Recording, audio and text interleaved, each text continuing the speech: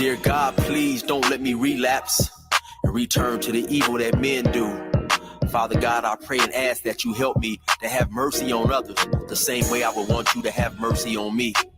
Father God, I also ask that you help me to be quick to forgive and slow to get angry. Amen, amen, amen. These young dudes out here don't respect shit until you put the barrel in their ear and let the text spit. I just might catch a case on my next hit, remove their whole face on some special effect shit. So show respect, Drake, or I'ma have a flashback. Digging through the dresser like, fuck it, where my mask at? Then mash back with the banger and damage shit and say fuck everything I learned in anger management. Hop back on some east side Dannon shit and push a nigga's top back when I let the cannon spit. Start planning shit, premeditation. I'm in love with the streets again, rededication. Casket or cremation when I shoot you down. I was built for the smoke like a hookah lounge. I keep big shit that sound like a bazooka sound, and I shoot quicker than ain't gotta be a hoop around. Dear God, please don't let me relapse and return to the G-Ride with 3 straps. A ski mask with the case, squeezing keys apps, spraying everything from a nigga's brain to his kneecaps. Dear God, please don't let me relapse and return to the G-Ride with 3 straps. A ski mask with the case, squeezing keys apps, spraying everything from a nigga's brain to his kneecaps. Gun on me, it ain't never for show, homie. I'm far from a bully, but I'm never a hoe. Get out of line, my Beretta will blow. Real talk, we can take the beef wherever we go. I bring it to your front door like I'm Uber Eats. I guarantee you listen up when this Ruger speaks. Plus I maneuver through these streets like a ghost, and I'm handy with the heat. I cook a nigga like a roast. On me, homie, this is not a boast. I will still come through, boy, and stop a nigga's post. Play him close, man, air will ease it. Quickly off the waistband, man, and air will squeeze it. Leave you niggas laid out dead or paraplegic. Niggas playing in these streets while I'm very strategic. I come to your house dressed like the gas man. Shoot you 9 times, leave you stretched by the trash can.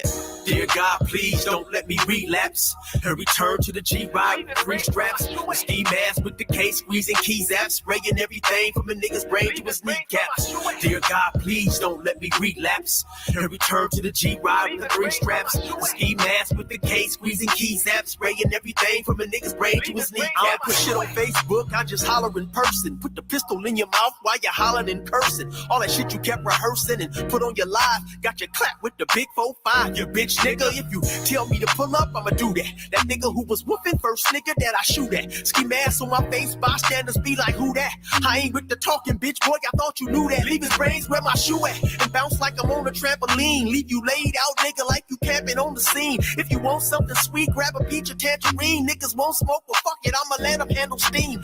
AR with the beam, you see the red dot? We tug on this trigger, nigga, it'll make your head pop. Blood pouring down to your shoes, call it Red Sox. Your brains hanging all over your shoulders like some dreadlocks. Expect the gang of dead off if they ever cross the line. The Lord said in the Bible, oh, revenge is mine. So I'm just trying to find a righteous path between the two. Before I lose control and do the shit I used to do. This being humble shit is new. I'm trying to turn the other cheek, but I ain't never been a bitch, so watch your mouth when you speak.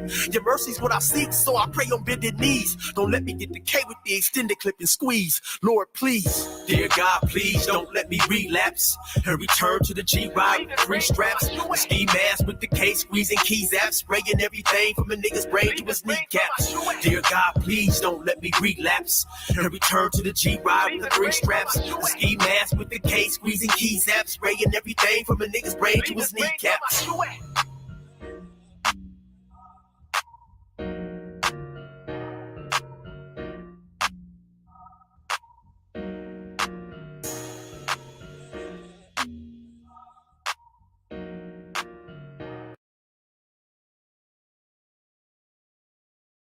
All right, everybody, good morning, good morning. How are y'all today? Good morning. Good Thursday morning. Your brother letting his hair grow a little bit. I gotta get a cut, man. I gotta get a cut. My barber's out of town, so I gotta wait till he comes back. But good morning, y'all. Good Thursday morning. How's your Thursday morning going? Brother Kashar, excuse me. Good Thursday to you, Brother Clarence, and all. Good to see you in the building, Brother Karskar. Good to see you, brother. Strap in, man. We're gonna have a really big discussion today. Brother Rico's not gonna be here with us for a little while. He has some business he got to take care of, so he'll join us later. All right, y'all. you guys seen the topic, man. We've all been talking about pretty much the same thing. This Will Smith situation, but it's bigger than Will Smith. That's what I've been trying to tell everybody. It's bigger than Will Smith. It's really the American public has been so desensitized towards violence against black men that now it's even. It used to be just the violence was allowed in the music and the media. Now it's even allowed on the stage at the Oscars. Now you can be violent with black men. The black man is absolutely nobody to. The laws don't have to protect black men, right? Like Tiffany Haddish said, you defending your family, right? But from what? Words. So if I say good morning to you and you take that offensive, you could just come up and just bang, bang, give me a 2-piece. Shout out to Sister Annie. Good to see you. Good to see you. Hey, Brother Clan. Good to see you, sis. Glad to have you in the building. Sit tight because we're about to open up a Pandora's box here. All right. So is it okay? I mean, they already made it okay in rap music. Rap music, you can talk about pulling guns on black people, shooting black people, shooting them down. In rap music, you can do it. Now you can do it on television shows with Ghost and all these other shows. You can show that violence against black men. A-okay. Great job. Here's a contract. Here's a contract, 50 Cent. Go out there and show us how violent black men can get with other black men. No, don't shoot any white people. No, don't do that. Don't do that. Don't shoot any black women. Don't do that. No. Don't shoot any LGBT. Don't shoot anybody in the alphabet community. No. Don't do that. Black men, bombs away. You just show violence against black men, bombs away. You need us to. You need money to produce a television show about violence against black men. Is this all you need? $2 million? Is that it? We got plenty more money in the kitty for something like that. Plenty more. Anyway, I'm just showing you how desensitized we as Americans have gotten towards violence against black men. And I'm saying that if we're sensitive to everybody else, then we should be sensitive towards violence against black men. But black men are the only unprotected category out there because most of the world sees you as an animal. I'm just saying they see you as an animal who was bred for pain, violence, and suffering, kind of like a mule, right? That's how they see us, brother. And we step up to the call on a lot of fronts, right? We step to the call. We say, hey, we got this kind of mentality that is just crazy. Like Jay-Z, that type of mentality. I can sell drugs to you and destroy your family as long as I'm building my family and I'm for the black community. We got that crazy don't make no sense mentality, right? We just think in a whole nother, like the Bizarro world, right? Remember Bizarro? Superman's the opposite. The Bizarro. Superman says hello. He says goodbye when he comes in, right? Kashgar. Gotta watch those content creators. Yeah, man. Especially the hypocrites. Shout out to the hypocrites. Shout out to the hypocrites out there. Shout out to the hypocrites. Shout out to Sister Nikki Nicole. No, Brother Clarence. Good to see you, Nikki Nicole. Glad to have you in the building. You know what I mean? Hey, you know what? Whenever you guys get a chance, come on up. But I understand you guys. Some of you guys working. Some of you guys washing dishes or whatever. I understand. So just saying, if you just want to listen to some good commentary, we got it here for you. All right, y'all. That's the thing. Are we okay with senseless violence I mean, you know, if a black man attack you, you got no choice but to use violence to defend yourself. So are we talking about that instance? No. We're talking about an instance where somebody just said something to you. They said something to you and it was unmalicious. Something happened and it was unmalicious. Meaning that the intent was not to cause harm. How, are we now allowed to just murk somebody? Apparently at the Oscars, you can go up and assault somebody and go, well, not somebody. Let's be clear. Because you can't assault a black woman. If you don't went up there and smacked Wanda Sykes off the stage, he would have been, the men in the audience probably would have jumped on him, right? And pulled him out of there. Let alone security, right? If he had slapped, Wanda Sykes checks two boxes, the alphabet community and a black woman, right? If he would have slapped a white man, they would have jumped on him and pulled him out of there, right? If he'd have slapped a white woman, oh my gosh. Definitely the sheriffs that was all around that building would have threw some wristbands on him, right? But he assaulted a black man. Ha ha ha, he he he, ha ha ha. You're protecting your family, Will Smith. You're protecting your family. You got to look out for your family. What about Chris Rock's family? What if his family was in the audience while watching him do his job, you went up to him and smacked him? What about that?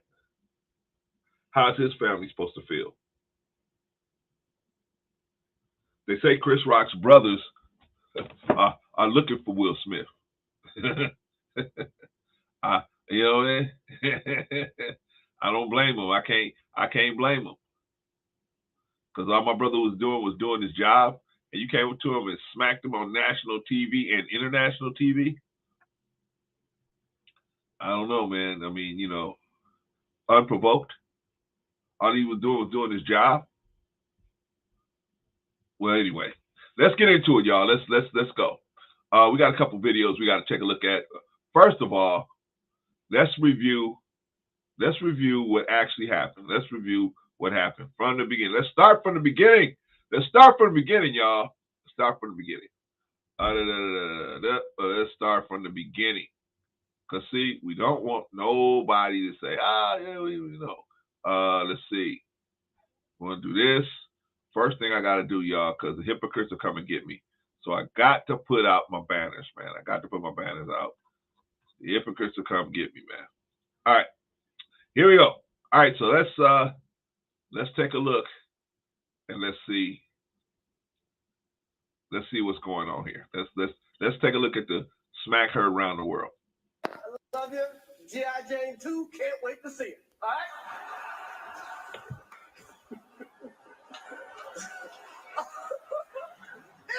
that was a nice one. Okay. I'm out here. Uh-oh. Richard.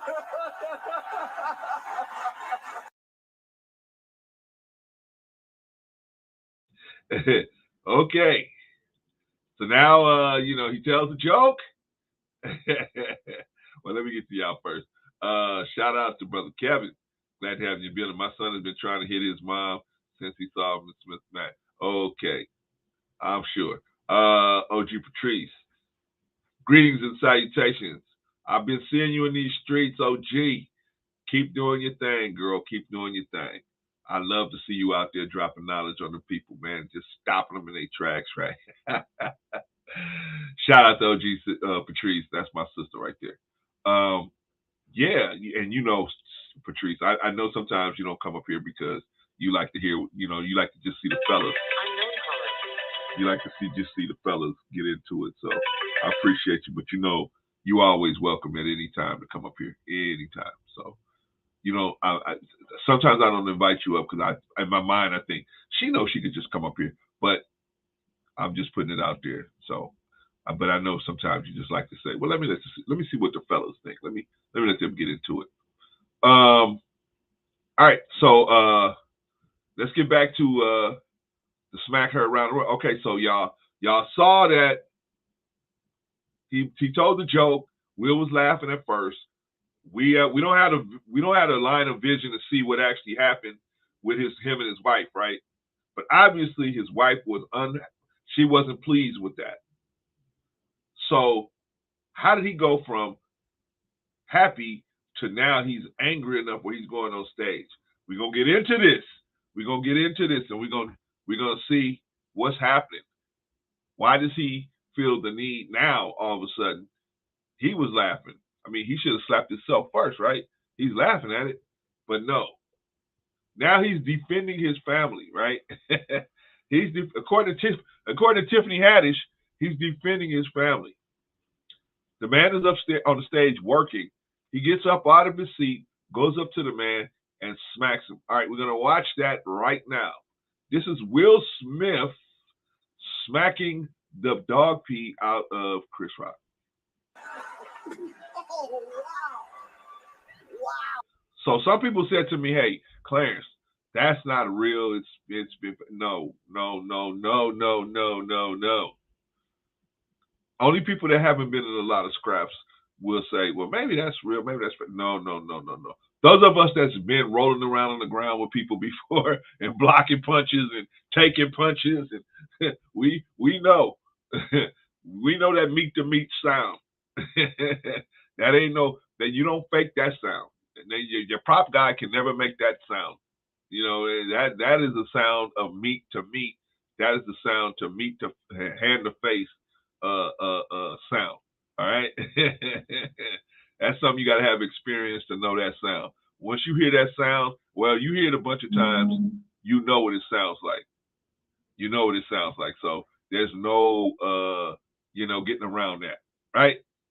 So now that we all understand this is not fake. This is for real. He went up and smacked the man, right? Okay. So now this is the part I had an issue with. Well, I had a issue with him going up and smacking him in the first place, right? Maybe he should have came to him and said, hey, bro, my wife's got this issue. Don't do that no more. I'm just warning you, okay? If I have to come up here again, then I might have to put my hands on you, right? At least get a guy a warning, right? No warning, nothing. Just walks up to him and smacks him, right? All right. So anyway, so now he's gonna what do you call that? Sashay right back to his seat, right? Let's see it. Will Smith just smacked the shit out of him. Okay, we went over this Tuesday. Okay, me and Rico went over this Tuesday. Okay, so right now, shout out to Rico Young. So right now, what we're looking at, in my opinion, Rico say this is fear. Rico, you there? Yes, sir. I'm here. Okay. So I'm saying at this point, this is confusion. What are you saying? This is fear, right now, Rico, right? From the jump. Okay. Yes, from start to finish. I mean, it just was. I mean, I've seen that look of fear before. I think the fear started setting in. Look, here's the thing. The fear set in when he started, and it escalated when Will started marching up on the stage. I don't know, bro. That was the first thing because he looked at him, and you see if you show it, at first he's kind of you try to do what's called a nervous laugh. You know how people be a little bit scared or something right here. So he's trying to do a nervous laugh because he's like, I don't think he's serious, but I'm not sure. That's called nervous laughter. Let's look at it, Rico. Let's look at it. Yeah. Okay, so he's doing a nervous laugh. A nervous laugh because he's unsure. Because he like, why is this man coming at me? And he's marching up to him. But Will ain't walking up. Hey, normally if a guy walks up to you, now they know each other. Right. He ain't coming up there laughing and smiling. He ain't coming up there, what's up? How he's normally approached. Will's marching up to him with a stern look. And he notices it. So he's not fully afraid. But that nervous laughter is like, you don't know what's going to happen, Rico. You don't know what's going to happen. No, you don't. But that's what I'm saying is you still can get a sense of some. there have been places and times when you've been in spaces and you don't know what's going on and there's no reason for nothing to, but you just don't feel comfortable. So you'll stay in the moment, but it's like at that space where you're in between. And that's what I'm telling you. All right. I'm me and Rico don't agree on this one. I don't think he's scared at this point. At this point, he's just like, he's wondering what is he gonna do? He's probably gonna talk to me. In his mind, he probably thought Will Smith was gonna say something. Does he look pretty? Does he look a little tensed up? He looks a little nervous, but a little tensed up, right? He looks a little uncomfortable because the guy is walking towards him. Yeah. But I know that he probably thinks there's 90% chance. A 90% chance he's gonna talk to him. He's gonna say something to him. Sure. That's what that 10% is, that fear creeping up. I agree with. It starts at the bottom, but it works its way up your spine. I agree with you. That's all I'm saying. Definitely.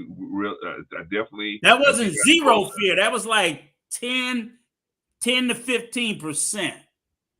Yeah. At that point, like and like I said, an uneasiness. Yeah. Yeah, because he would have never let him get off if he thought he was going to do something. No, he didn't. All right, so let's watch a little bit more. Boom! Right. Wow. Okay. Now, where we at now? Oh shit, he about 70 now. It went from 10 to 7. No, because I'm telling you, what happens is the strike. Still processing, man. Yeah, because I'm telling you, it's the strike. Still processing it, dog. Yeah, he's still processing it. He's still not fully afraid, but it's like it's creeping up there. Somebody smacked the shit out of you. Even I've been in an argument where a woman that smacked the shit out of me, and I'm like, I'm not totally. You're right. You're in shock and you're in awe. Right. But it's a difference because even when I got the shit smacked out of me, I knew it was a woman. My instant reflex was also wanting to punch back. You know how like somebody smacked you, smacked my glasses off and made my eyes water because the finger scratched across. And, of course, the first thing I said, and I knew it was a woman because the first thing I said was bitch. You know what I'm saying? Because then she smacked me. Right. She smacked me. And then the anger. So the same way like fear sometimes with a man, it will be anger with a woman or someone else that you're quick to rise to anger to. And you can go from 10. And the thing is, before the woman smacked me, we had been arguing. So there was already some tension. You know what I'm saying? She didn't just smack me for no reason. We've been arguing back and forth. My ex-wife did it. And I'm not thinking they ain't gonna smack me. Right. But some of them, they get mad enough, they'll haul off and smack your ass. Right. And I'm like, you put your motherfucking hands on me again. Because that's just where my mind triggered and wired, because I've always been raised, you don't let nobody touch you. Period. For sure. So shout out Mr. Rucker. That's why I said it goes. Yeah, he didn't expect. Rico is wrong again. Okay. We sure will smack him. And we know two things we know for a fact. What? We'll smack the taste out of his mouth, and he did nothing. Yeah, those are facts. Those two things we know for a fact. I don't care what side of the argument you on. Now, I will agree with you on this, Rico. At this point, the fear is rising. It went from probably about 10 to 15 to about maybe 60 or 70%. I do really, I see it rising. Okay, but then the first thing is wow, and listen to what he's saying. He's saying wow. He's not saying what the fuck. Yeah, well, he's still processing it. You know what I mean? But the language matters too. But I'm saying, Clarence, the language matters, because if someone out of the blue just hauls off and cold cock you or smack you, the first reaction should be anger. You didn't provoke it. You didn't do anything unless you was expecting. That's like it. You ever been sucker punched? Oh, of course, yes. Right. I've been sucker punched drop. And when I'm on the ground, the anger is rising. Yeah. It's rising. It's rising when you're down. So by the time I get to my feet, it's World War III. because you sucker punch me, and that's what the smack is. It's like it's unexpected, it's out of the blue, and you're either gonna it's one of two things: fight or flight. There's nothing in between. So you're risen to anger, I'm fighting, or flight, I'm afraid. There's nothing else. All right, Rico. So right here, this is where the fear is starting to rise in it. Okay. Now we're gonna go to 100. I think we're gonna go to 100% right here. Will Smith just smacked the shit out of me. See? All right. Wow, dude. It was a G.I. Jane joke. He's apologizing. I'm going to. Okay. He's apologizing. That's 100. 100%. That's 100. You're apologizing. Yeah, that's when we got to 100%. When he said, "I will," when he went straight into compliance. Yes, that's fucking fair. Yeah, straight into compliance. I'm glad you said that. That was the other word I was trying to think of. I'm like, that's instant fear. Yeah. Well, it took a minute, but he got there. Look, and then guess what? He's not confused anymore. Right? No, he's not. He's not. Will Smith already told you, keep my fucking name out your fucking mouth. I will. He's not confused. He's not confused. I made a joke about his wife. He smacked the shit out. He said it himself. He just smacked the shit out of me. Right. He knew what it was for. And the minute he said that, he's not confused. Well, when he first said he smacked the shit out of Rico, when he first said that, he was saying it like it was kind of like a joke, like to play it off. He wasn't 100% scared at that time. But he was at that 80, 90. But once he went to his seat, Rico, and he started saying stuff back to him from the seat, he realized he started apologizing. This dude might come back up here. I'm sorry, I'm not going to do it no more. Exactly. I'm up here by myself. The Oscars have already proven they are not going to stop him from coming up here. If he come up here again, it ain't going to be no slap this time. So Clarence, they already. But Clarence, let me tell you this. And this is the state of fear of a man. He could have had 6 motherfuckers up there on stage sitting behind him. He still was going to apologize because he didn't want no more. After Will smacked him, he had no fight left in him. But if he would have thought somebody would stop him from getting up to the stage to him, he might have said, he might not have been in so quickly to comply. But once he realized, hey, this is what I'm saying. After Will smacked him and went back to his seat, even if security came up there with him, he wasn't going to tell another fucking joke about his wife. No. I don't. That's what I'm saying. The thing is because I'm saying the fear had set in at that point. Even with protection, he still didn't want to see Will no more.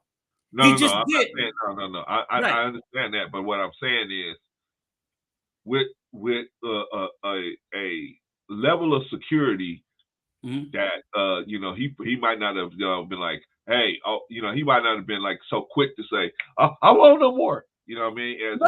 But what I'm saying is, with him, he might have just said, just chill, dude, just chill. This is the two things I'm saying. Pre-smack, he didn't give a fuck about Will being upset. Pre-smack, right? He didn't care nothing about how Will felt. He didn't care nothing about how Jada felt. He didn't care pre-smack. Right? Pre-smack, he didn't care.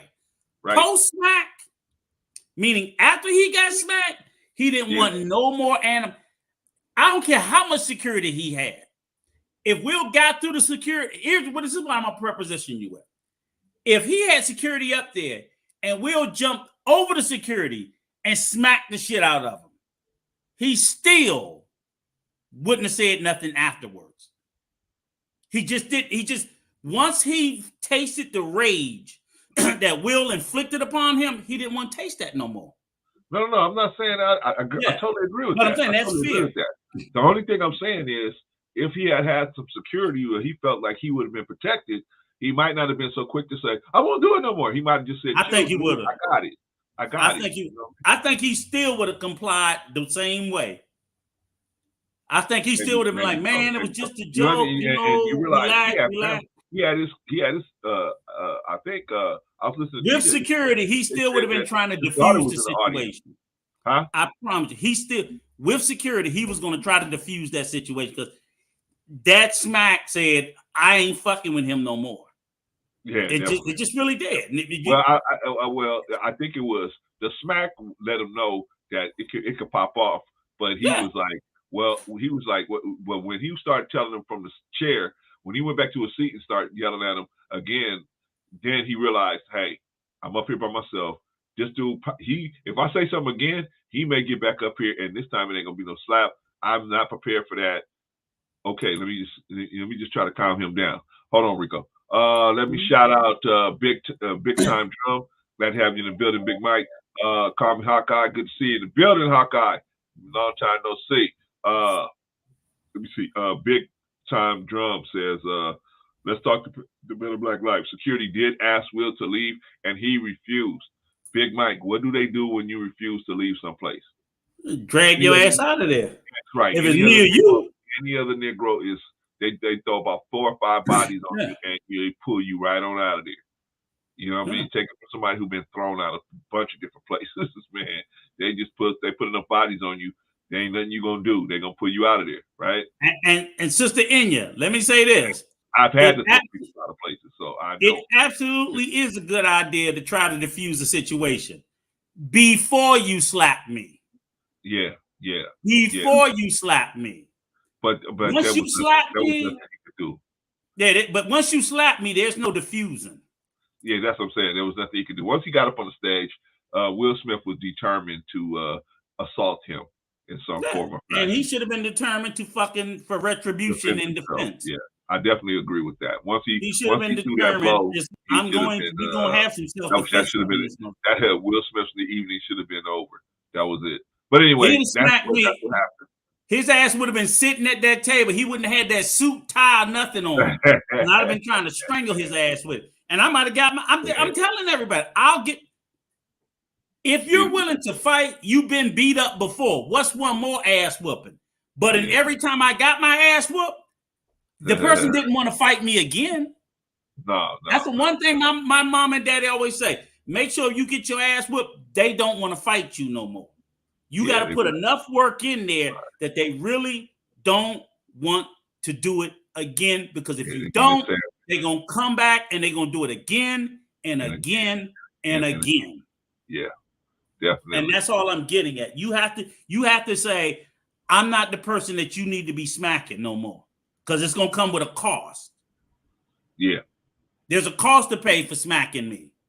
Okay, here's Kevin. Kevin says, why do Black people care so much about this incident?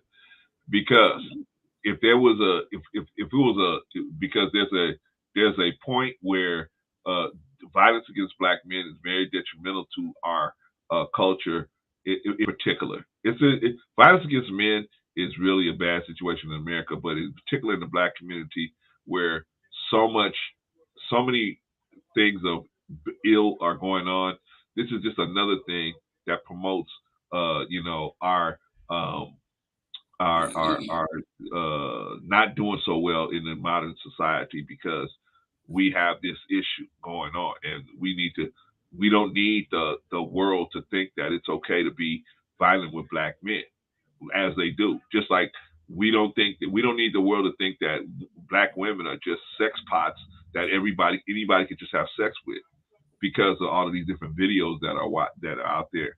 You know, it's just not a good situation, and we're trying to clean it up. That's all. But don't you think as Black men, I don't know where the racism comes from. Well, it's him asking me, telling me. Is it strictly a race thing? Yeah, I don't think it's strictly a race angle. It just he's just speaking on it because it's two Black men. That's all. Let me say this, Rico. Mm-hmm. Some Black men don't realize they're racist. Have we not had people like that on our show? Okay. No, some people don't realize that. Some people don't realize that they're working for a thinking process that is a racist thinking process, quote unquote. And so they may not even realize consciously that they have this understanding. So that's why I bring it up, because I want us to consciously be aware of this type of stuff. But the fool you talking about, he's aware. Huh? The fool you talking about is aware. Maybe so, and I think he's fully aware. That may be his shtick to Yeah, that's his shtick. I'm gonna be a self-hating Negro. That's my shtick. Rigo, come on, let's go. Yes, sir. More video to do. All right, so this is Will Smith, and no, this is not Will Smith. This is Chris Rock, and the fear is growing. And shout out to Chris Rock because he took it on the chin with his. I think I heard TJ Randolph this morning say his daughter was in the audience. Holy smoke! And let me just address the chat about this. I agree with you, Mike. You're 100% right. I think Jada should have diffused the situation from Will. I totally agree with you there. Same thing, cars. You know, I think it was more triggered by Jada. You know, instigating or putting that battery in his back, and I don't think he should have went up there and did it. Only thing I care about from that point on is once he did it, what should have been the result? And I do agree with Bro Clarence, he should have been escorted from the event, but I strongly believe before that occurred, Chris Rock supposed to got in his ass. That's what I'm just saying. So you're right. You know, I'm 100% with you guys on everything. It shouldn't have happened from Will. He should have been escorted.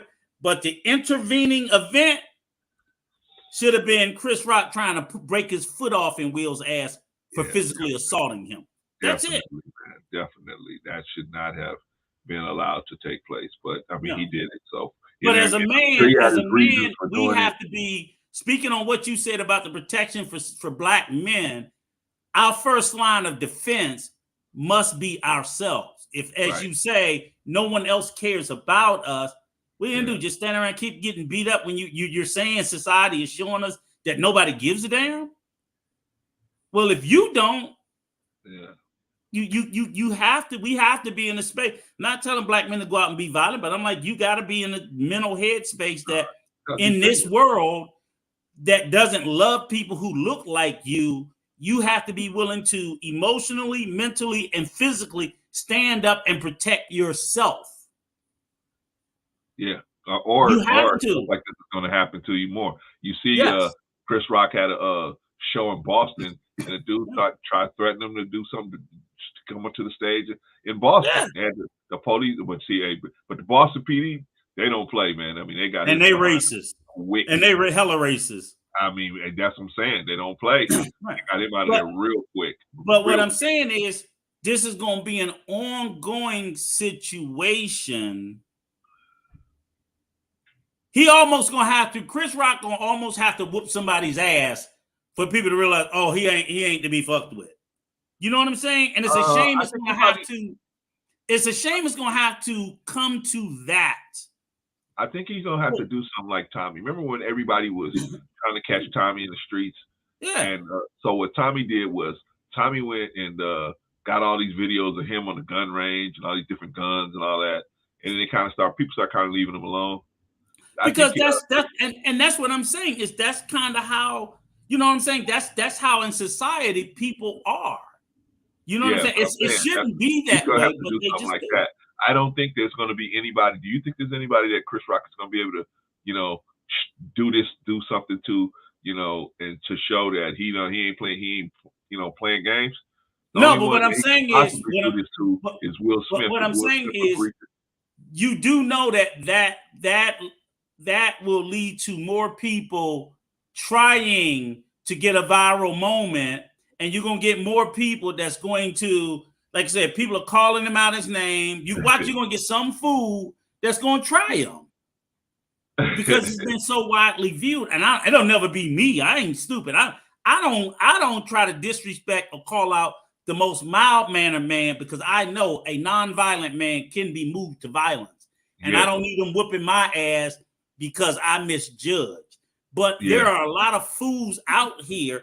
People used to try Mike Tyson. Yeah. I'm like, he's the world's most dangerous man. And fools would run up to him talking shit. Seriously, that's how messed up we are as a society. Yeah. People would try Mike Tyson all the time, call him out, this, that, whatever. People don't know, man. People don't know. Yeah. People don't know. OG Patrice, glad to see you in the building, sis. Let's talk about Black Life. If Chris Rock's daughter was there, I'm sure he didn't want her to see him violent. I'm not saying it's an excuse, but it's a reason. Well, I think this is the situation, Patrice. I don't She's think gonna have to see it.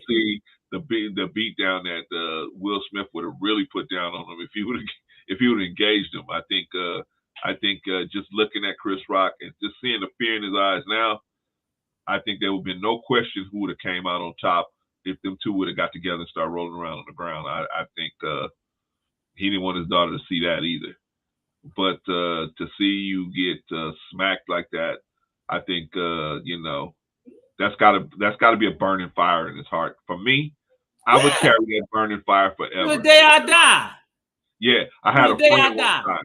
I had a friend one time. His brother had gotten set up. Well, he was telling me about his friend. We worked together at a Great American location called Foot Locker. Anyway, he was telling me and a bunch of guys about his friend. And so his friend's brother was selling dope out there in the street, out there in New Orleans. He was out there in New Orleans selling dope. And so his friend brother, started kind of, like the Mac. He started kind of making a little too much money. Mm-hmm. People started noticing that he was, making moves. So they set him up and they killed him. Like some of his childhood friends, they set him up and they killed him, right? Mm-hmm. He said his friend was so hurt over that because his brother was his idol. You know what I'm saying? His brother was so hurt. So his brother didn't do nothing. His brother, I think he said his brother was in like the 8th or 9th grade. Didn't do nothing, right? So he said he just came to school and he just stopped talking to everybody. He just would do his work and go home or whatever, right? But he was always wearing a hat. He always had a hat on his head. And so he just was keep wearing these hats. He would never take these hats off. I mean, all the way up until the last year of high school. Yeah, he just always wore hats. So some kind of way, the dude that actually killed his brother turns up dead. He turns up dead, right? Mm-hmm. And everybody said they saw a girl leaving the scene, right? But it was actually a dude that grew his hair out so he could look like a girl leaving the scene. Right? He was so angry. I mean, he let 4 years go by with that burning inside of him. I'm gonna kill his ass. I'm gonna get this dude. I'm gonna get it. You know what I mean? And that's how long it burned in his heart to get that dude. But anyway, yeah, Patrice, I don't think I think maybe he didn't want to see him and his daughter. Maybe he didn't want to see him and his friend get into it in front of his daughter. I don't know. But my thing is wow, and I definitely agree. I would never want my kids to see me get in a fight because it's unnecessary. But I mean, hell, I'm like, that ain't no worse than, you don't want to see your kids get into a fight. But if certain life events become inevitable, I don't think it's going to be the end of the world, especially if my daughter or son see me defending myself, whether I get beat up or not. Because again, like you said, I think that's why he still can't process it. Like he said, he's still having a hard time processing it. Bro, they count the money now. They counting the money now. They trying no. But I'm saying they said Chris Rock talked about it. And he said he's still processing it, this, that, and everything else. Yeah, I know. I'm saying set aside the money. I'm just telling you, as a man, I don't see how that's not tearing at his soul. Because it tore my soul to lose a fight, and I'm fighting back. I don't think it's getting him much like it's getting to his brothers. I think his brothers have already said they want Will Smith's blood, right? So I don't think he's the kind of guy that is going to tear him apart. I think he's the kind of guy. Well, you know what? You saw the younger brother made a joke about it and called him Chrissy. Yeah. And, so I'm like, look, it again, like I said, it's like that's going to be an ongoing thing for a number of reasons. A lot of other people in the community ain't gonna give a damn about we should look good, we shouldn't this, that, whatever. A lot of the rest of the community gonna be like, nah. It's gonna strike them a completely different way. So all I'm saying is, while you guys are 100,000% correct, I'm telling you, only speaking for maybe 25 or 30 or best 50% of the community that feel that way. The vast majority of the community, I will tell you, lean in that category of don't put your hands on me. I agree with you on that. I mean, the vast majority of the community lean in the don't nobody put your hands on me. I don't care who you are. Yeah. I don't think anybody. I don't think anybody. I think there's just a. So I'm saying is, so that the vast majority of the community believe if someone puts their hand on you, you must what? You defend yourself. Absolutely. You must strike back. It's just the vast majority. I don't think more than 10% of the community say, if I get hit, I'm not gonna hit back. I'm gonna walk away. Y'all can't preach that to me. I think it's a little more than that. Okay, 20%, 25%. Okay, but the other 75%, if you put a finger on them, they hitting your ass back. They're gonna smack you down. Yeah. That's all I'm saying. Let's go through the chats real quick. Let's talk about Better Black Life. Chris Rock was being a man by making choices you don't want to, like to fight back on TV, because it would have made things worse. I think it would have made things worse for Chris Rock, because I think Chris Rock would have got rolled up like a blunt. So I don't think he would. I think he made the right decision for himself by not doing that. If he felt like he wasn't going to be able to handle it, and he was just going to get more, and he knew he had shows to do, and he said, man, I can't risk getting hurt because I got shows to do in a day or two. Maybe that's why he decided, hey, I'm not going to get into it with this dude. But the average person would have said, F the shows, right? F that money. Thank you. F that, right? But I'm very average. I'm very average. I'm very, very average. Me too. I would have been, but like he said, he's been in a money crunch since that divorce. So he's like, burning the candle at both ends. But I don't think it was no noble thing that he did. I just think he thought about, hey man, I got shows to do. Can I risk getting hurt over something like this?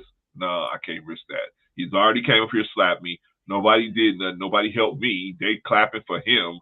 They are, trying to calm him down. I mean, they're trying to comfort him. And I'm up here by myself. Nah, I better not do that because I got these shows in Boston. I got this other stuff I got to do. I can't risk being hurt over something like that. All right. So let's see. Okay. All right. So let's see. All right. Let me go down here. Shout out to Jenny Morena. Good to see you. Glad to have you in the building, sis. Says Chris Rock was performing last night in Boston. Yeah, I know. I heard about it. Yeah, it was, but tell you, like I said, he had money to make, so maybe that's why he didn't get down on the ground and start rolling around scrapping. I can understand that. I can respect that. Brother Kevin, will y'all ever be able to forgive Will Smith if he handles it the right way from here on? I would. I mean, I don't have no problem with Will Smith. I have a problem with the Oscars. They should have handled Will Smith. We all lose our mind sometimes, Brother Kevin. We all lose our mind and do stuff that we shouldn't do, right? Everybody makes mistakes. I'm not blaming Will Smith. It wasn't Will Smith's job to make sure that the Oscar, the event was secure. It was not Will Smith's job to do that. You know what I'm saying? It was the Oscars. Whoever is running the Oscars, it was their job to make sure. And I don't know, man. If I was running whoever's running that security company, I would never hire them again. I would never hire them again, because they should have had somebody make sure, just in a small situation, small case that somebody might lose their mind and go up on that stage, there should be somebody around there, right? Somebody who can react quickly, right? But what?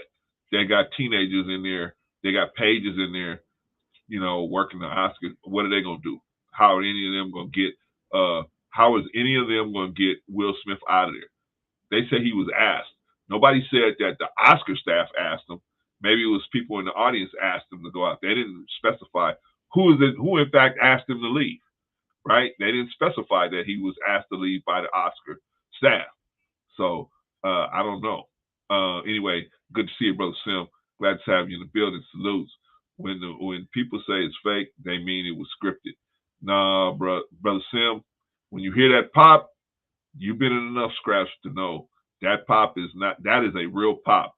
That is not the pop of, a prop man. That is real pop. And nobody, I don't care how much money would you take to take a pop like that from Will Smith? $1 million, $2 million? I don't know. I wouldn't take no money to get popped like that on national TV.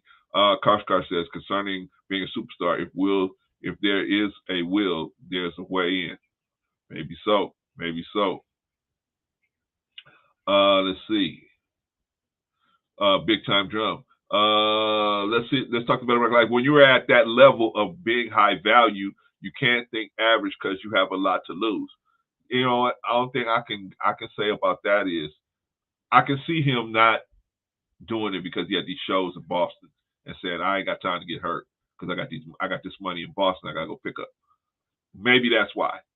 But I don't think it was no noble, I don't want to look bad on TV. I don't think it was that. That's my opinion. That's my opinion. My sister OG Patrice. Let's talk a bit about life. I have tickets to see Chris Rock in August. They cost a grill. But now his ticket sales almost doubled since the incident. I know. I'm glad I bought mine 2 weeks ago. Yeah, I saw that, Patrice. I think the tickets went from like the lowest ticket in Boston was like $250 or something like that. And after the slap, it went up to like $720, the lowest seat. I was like, gosh, doggone. Shout out to Quantum Love. Glad to have you in the building, sis. Appreciate you. All right, y'all, let's get back to it. Okay, so this is Chris Rock, and this is Chris Rock. He just realized that Will Smith came up and slapped him, right? All right, I think Will Smith has already said his expletives. So now Chris Rock realizes, I'm up here on the stage by myself. There's nobody that's going to come and help me. I better just leave this man alone. Okay. That was the greatest night in the history of television. Okay. All right, so got to give him credit. He went back to his job. He did what he was asked to do. Shout out to Chris Rock. Okay, now let's look at let me take this out because I want to talk to y'all about something else. We just wanted to start from the beginning, right? Okay, we want to start from the beginning. So now we're gonna go into what happened. This is what I really want to talk about today. Because is this okay? Does this make it right? Does this make it right? Does this make it right?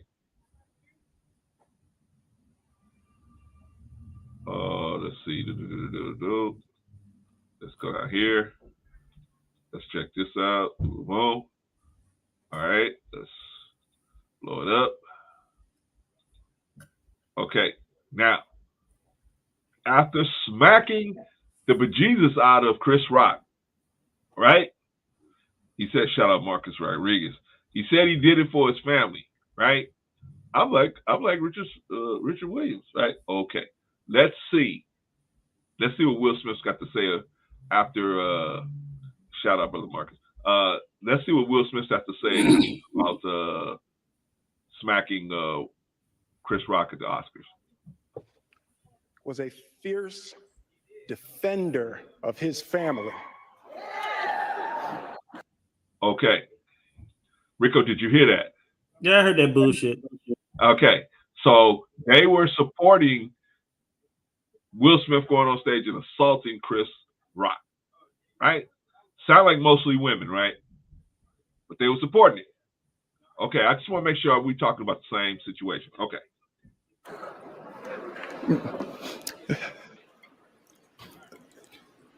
In this time in my life, in this moment, I am overwhelmed by what God is calling on me to do and be in this world. Is God calling him to go up on stage? And I hate when people keep doing shit and then bringing God into it. I hate when they do that shit. I hate when I fuck up. God! I hate when they do that shit. I hate when they do that shit. It's just like, hey man, you remember that movie? It's so wrong how people do that.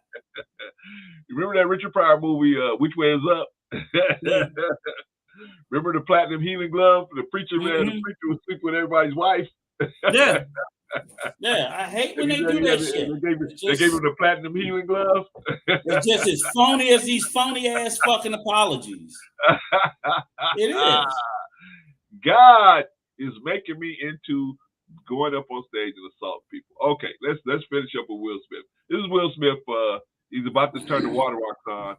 So and to get your sympathy for breaking the law.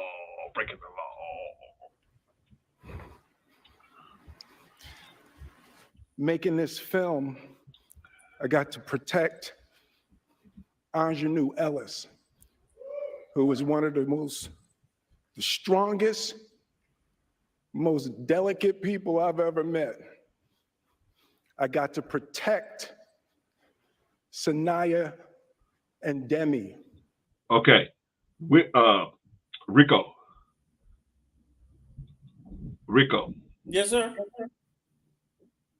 Did anybody in that room need protection for Will Smith? I mean, no. Did anybody in that room need protection from Chris Rock? So why are we making this about protecting people? He making shit up. What's the purpose? What is he doing? He's trying to get that heat off his ass. So not only did you assault this man, now you are manipulating the audience. Because they're allowing themselves to be manipulated. But I see whether through they the allow bullshit for what it is or not, Rico, whether they allowing themselves to or not, he is attempting to manipulate them. Yes, he gets the mic, he gets the bully pulpit for 10 minutes to say whatever the fuck he want to say because he just won the Best Actor Oscar. Okay. He could have said boogly, boogly, boogly, fuck. That, I mean, you get that time to say whatever you want. They don't dictate your speech. The only thing they'll do if you go on too long, they'll cut you off. You get to say whatever you want. All right, so Brother Sim said we got to play the whole clip. Brother Sim said we got to play the whole clip. We're going to play the whole clip. But you want me to start from the beginning? Let's play the whole we don't want to hear all this gibberish shit. No, come on. It's only 2 minutes long, Rico. Okay, we'll go. Let it play. Oh, man.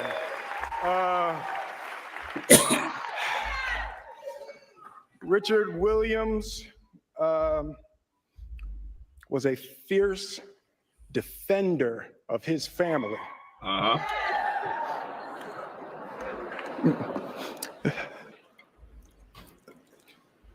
In this time in my life, in this moment, I am overwhelmed by what God is calling on me to do and be in this. Okay, like you said, now he's bringing God into it. First he said, who had nothing to do with it. Williams into it. Now he's bringing God nothing to do with it. Right? Okay, because Richard Williams had nothing to do with it. God had nothing to do with it, right? Nope. Okay. Well, all right, let's continue. This world.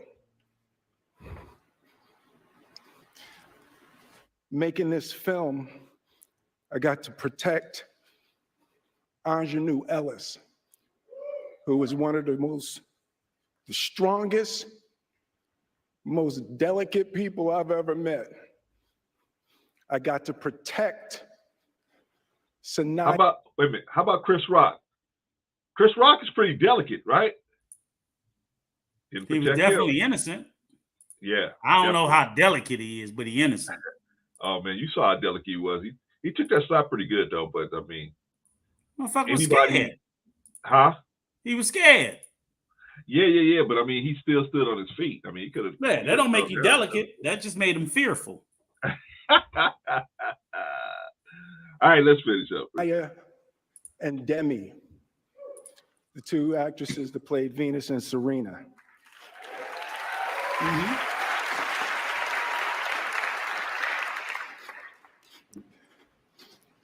I'm being called on in my life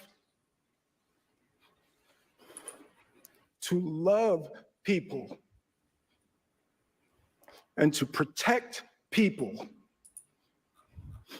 and to be a river to my people.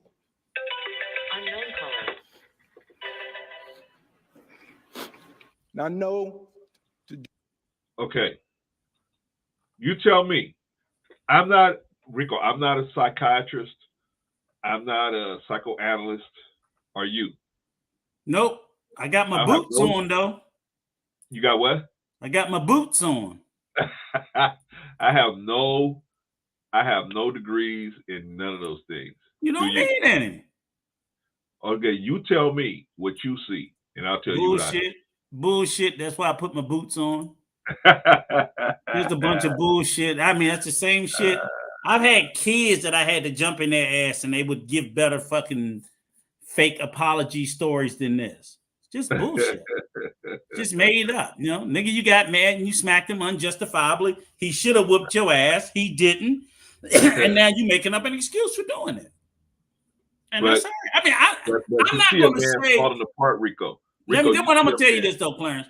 Okay. If I had made the same mistake he made, I would be saying the same bullshit he's saying. And let's not forget, we're listening to a trained actor. So we're listening to people who are taught. You're listening to people who pretend for a living.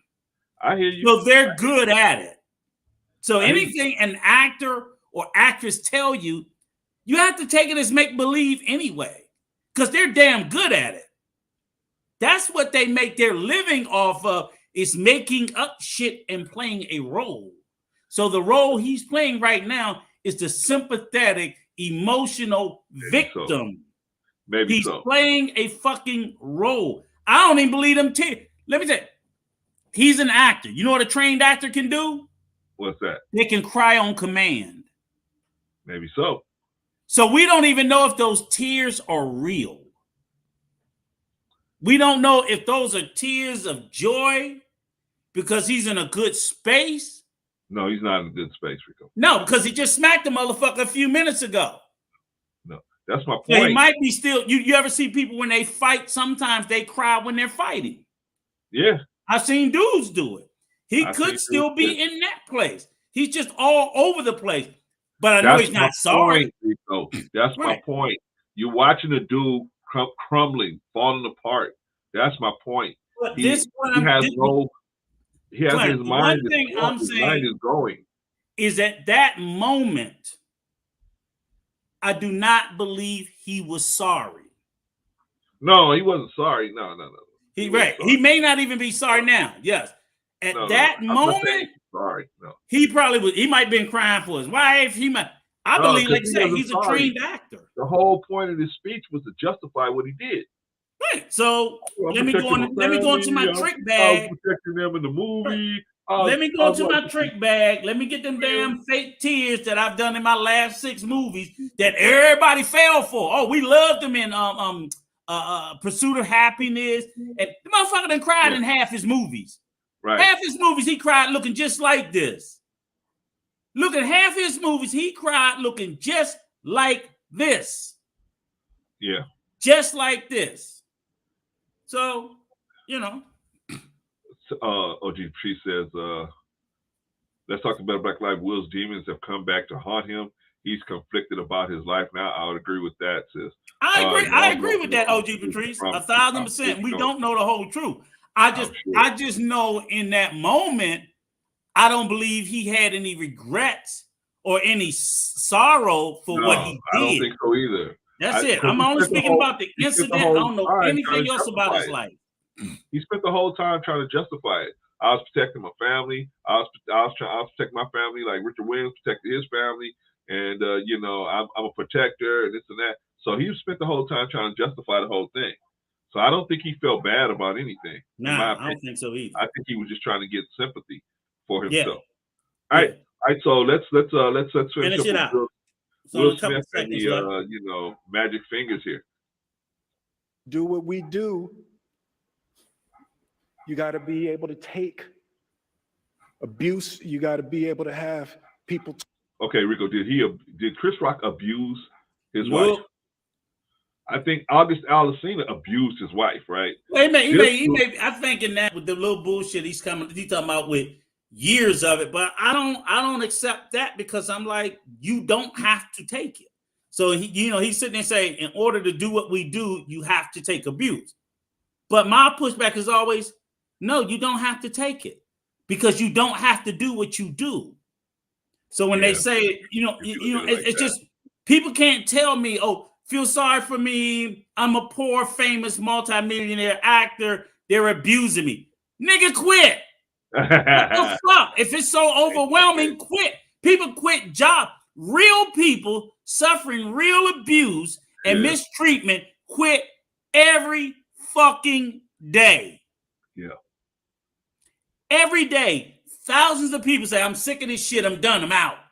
Because I'm about to kill a motherfucker. I ain't trying to go to jail. They walk out off the job because they're not putting up with it anymore. Y'all not going to tell me y'all in these jobs and you go into it, like you said, whether you got to sleep with somebody on the casting couch, you make these sacrifices because that's what you want to do. And now that you doing it, if that's the shit that comes with it, that's part of the job. Yeah. But see, that's us as a society saying for the almighty dollar, which we're going to talk about a little bit more, for the almighty dollar, I'm willing to do anything. What's that song? Who was this? I was singing it this morning going into the office. Money, money, money, money. Who used to sing that? Money. Some people got to have it. Hey, some people really need it. Hey, what you getting y'all? Good thing, good thing, good thing. Don't that sound good, OG Patrice? Don't lie this time, Patrice. Don't lie. Don't lie to make him feel good. Don't lie. But I'm just saying is that's why that always falls hollow with me, because I'm like, these are the things that so many of us do. And we're not talking about, oh, this is the only job I can get or I'm going to be homeless. Like, dude, you already a 100 millionaire. You can walk up. What's the actor? Bruce Willis. He walked away just yesterday. Said, fuck it, I got some Apple Jappa, whatever. I'm done with movies. They got a production company. He don't need to do another acting role ever again. Yeah, there you go, OG Patrice. Thank you. Hollywood. You see what OG Patrice said? You better highlight that, Clarence. No. You better highlight. There you go. Some people Rico can be my best option any day. Yeah. Hey, Patrice. Some people really need it. They're going to stop this show right there. On. Good thing, good thing, good thing, good thing. Hey, there Patrice, you go. I could have been an OJ. I'm not going to let Rico background. I'm the missing OJ. I'm not going to let it happen. I'm the missing OJ. I'm not going to let Rico sing for you. No. I want you to continue to have beautiful shows like you do and keep on sounding great. Take Rico on the show with you. The first show, they'd be like, can we talk to you about that guy over there in the fishing hat? But the good thing is, though, and I'll shut up after this, is like, I understand what he's saying about being an actor or just being in the public eye. Politicians, they got to put up with the same shit. Politicians, actors, singers, any celebrity, any person of fame has to put up with it. Right. But you don't have to. You can just say, I'm going to walk away from it. Right. Okay, so here's where we are, y'all. Here's where we are. Will Smith is on stage and he is accepting the Oscars, his Oscar for his role in King Richard. He has previously went up on the stage while Chris Rock was performing and smacked him, assaulted him on stage. he went after he smacked Chris Rock on stage and assaulted Chris Rock. He turned around and he sashayed back to his seat. He was not escorted out of the building. He was not arrested. Nothing happened to him. As a matter of fact, well, the people, the Oscars say, released a statement saying that he was asked to leave. We don't know if Denzel Washington asked him to leave. They didn't specify if the staff asked him to leave. But, you know, a lot of times at events like that, they will have, to save money, they will hire pages and what are those people that work for free, Rico? Interns. They have interns. They'll have these little people like that. They're fans of everybody and everything. So what are they gonna do? They'll put a blue jacket on them and call them security, right? What are they gonna do with 6'3", 240 Will Smith? Absolutely nothing, right? Meanwhile, the whole building is surrounded by LAPD and LA sheriffs. All they have to do is call them in there and say, "Hey, we got somebody to disturb the peace in here." Yeah. But because that would have been a bad look on the Oscars, they didn't do that, right? Yep. They didn't want to have they didn't want to create a further scene. So at the expense of Chris Rock, they let Will Smith stay in the building, right? Mm-hmm. All right. So now this is Will Smith justifying going up on he said he was protecting his wife. I don't know what he was protecting his wife for. His wife was in no immediate danger. She had no threat of violence towards her, nothing. The only thing that she had was hurt feelings about a joke that Chris Rock said, and that could have been resolved in a peaceful manner. But no, this is the point at which Will Smith decided to go up and smack Chris Rock. Now, I have the problem with it because I don't believe if Billy Crystal would have told that joke or Wanda Sykes, he would have went up there and smacked them. But that's me. Anyway, here we are with Will. We're going to finish up with Will Smith justifying committing assault. Talk crazy about you. In this business, you got to be able to have people disrespecting you. And you got to smile and you got to pretend like that's okay. Now, to me, this man looks like a man just falling apart.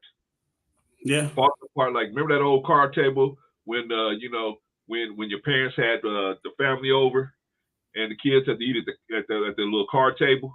Mm-hmm. You know, it folds out with all four of those legs. They fold out and they pop into place, right? Yeah. But if somebody hit it too hard, bam, it just a collapse, right? Okay.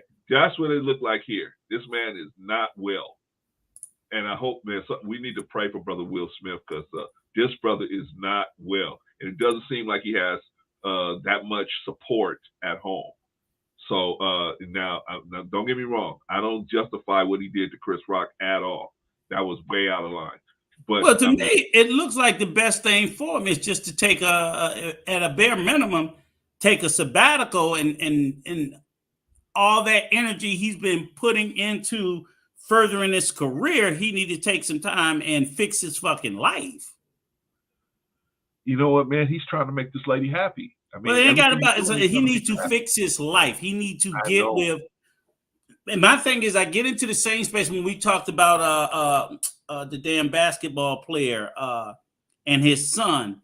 Dwight It's Howard. hard for me to feel sorry for these people who have all the means to all the resources in the world to themselves.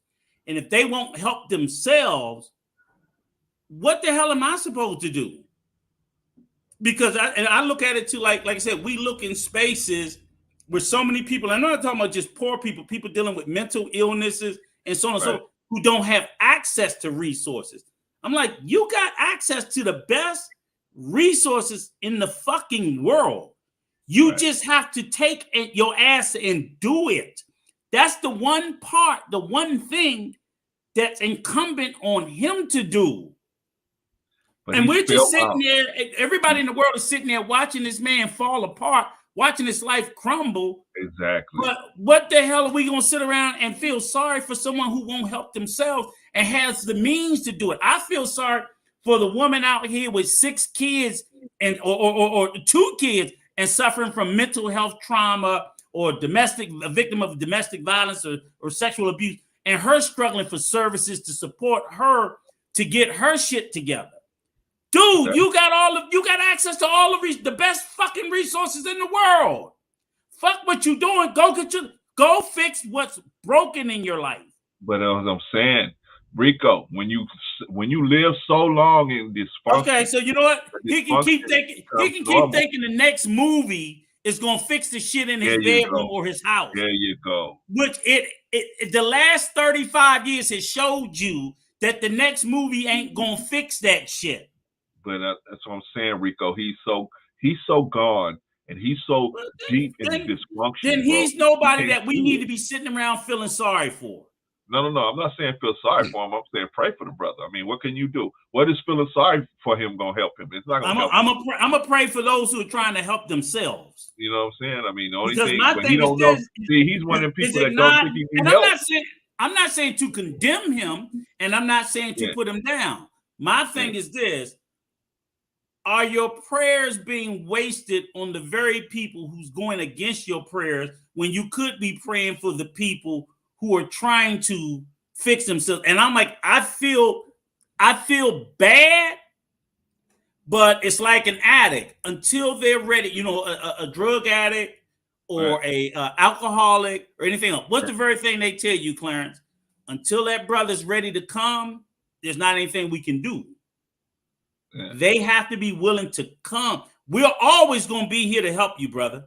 We will never close the door. That door will always be open.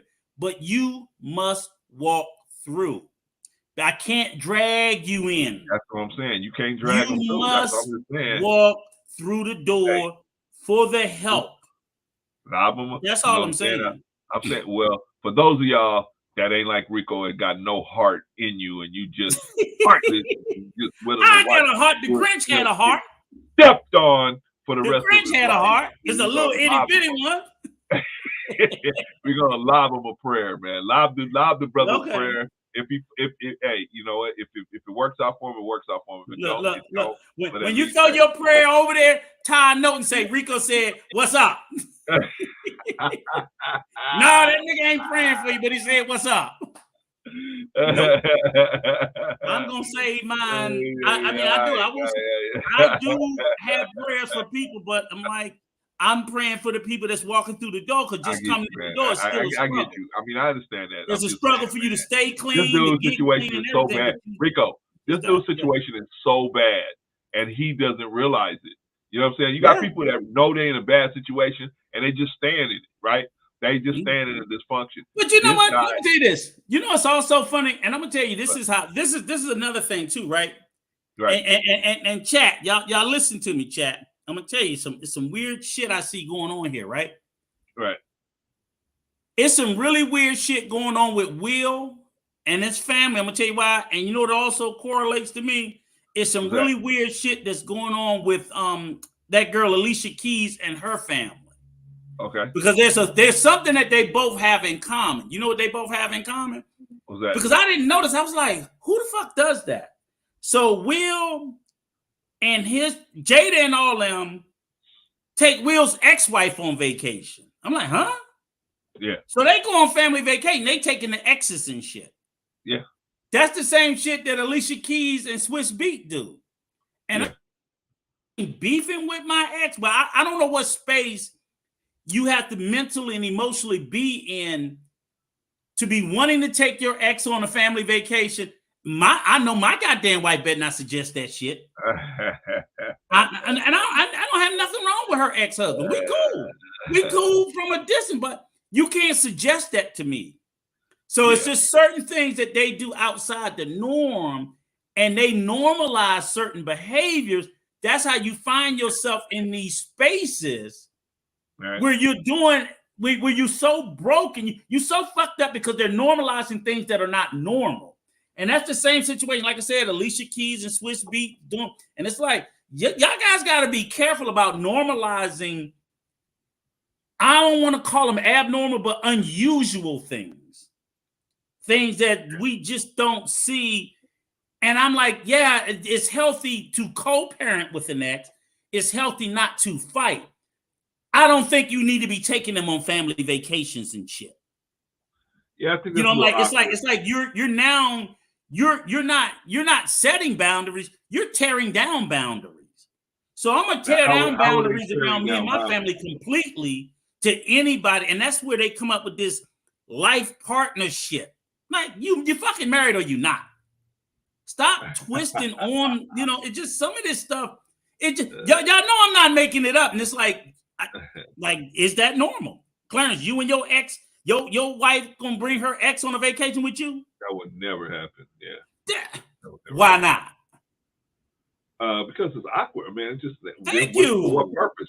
You know what I mean? But I don't know what purpose they would have for doing something like that. But they do it. They do it like every year. And I know Will had a son with the ex-wife.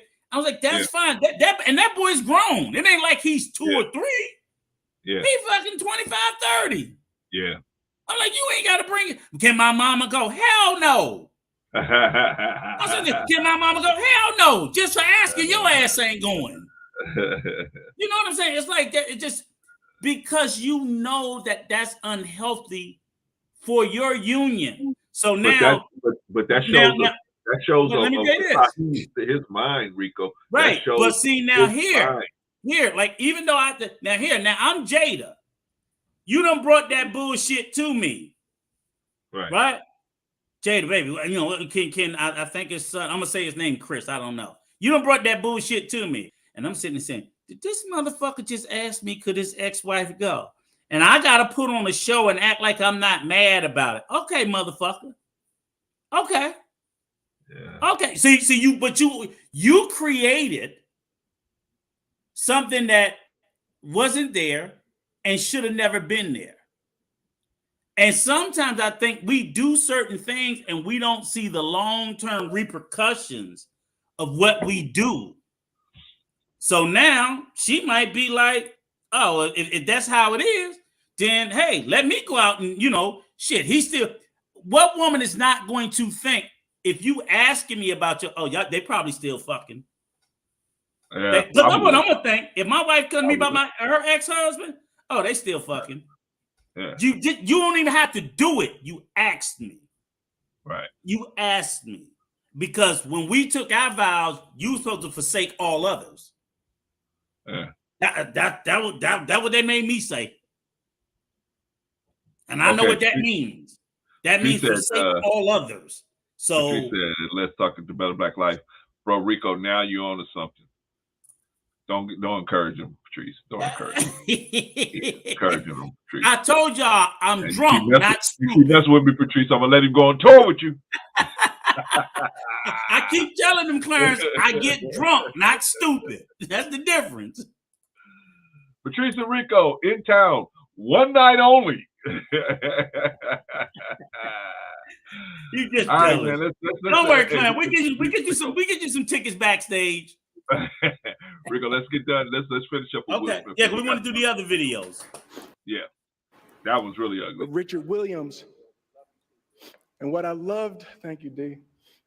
Denzel said to me a few minutes ago, he said, at your highest moment, be careful. That's when the devil comes for you. All right. That's when the devil comes for you at your highest moment. Was Chris Rock at his highest moment? The devil came for him. How? Yeah. All right, Rico. That statement kind of confirms to me that Denzel knew what he did wasn't right. Yeah, he did.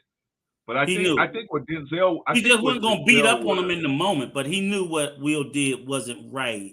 Like he lost control. I don't know what the conversation he had with him, but that's what I would get out of it if someone told me that. I think what happened with Denzel, I think Denzel, because a lot of them said that they thought he was having a nervous breakdown. That's why they got up and tried to comfort him, because they thought, man, this dude's going to have a nervous breakdown. That's what's happening here. You know what I mean? They thought that's what they were watching. So they went to comfort him. I don't think they approved. I'm not necessarily thinking that Denzel and them approved of what happened, but they just was like, this dude is snapping. He's coming apart. You know what I mean? And let's try to stop him from doing that. You know, but everybody's saying it's Jada Pinkett's fault, but it's not really her fault. He's a man, you know what I mean? He's a grown man. If he wants to do what he wants to do, he wants to do it. You know what I mean? So if he got in his mind that I'm going to show the world that I'm not no punk by smacking Chris Rock, then you know what I'm saying? That's what he decided he was going to do. That's how he decided he was going to handle that situation. In my opinion, he could have just, you know, said something to him from the seat like he did it after he went up there and slapped him, and that would have been that. But then he assaulted the dude. He opened up a whole nother can of worms. Now they're talking about Rico. They're going to do something. The Oscars. I don't know. What are they going to do? They can't take no money out of his pocket. They can't do nothing. They can't do nothing except for say, well, we're not going to give you another Oscar. Who cares? It took him this long to get one anyway. Who cares? He already got this one. So yeah, very few people. I mean, very few. Shit, I don't think but a handful of people don't won it twice. You know, especially like the top 4 categories is Best Actor, Actress, Best Supporting Actor, Best Supporting Actress, and probably maybe 5 or 6 people ever won it twice. Even if it was Best Actor and Best Supporting Actor, it's hard as hell to do it. So you get it. Most people have gotten it once, and most actors and actresses have never won it. It's like the Super Bowl. Yeah, and they don't take those Oscars back. I think they said Harvey Weinstein got a couple of them. He's in prison.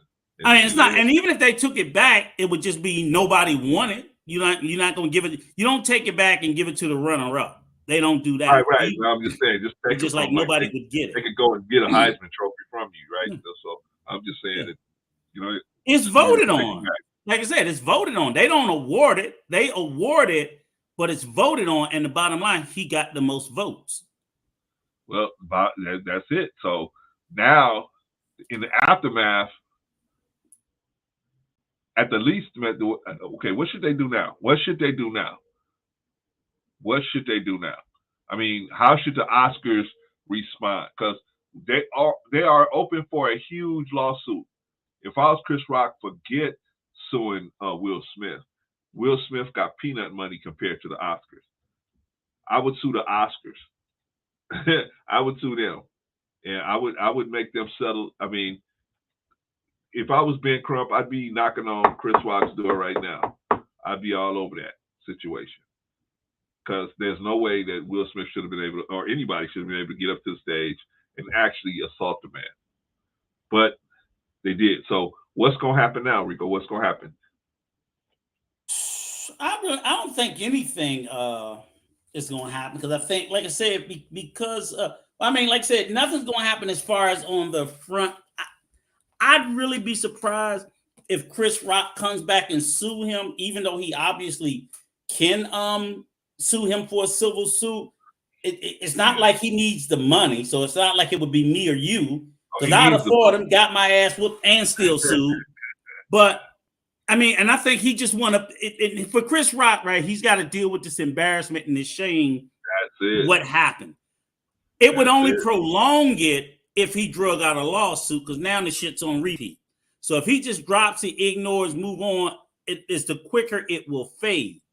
Now, they're going to settle with him, Rico. Nobody. Right, no. But I'm just sitting there saying this. But you're still. But no matter what, you're still, unless you're going to say, I filed today and settled today. If it takes 3-4 months. As soon as it's presented to them, they're going to settle. What I'm saying is the amount of time now, because you know why they're not going to settle right away? Because the thing is, they know they're going to have to settle, but they're going to go back and forth with the two parties haggling over the amount that Will got to pay. That's what they're going to be fighting the question. That's all the thing going to be the question. Yeah, but even that they're going to drag out. And then what I'm saying is, as long as Chris Rock keeps it going, is the longer he has to carry that burden. And it's not like he needs the money. If he needed the money, I'd be like, shit, I don't care if it takes 5 years. I need the money. I don't think he needs the money. But see, where there's a huge risk to Will and no one's talking about it, I'm not looking at Chris Rock doing anything to him. I'm not looking at the Academy Awards taking back the Oscar. What I think potentially that will happen to Will for a while, and it may happen, I don't know. We have to see how many projects he's already been assigned to that all of a sudden gets canceled, how many roles he wanted to get that he would have gotten before he will no longer get. That's where Hollywood really, you know how Hollywood really get your ass? They blackball you. Yeah. He runs a real risk of this almost being the end, because they're like, no, we ain't gonna do anything to you. We're just not working with you no more. He's gonna have other A-list celebrities that's gonna say, I don't want to work with him. Right. So he's got some serious shit he's looking at. Thankfully, he's got so much money. Again, it's like, dude, you're gonna die rich if you never do another movie, but he may not get to do another movie or movies of his like. He may end up, you're gonna see Will Smith in these independent movies and shit. Because people are not gonna work with him. Studios are not going to, they're going to be very hesitant. I'm telling you, look, that hard. You got to see how it plays out. Because if he's in a movie, let me tell you this. Is he still going to be that draw? Because here's the thing. This is what happens to some A-list actors. They be in $100 million movie. Guess who has the ultimate say? Who? The viewing public. Right. So these white moms, we're boycotting Will Smith movies. Now I done spent $100 million to make this movie. I made $25 million back. Oh, fuck him. That's how studios look at it. If you still can put asses in the seats, I don't care if you killed somebody. But when your value is like, you can't put asses in the seats no more, that's it. That's it. You got to go. And see, he does. Remember, he don't do $3 million movies. He do movies with a budget $100 million and up because the studio know we ink him to a deal. He's going to recoup that money back prior to Sunday. We don't know what the public is going to do. Now, I think within the next year, he'll probably have. I mean, they'll probably sign him to it. I think he'll be a big draw now. I don't know. We got to see. Yeah. See, because again, we've had A-list actors. This is where I would agree with you. If he had smacked Wanda Sykes off the stage, or if he had smacked what's that lady's name that was up there? Wanda Sykes, Amy Schumer, or Regina Hall. If he had smacked either one of them off the stage, no, definitely not. He would not. But smacked Chris Rock. You still got to wait and see, because we've had A-list actors fall off before. You've had, and not even because they did any scandal. Sometimes an A-list actor just falls off because people just ain't into him too much. I mean, you got guys like Clint Eastwood. You know what I'm saying? Look at how, he got old as fuck. Harrison Ford. These were at one point, Clint Eastwood was he owned Hollywood. But people like, Jack Nicholson, he's, still on the cusp. He's still, but their roles that they get called up for and they get put in for get fewer and fewer. And eventually you just not, they like the guy who's doing they said the movie that just came out, The Lost City, that he's coming back into favor, Channing Tatum. Because he's doing that because he was up there hot with the Magic Mike. A couple of his movies bombed. They was about to drop his ass. Now and that's how it is. If you get a couple of bombs in there, they stop calling you, and you ain't even smacked nobody. You're gonna make it easier that you done smacked somebody. And Will done had some shitty movies. But don't you think he done had some movies that were bombed? Wild Wild West was some shit. That movie he did with his son Jaden, they was in outer space. That was some shit. So he's done some movies where studios lost money, but he was always a good guy. He was always a good guy. So he in between the Independence Days and the Alleys and the Pursuit of Happiness, he had some movies that was some real stinkers. Now those stinkers matter more. Yeah. They All do. Right, Rico, let me shout out Don Harden. Go ahead. Don Harden in the house. Good to see you in the house, sis. Glad to have you in the building. Let me shout out a comment here. Quantum Love says, Will blackball the black lady for years. The original Aunt Viv. So F him. he had his time. Wow, Quantum Love, you must really be down with the original Viv. Holy smokes. Okay, we got another video for y'all. This was a little uglier. Okay, this is a man who was working at, I think, a hotel or motel. I think it was Best Western or something other like that. Something like that. In Florida. And he tries to get rid of this guy who's a bigot, and the bigot jumps on him. And when the cops get there, the cops take him, kind of like one of the old Pink Panther, where Pink Panther gets run over, and instead of taking Pink Panther to the hospital, you know, they take the broomstick or whatever, they take something else to the hospital. Anyway, we're gonna watch. Shout out to Young Turks. We're gonna watch. What's this doctor's name? I forget this brother's name, man. Anyway, the good doctor is gonna go through this situation for us. Fair use. That's Dr. Rich. He LA. You supposed to know him. That's your homeboy. At a hotel. You have to tell a guest to leave because of their racism. They're hurling racial slurs. Well, that person comes back, attacks you, police come, and they put you in jail. The person working at the hotel. That's exactly what happened. Here's the video.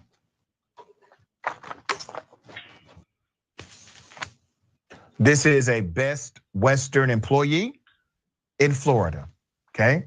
He has been attacked by a racist guest. You're seeing the attack right there.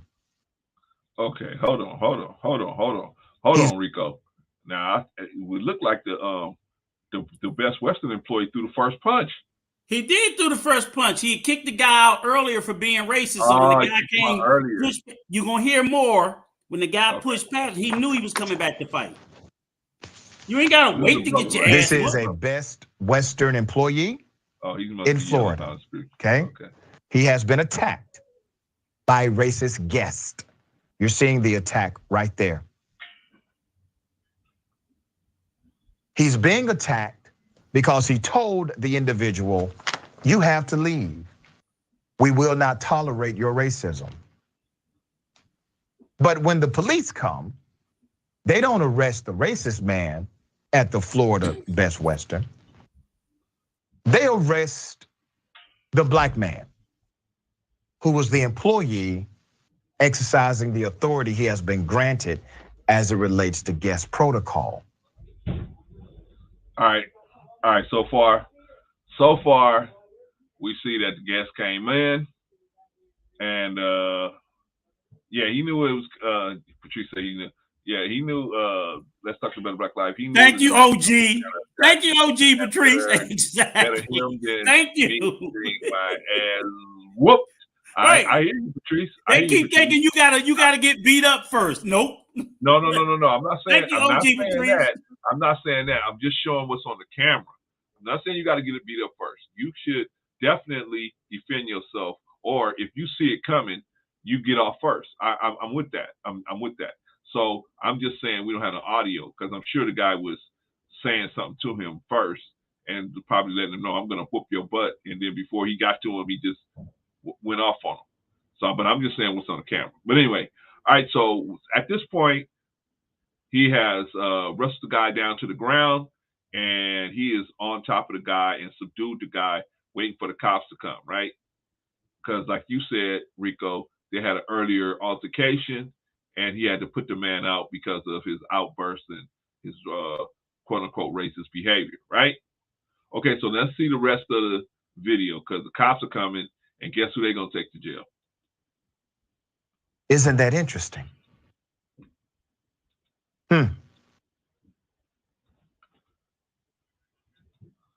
I got some background to this. Okay, so you see what they did, right? The cops are pushing him, right? Yep. The cops are pushing him, saying, "Hey, wait a minute. Hey, you know, they're pushing him like, hey, you attacked this dude. What's going on, right? All right. So now the cops are all over the brother that tried to get the guy to come out, and the guy told him he was going to attack him, right? All right. Yep. So let's see what the good doctor has to say. Okay. It's a damn shame. Let's put up a picture of the man they arrested. What's up, guys? My name is Brett Nobles. And I'm Ashley Nobles. And we're the founders of Your. Okay. After he was kicked out of the hotel for spewing racial slurs at Raymond Racial, the Best Western employee, Jason Robbie, re-enters the property. He rushes through the door and pushes through the front door, desk security gate to attack the employee. The employee fought back and was able to pin Mr. Robbie down, holding him in a headlock for several minutes until the police arrived. Stand-up situation, all right? Non-lethal, he was able to handle it, he did it, boom. Police get there. A hotel guest who saw the fight ran to the employee's defense and waited for the cops to arrive. Great, good people here, all right? You got a racist guy out of control. Okay, so the racist guy is out of control. Now, obviously, that's on the earlier footage. Ben Crump has the footage, and the footage that Pete provided, I guess, to the Young Turks to show that the young man was about to be assaulted and he had no choice but to defend himself. Right? I'm supposing that's the situation, right? Because I'm not gonna, if a dude is walking up to me telling me he's gonna assault me, I'm gonna get, as soon as we get close enough, I'm getting off on him, right? I don't blame him for that. Okay, so let's see how it turned out for the brother behind the desk. You got an employee who has detained him temporarily. Police are coming. You got another guest, say, hey, buddy, I'm gonna help you, all right? We'll wait this out together. Police on the way, okay? The officers immediately approached the Best Western employee, the man of color. Cops push him several times as he visually references the security tapes, letting them know all you gotta do is look at the security tape, okay? They decided to still handcuff. Let's put his picture up again. That's this man. They put him in handcuffs, right? The event occurred in January, is now being questioned by the civil rights attorney, activist Ben Crump. The employee was arrested and charged with disorderly conduct and resisting an officer with violence. Isn't that something? Holy smokes. Right? Holy smokes. Right? See how they do us? And look, the dude was smart. He knew, he was smart because he worked at the hotel. He's like, we got fucking security video. Right. They didn't even want to look at it. No, man. Because they came back there, they saw a preconceived notion. White man on the ground, black man on top of him. Yeah. And that's all they needed to see. Yeah. That's all they needed to see. I remember one time I was driving through the great city of Gordina, and so as I'm driving through one of these, they have an intersection out there where it curves around where you can't really see, and so you got to go slow enough so that when you get to seeing the red light, if you're going too fast, you're not gonna be able to hit the brake to stop at the red light. And so I was going through the intersection going westbound, and somebody was coming going southbound, and a young kid, and he just demolished my truck, man. Just boom, he just knocked me out, right? So he's telling the sheriff, he's telling the Gordina police that I was drunk, like I ran the red light, right? And I'm telling them, I'm like, man, I was like, what? I didn't run no red light. He ran the red light, right? I could hear him telling them that. You know how they separate you, right? I'm gonna get your story. So the cop was like, kind of like, on his side, right? And then his mama showed up, right? His mama showed up, and then he'd have a license and all this other stuff. And then the mom was like, well, the car is actually in my name. And it was just a mess, right? So I'm still standing there. So the officer said, hey, he said, you drunk. We want you to take what's those sobriety test? We want you to take a sobriety test. I said, why don't you make him take a sobriety test? He said, just come on, just take a sobriety test. I said, all right, I took the sobriety test, and then he said, okay, well, he said you were the one that caused this accident. And I looked up and I saw those cameras. I said, all you got to do is look at them cameras. He said, okay, we're gonna look at those cameras. Like, okay, smarty pants, we're gonna look at these cameras, and then we'll let you know what's going on, right? I said, okay, no problem. So I got his mama's insurance information, and I got my insurance information. Next thing I know, about 3 weeks later, because I had to tow the car home and everything. About 3 weeks later, man, they sent me a check for the value of the truck, man. I think it was probably like 3 times the value of the truck, right? And they said, call us if you need anything else, right? But my point was, once they saw those cameras, they knew, because the dude had ran that red light. So they knew it already. So they said, hey, we just better pay off his truck. And I had paid cash for it, so it was already paid off. But they gave me like 3 times value of it, so I was like, cool. But the point is, they knew they was wrong, and they knew, because he was telling them that I was drunk. But once they saw those cameras, they was like, we got to back off. We got to back off our position on this. But anyway, yeah, those cameras can help. Hold on, Rico. Let me go through some of these chats real quick. OG Patrice says, let's talk to Better Black Life. He knew the man was coming behind the counter to attack him. Oh, we already did that one, Patrice. Patrice says, no good deed goes unpunished. The cop was punishing the employee, egging him to get him to try to fight so they could beat or shoot him. Maybe so, Patrice. I never thought about that. Maybe so. Mm-hmm. Now, in my case, what they did was they just believed the other guy right off the bat, because they saw me stumbling out of the car. Well, who's not going to stumble out of the car after getting hit at 50 miles an hour? You guys think when I be saying I should have been dead 10 or 12 times, you guys think I'm playing. This guy hit me going 50 miles an hour. Boom. Boom. Knocked me out of the far right lane all the way over into a whole nother. I mean, he knocked me all the way. I should have been gone. That's the one time I should have been dead.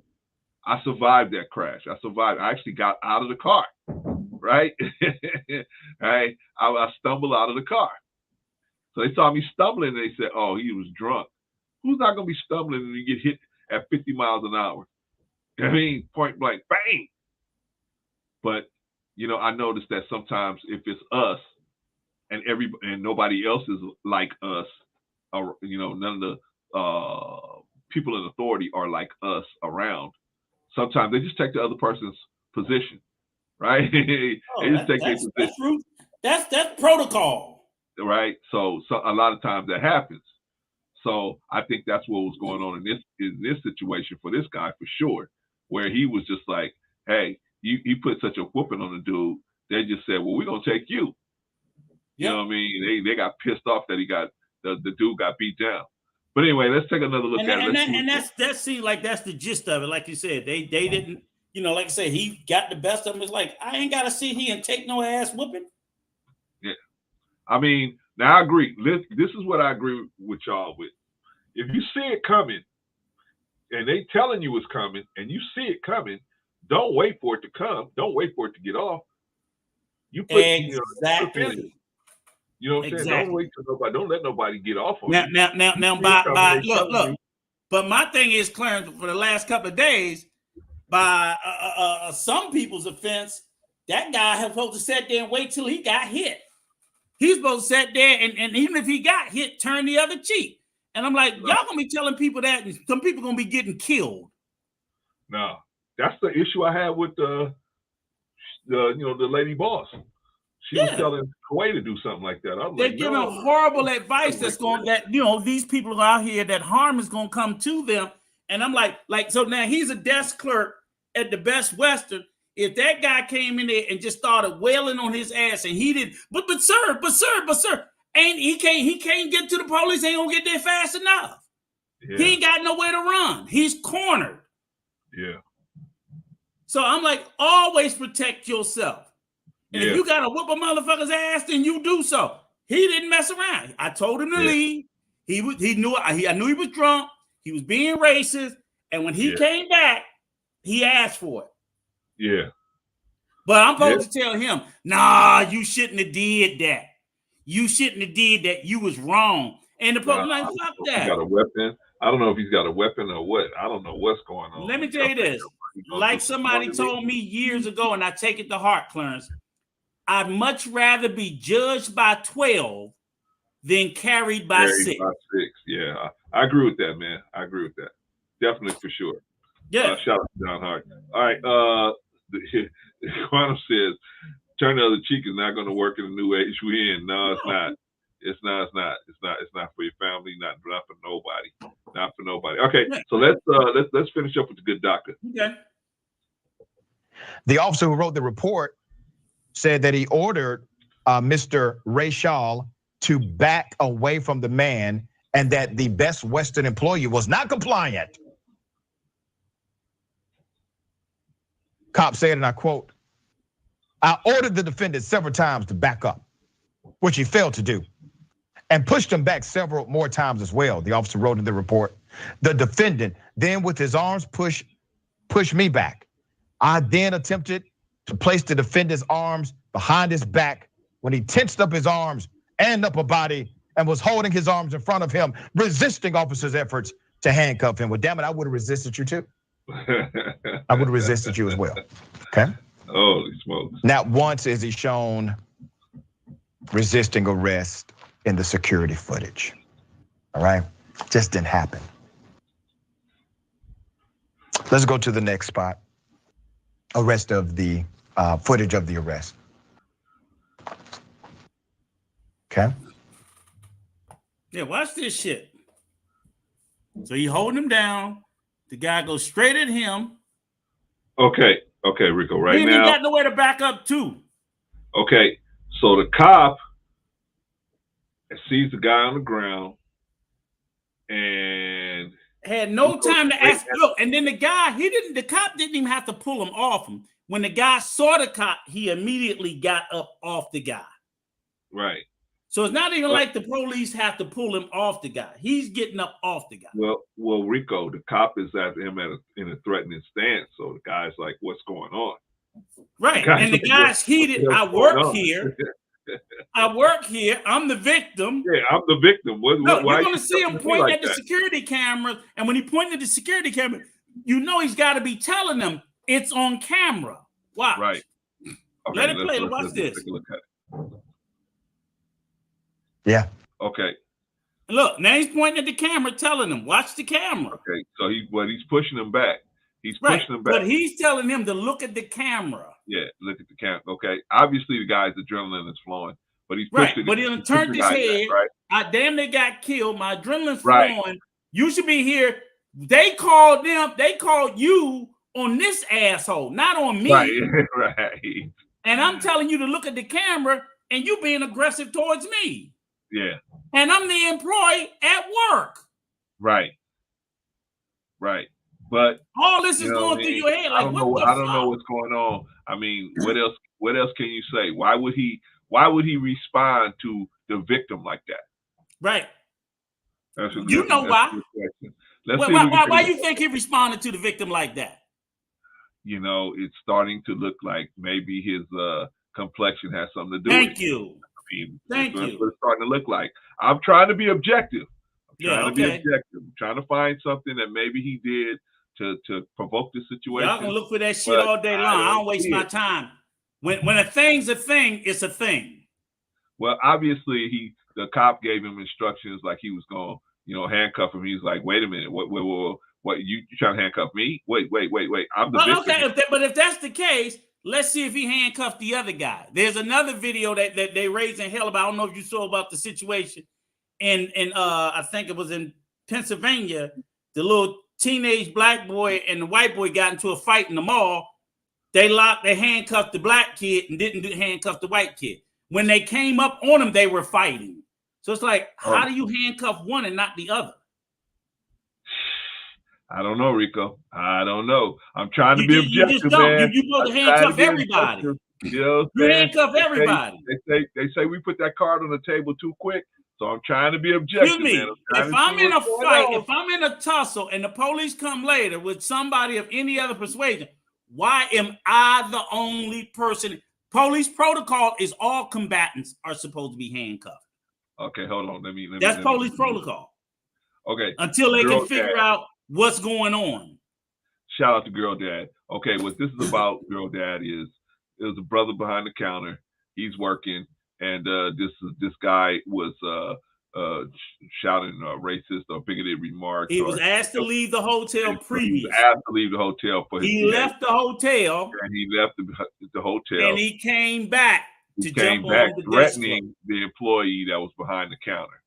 And he so whooped the his employee ass. behind the counter didn't even let him get. He was threatening to do, I guess, some harm to him. The employee didn't let him even get back there. He got up on him first and subdued him till the police got there. When the police came, instead of getting the guy that was threatening to harm everybody, they jumped on the guy that was defending himself and locked him up. This guy went to jail for this shit. They have different complexions, Girl Dad, but I'm trying to be objective here. I'm trying to. The black guy went to jail, and wait till they tell you what they did to the white guy that was drunk. Oh, these ones. Okay. Oh, let's go a little bit more.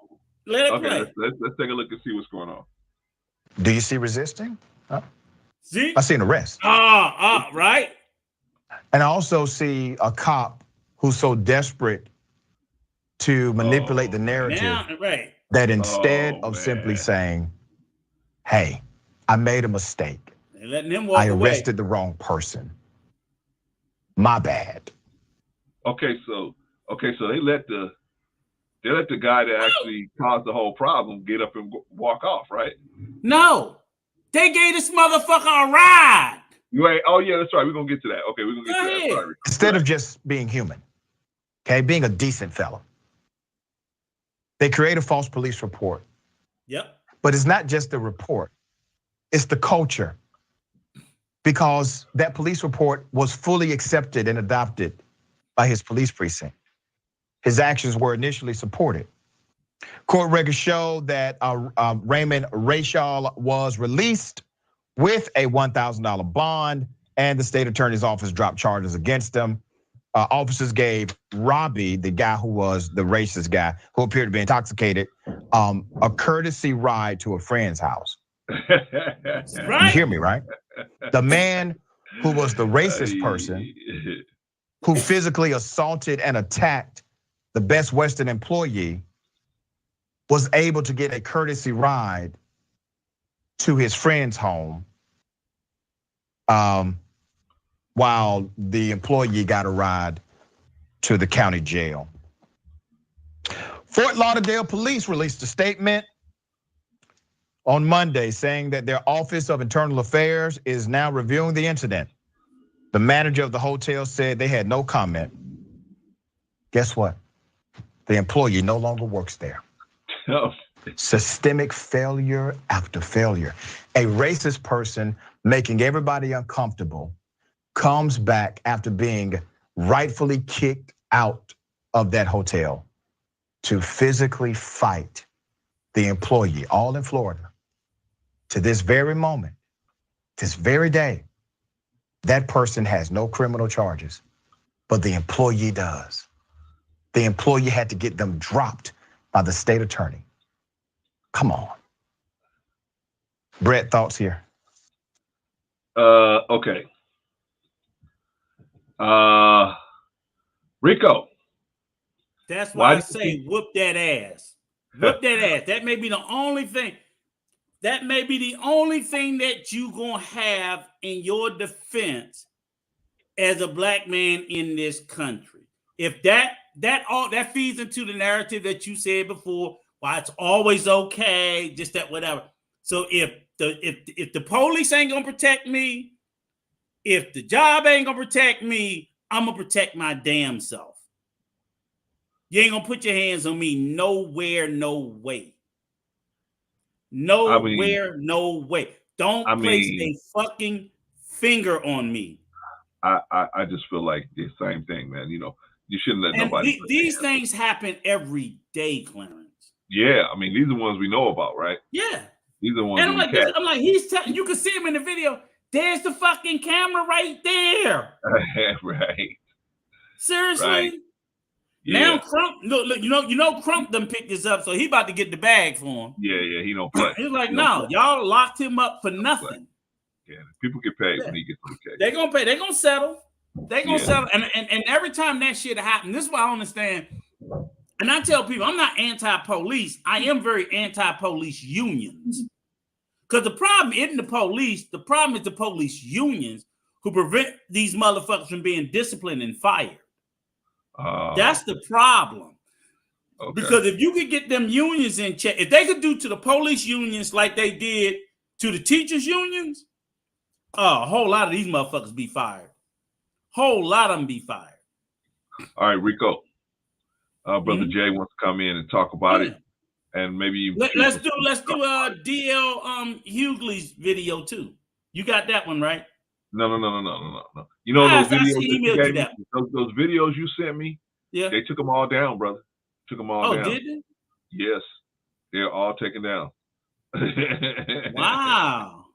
He had a good one. That was the only one that you sent me that we could play that was still up. I went back and tried to watch those videos. They were all taken down. Holy slowly. He had a really good video. Brother. Hold on, Jay. We're gonna drop the link in just a second. Let's see. Girl Dad says, moment someone touches you, you have the right to defend yourself, whether it's simple shove or KO. Depends on what's warranted and where the line is blurred. Thank you, Girl Dad. Thank you, Girl Dad. Thank you, Girl Dad. She said, let's talk about it. Like, I sue the police department. Well, Ben Crump is in the midst of it, so he don't come to get no cupcakes. He's gonna come get some big. There's a bag waiting at the end of Ben Crump when he signs up for it. I sued the police department in a hotel he used to work at for the wrongful termination. That dude is gonna be swimming in money when Ben Crump gets done with all these other people. Okay, Brother Jay, we're gonna drop the link. You say you got another video. Hold on, Jay. You say you got another video, Rico, of DL Hughley. What did DL Hughley do? Rico, you don't have it, so okay. Let me open up the what you call it? Let me put the link out there, and let's do it. Okay. Let's have a discussion. Yeah, let's have a discussion. I'm trying to find it. Okay. He basically was speaking on what happened Sunday night and kind of Will Smith? Yeah, he was kind of giving his version and his opinion of. And I'm gonna tell you the truth too. Is like I said, we got to worry about that other fool out there and see what the hell he gonna do and how he gonna act next, Mr. West. Cause oh yeah. And I'll be honest with you, after this situation with Will Smith, I can see now people are going to start to really they're gonna really start going hard on him as well, because now it's like all bets are off. Yeah, I mean, and Girl Dad, I'm not gonna say I'm pro-police, but I'm not anti-police, but I am anti-police unions. I think they have some of the best unions in this country, but the unions are so good that they protect a lot of bad police. And that's my issue with it. If the cities and jurisdictions, so like city governments hired police officers, but they can't do shit to them. So you, the mayor, you hire the police. The only person the mayor can really hire and fire is the police chief. But when mayors of these major cities try to apply pressure to the rank and file, that union, nope, can't do nothing to them. And that's the problem. The problem isn't so much the police, it's the police unions. And a lot of cops walk around knowing they have that level of protection, which breeds impunity. That's the problem. So Sometimes. if we can fix that, I think we can fix a lot of problems in our community with the police. Because they have to be worried about their bread, and they would be worried about being sued. I'm pro good police. I'm not right. pro So that's what I'm saying is it's hard to separate the good from the bad as long as the unions are protecting the bad ones. And they do. They protect the bad ones endlessly. Oh, go ahead. It's a longer process. It's a longer process. It's a longer process. That's all. I mean, they can get to the bad ones. It's just the protection that the police have is just it's just a longer But see, process. here's the thing: it's taking too long to get to the bad one, and the problem why I say that is the problem I say with that is because too many of us are having to die just to get. Look at all the shit for Chauvin for one fucking bad cop, and that's it. That's just that one, and then a couple of months later, they went in and killed this other young black man that was asleep on the fucking couch. Yeah, same police department. Yeah, and those cops are not going to go to jail. They're not going to, that union going to protect them. Even though they did that no-knock bullshit, kicked in the door. Oh, he reached for a gun. He had a license. You kicked in my door. That's what you're supposed to do. And they shot and they killed him. So the whole point is because the union protects them for doing these certain tactics and measures, they continue to do them. So you can't even, you know how hard it is for most cities to just say, hey, no more chokeholds. Yeah. Just no more fucking chokeholds. Something as simple as that. It's almost impossible. It's difficult to discipline. Yeah, absolutely. Because of the unions. The police unions. Let me bring Jay in and let me bring OG Patrice. Shout out to y'all. Jump in there, y'all. What y'all think? Well, OG, I'll just go real quick. I want to let my sister go. Shout out to you, OG. Thanks for being here. Hey, salute to you, gentlemen. Thank you, sister. My thing is, actually, see, my father is a retired policeman, Rico, and my man, brother Clarence and OG. And he can speak on specifically on this. That's because I actually asked him a question after the whole after that whole incident had happened with my man George Floyd. But the thing is, he said, I want him to understand, like, not all cops are bad people. Like I said, there's some good cops because we're making it seem we see this one thing from one police, and now we got to group them as a whole. We can't be doing that because there are some good police, good policemen there. But here's where they might get mad at. The ones that are good don't speak out against it. They're a part of the problem. It's seen as you're part of the problem because you're not calling them out on their nonsense. And if the head chief doesn't okays their bad behavior, then he's a problem too. Then you might quit and go to a different station, which is rare of you. But the thing is, you'd have to call them out on that nonsense. And the thing is, if you don't agree with the mindset of like those corrupt policemen, it's seen almost like as a fraternity. Because you said union, that's more of a fraternity from looking about it. If you go out and say anything, order. Exactly. But if you could outside of that, but let me ask you this. But if you could have, if there were consequences for bad policing, there would be lesser of it. I'm saying that there's very few consequences. Even so, for example, the video we just saw. What would you do with that cop? That cop did that and filed a report that was totally against what we saw. False report. That cop should be, if not terminated, his ass should be severely suspended without pay. Well, actually, he should. Well, no, he should be demoted. He should be chewed a new ass because what he wrote and what we saw, you basically locked up an innocent citizen, and now we're going to get a lawsuit, and the city's going to have to pay out hundreds of thousands, if not $1 million, for your fucking incompetence. OG Patrice or Clarence would have been fired. Right. That's what I'm saying. And so that's my issue. It's like nothing happened to those two police officers because of the union.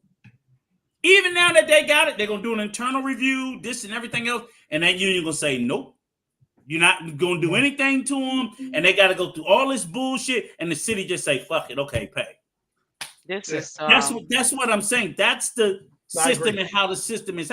And they might be the only ones in that. But I'm like, but then they're going to go out and they're going to do some stupid shit to somebody else like that. Or they've done it to several other people.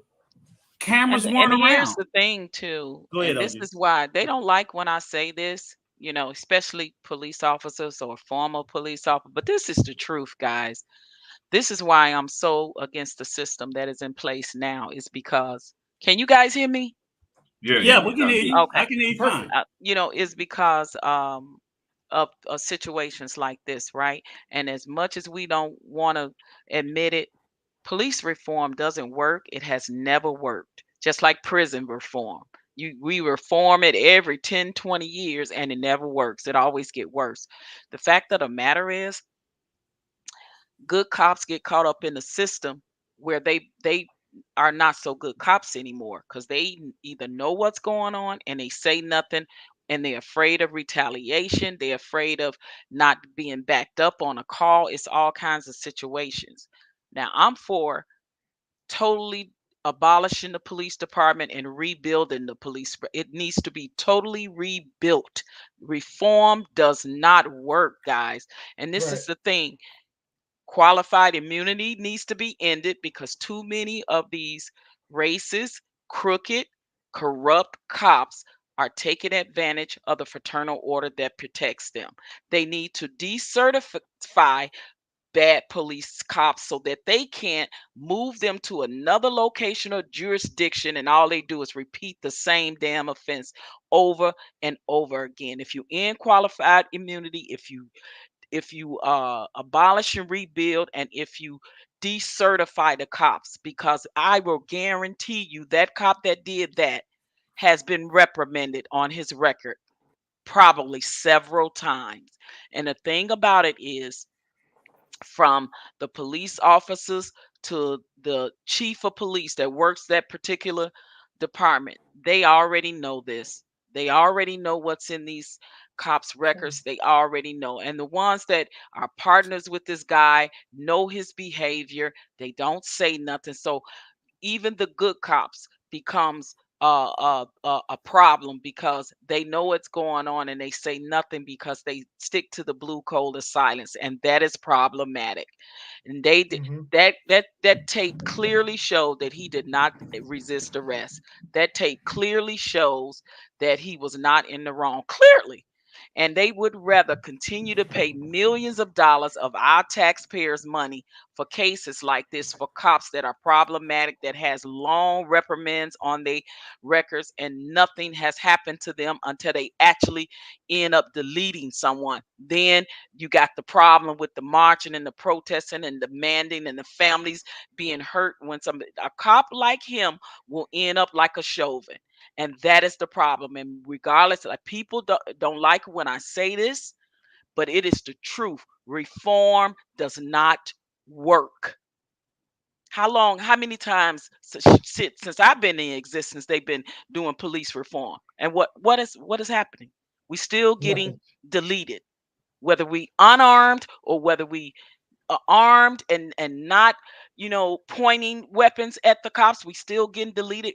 No one, and I mean no one, should be deleted off this earth because of a traffic stop. And we've seen that happen. Don't. Yeah, I Absolutely. agree with It's you, it's just sister. it is no That. reason why a Yep. human being should lose their life for a traffic stop. I don't even care if a warrant is out for the traffic stop. That is Hold on, not a Patrice. serious enough offense for this to be happening. All right, Facts. Patrice. Hold on 1 second, y'all. Let me shout out Big Rig Slaps. Good to see you in the building, brother. Be easy, that dude. Glad to see you in the building. All right, Patrice. Let me let you go back to what you was doing. I'm just saying, and that's the hard truth. People do not Okay, like let me ask you a question, Patrice. Let me hmm ask you a question. If reform is not the answer, what's the answer? I just said it. It Burn needs it to to be the torn ground. down and rebuilt. It needs to Okay, be but when you say torn down and reinvestigated. rebuilt, It needs to how, be what do you rein. what exactly do you mean? Like Okay, what do we need so to be doing different? so you can still keep things going as far as protecting citizens while you coming up with a new rebuilding plan. And then once that is put in place, it needs to be a law passed on that. It needs to be a law on highway police, better training, longer training, uh, uh, qualified immunity needs to be definitely taken away. Decertification, when cops have had more than 3 reprimands on their record, it's time for decertification. It's time for some punishments to come down, harsh punishment. Because look at Chauvin, he had 19 reprimands on his Ouch. record. That was just listen, that's a disaster waiting to happen. And it's just a Right. matter of time for police, just like what happened to that young man at that hotel. It's just a matter of time before he does something even more serious. And the problem is, even if they move him to another location, that's why I say you need to decertify them, so that Yeah, they so won't they be can't able just to do it move someplace to else. another location and do the same damn thing. Yeah, I agree with you, OG. And the thing is, did y'all ever hear about the whole Ryan Coogler incident? How he purchased what? some money from the bank and At the bank, yeah, and they lock him up? No, they didn't lock him up. Okay. OG, say it again. What was it? What happened? Ryan Coogler, the director of Black Panther. No, they didn't lock him up, but they handcuffed him, and they actually had the handcuffs on him too damn long. They had him in handcuffs too long. After they had everything that they were supposed to have, that man was still sitting at the end of the police car with handcuffs behind his back after he'd given them everything that they asked for. And I tell you, when I say, see, people listen, we got to understand what the harsh truth is. And that's the thing, even about our people, that we are afraid to admit that police reform is not working, and it never have worked. Something drastic has to be done in order for some drastic change to happen in the police system, because what is happening now is not working. Yeah, I agree. But we got. I think we all got to come to an agreement on what it is we want to see happen, because I think we all agreed that we don't want our people dying in the streets over that has to stop. And Skittles, right? I think we agreed on that. So we just need to come to an agreement on what exactly we want to have happening. Let me shout out real quick. Shout out to Don't Tell Me the People. Good to see you in the building, brother. Don't tell me. Take police departments in big major cities like California, Chicago, Detroit, Philly, all New York, Boston, all these big places. They have billion-dollar budgets. Budgets. Yeah. After they get through, conjuring up the salaries, the uniform, the this, the that, the other, they still have millions of dollars, some in the 3 digits of millions of dollars. And it just sits there. And then you get these police fraternal orders that's calling your home asking for more money. Would you mind donating? Listen, listen. We have to face a harsh reality in America and this is what people don't want to. A lot of people say that systemic racism does not exist, but that is a prime example, from that police officer all the way to the fact of that they took that young man to prison, and they let the troublemaker, the racist troublemaker, go and drops him off at a friend's house, and he's drunk and intoxicated and started the fight. But see, this is a system that protects them and not us. Clearly. Yeah. And people want to say that systemic racism doesn't exist. That is a prime example. Another one, Ahmaud Arbery, all the way up to one of the district attorneys that knew that they were withholding information because they was all friends and in cahoots. They worked together. Right. They were protecting those 3 men that did that to Ahmaud Arbery. Yeah. And then she had to end up resigning, and then she ended up getting fired. Why does it have to take that for 72 72 days, I think, that they were walking free after they had done this to this young man, to Ahmaud Arbery? Well, you think we'd have that kind of protection in the system? Yeah, that was my point, that we've gotten so desensitized to violence and aggression and mistreatment against us as people, and particularly the men. I mean, it happens to the women too, but I mean, overwhelming majority of it happens to us. We got so desensitized to it. Let me show y'all something. How many of y'all have ever had to go use the bathroom at like Starbucks or any place. And even though you didn't Not buy Starbucks. anything, you just like Yeah. say, hey, I want to go use the bathroom, right? Okay, watch what happened to the two brothers that tried to do that. Of the day, an arrest at a Philadelphia Starbucks that prompted all these claims of racism. That's right. And now there's a call for a boycott of Starbucks nationwide. KCAL9's Tina Patel joins us now with more on the story and reaction. Tina? Well, guys, Starbucks is a place where a lot of people meet up and hang out, sometimes for long periods of time. And some think the only reason these two men were arrested is because they were Black. Some people are calling for a boycott of Starbucks after seeing this video of two Black men being arrested at a Philadelphia location. Where did they get called for? Because there are two Black guys sitting here meeting me? Yes. The man in the vest says the two guys were waiting for him to talk about real estate investments. Witnesses say Starbucks employees called police because they hadn't ordered anything while they were waiting. Those two men have now hired an attorney. So these two brothers got arrested for sitting in a Starbucks. Yeah, I remember that. That's old. I remember that happened a few years ago. I remember that incident. Yep. Oh, it must have been a long time ago. I wouldn't say if that happened now, bro. Nah, it was a few years ago that happened. I remember. That was a few years ago. Yeah. I thought that was so funny when I saw that. I was like, because I was looking for the story that Rico tried to get me, but I was like, what the heck is going on? Play that one I just sent you, Clarence. I just sent you one. Send me one? Okay. Yep. That one's still up. This is the thing. We be the ones that call the police for things that are being done to us, but we are the ones that end up in the handcuffs. And isn't that ironic? Isn't that's awfully It's very strange? ironic. Like, so what can we do to change it's a paradox, OG. It's a paradox. What can we do to change that, you guys? What can we do on our end? No. We don't control. See, the harsh truth about when we talk about police abolishment, they think, well, if we tear it down, who's gonna be there to protect us? We're not saying have it torn down and nothing is there to protect. We're saying doing the transition of making change in the whole police system, still have that system in order. Of course we need protection. We're not saying that, but some of those funds that's in the police budget, they need to build up they need to take some of those funds and build up some of these communities that are high in crime and put resource centers back up, put after school programs back up, put more businesses in those communities to create job, and the crime will go down. And these are some of the things that we brought forth, that I bring forth for solutions when I go to police community meetings. And see, and that's another thing we as Black people don't do. We don't show up in the meetings, and we need to. Yeah. We need to be heard.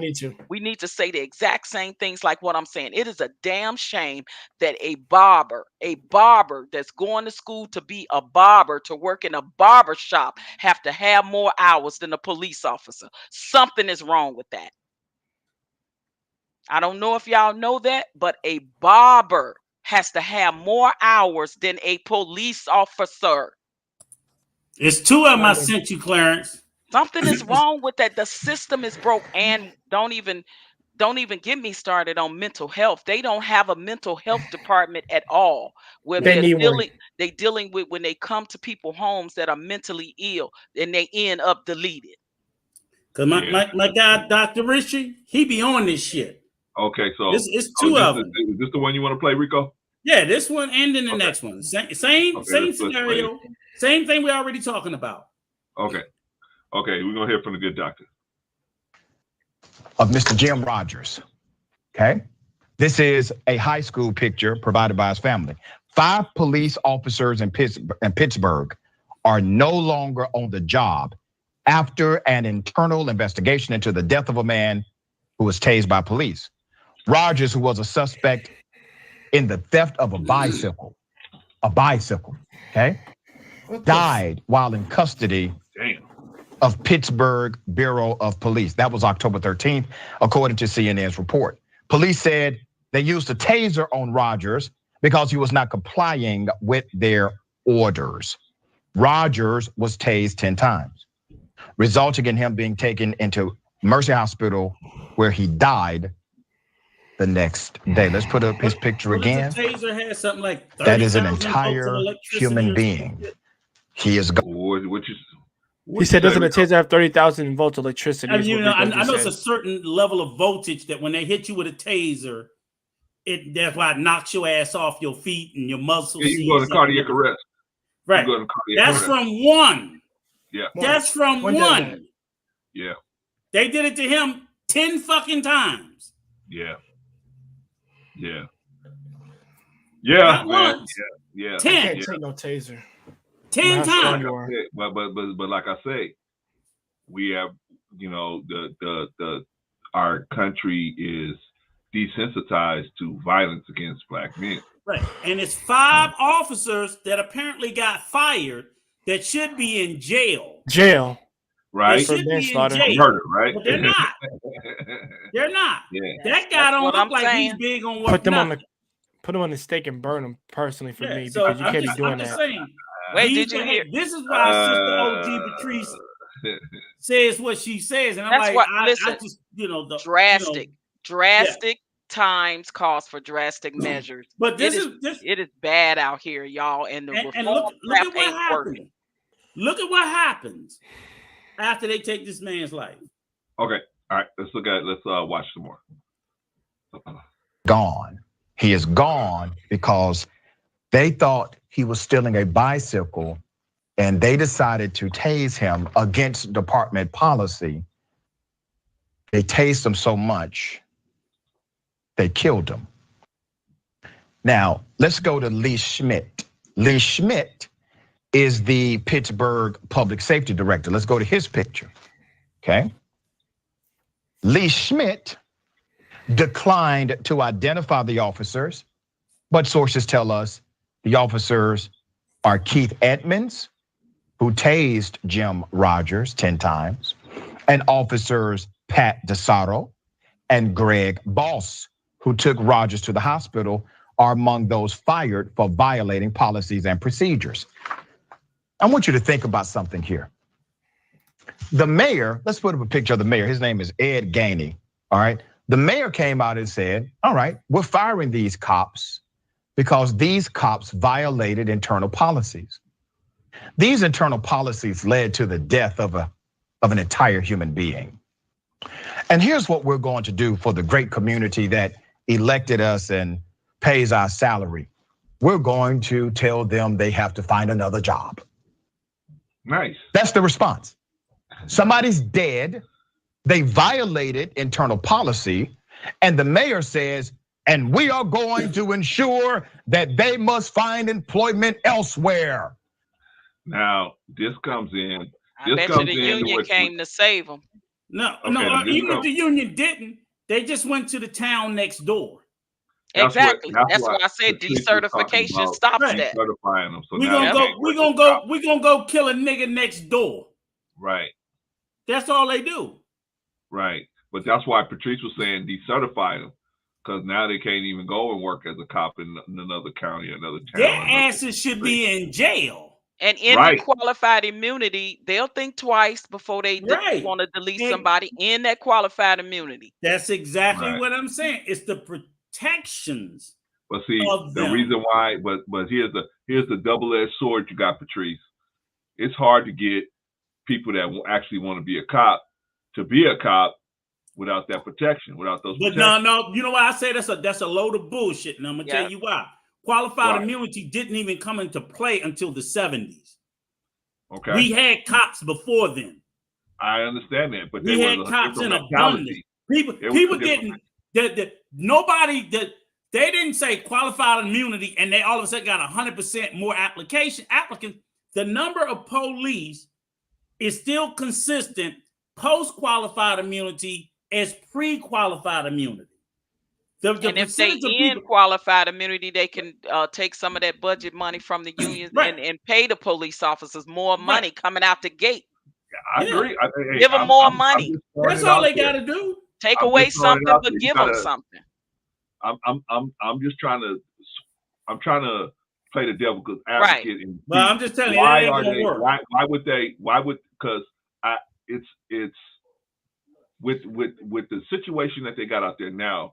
Because Rico in the 70s, you had to deal with some rough customers. Clarence, do you know what the history of qualified immunity is based on? No. Racism. It was based on allowing white men. Exactly. That's what it was based on. It was based on to Qualified save immunity them. is based in racism. So Okay. they brought that old shit Systemically. where there was qualified immunity for white people running down black people. I get it.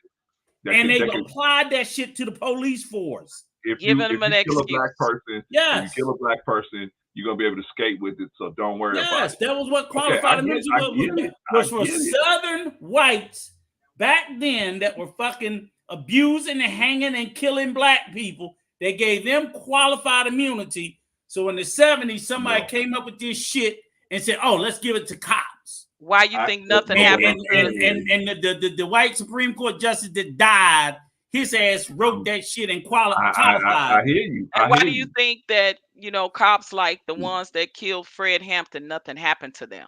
Right. Yeah. They were protected. I hear you.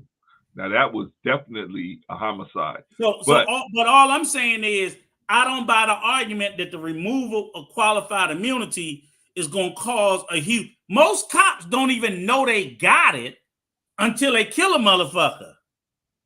The culture is teaching them to be rotten. And the culture is teaching them to be rotten because the culture knows it has all these protections. You remove those, but you remove those protections, you change the culture. You're not going to have cops not wanting to be cops. They're going to sit there and stop doing the shit that they're doing. It's the same laws that the government and Congress They push. still got a gun. They can still shoot your ass. They can still do this. They can still do everything. They just got to follow the rules. The police department need to be under the 3-strike rule too. Yeah, that's it. I agree with that. Just like they give us the 3-strike rule. They gave us the 3-strike rule. But the reality is they'll just be having to follow the rules that they say they follow anyway. So if you say you following the rules anyway, the fact that you tased this man to death 10 times, y'all ass should be in jail.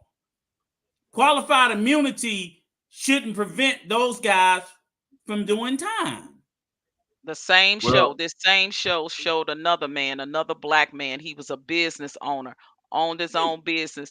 So he called the police because somebody broke in his store or was trying to break in his store. Do you know the police, when the police came in, and that's on tape too, it's on the same thing, the Young Turks. The police came in there and he was trying to explain. He had a weapon.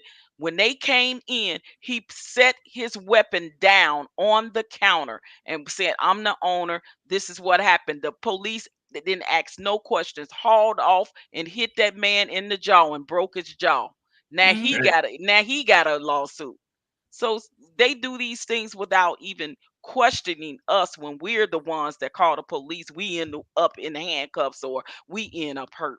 But we're actually the ones. Every time we get a lawsuit, it's like it's hurting all of us. I'm like, everybody should be for police accountability because our tax dollars is just being decimated to just horrible. And listen, and they think it's just so easy because they got the money sitting there in the budget. They think it's so easy to get the black families to just sign a non-disclosure. Don't talk about it because we just gonna pay you off for deleting your loved one. And that's all they keep doing. Don't talk about it no more. So here's that check.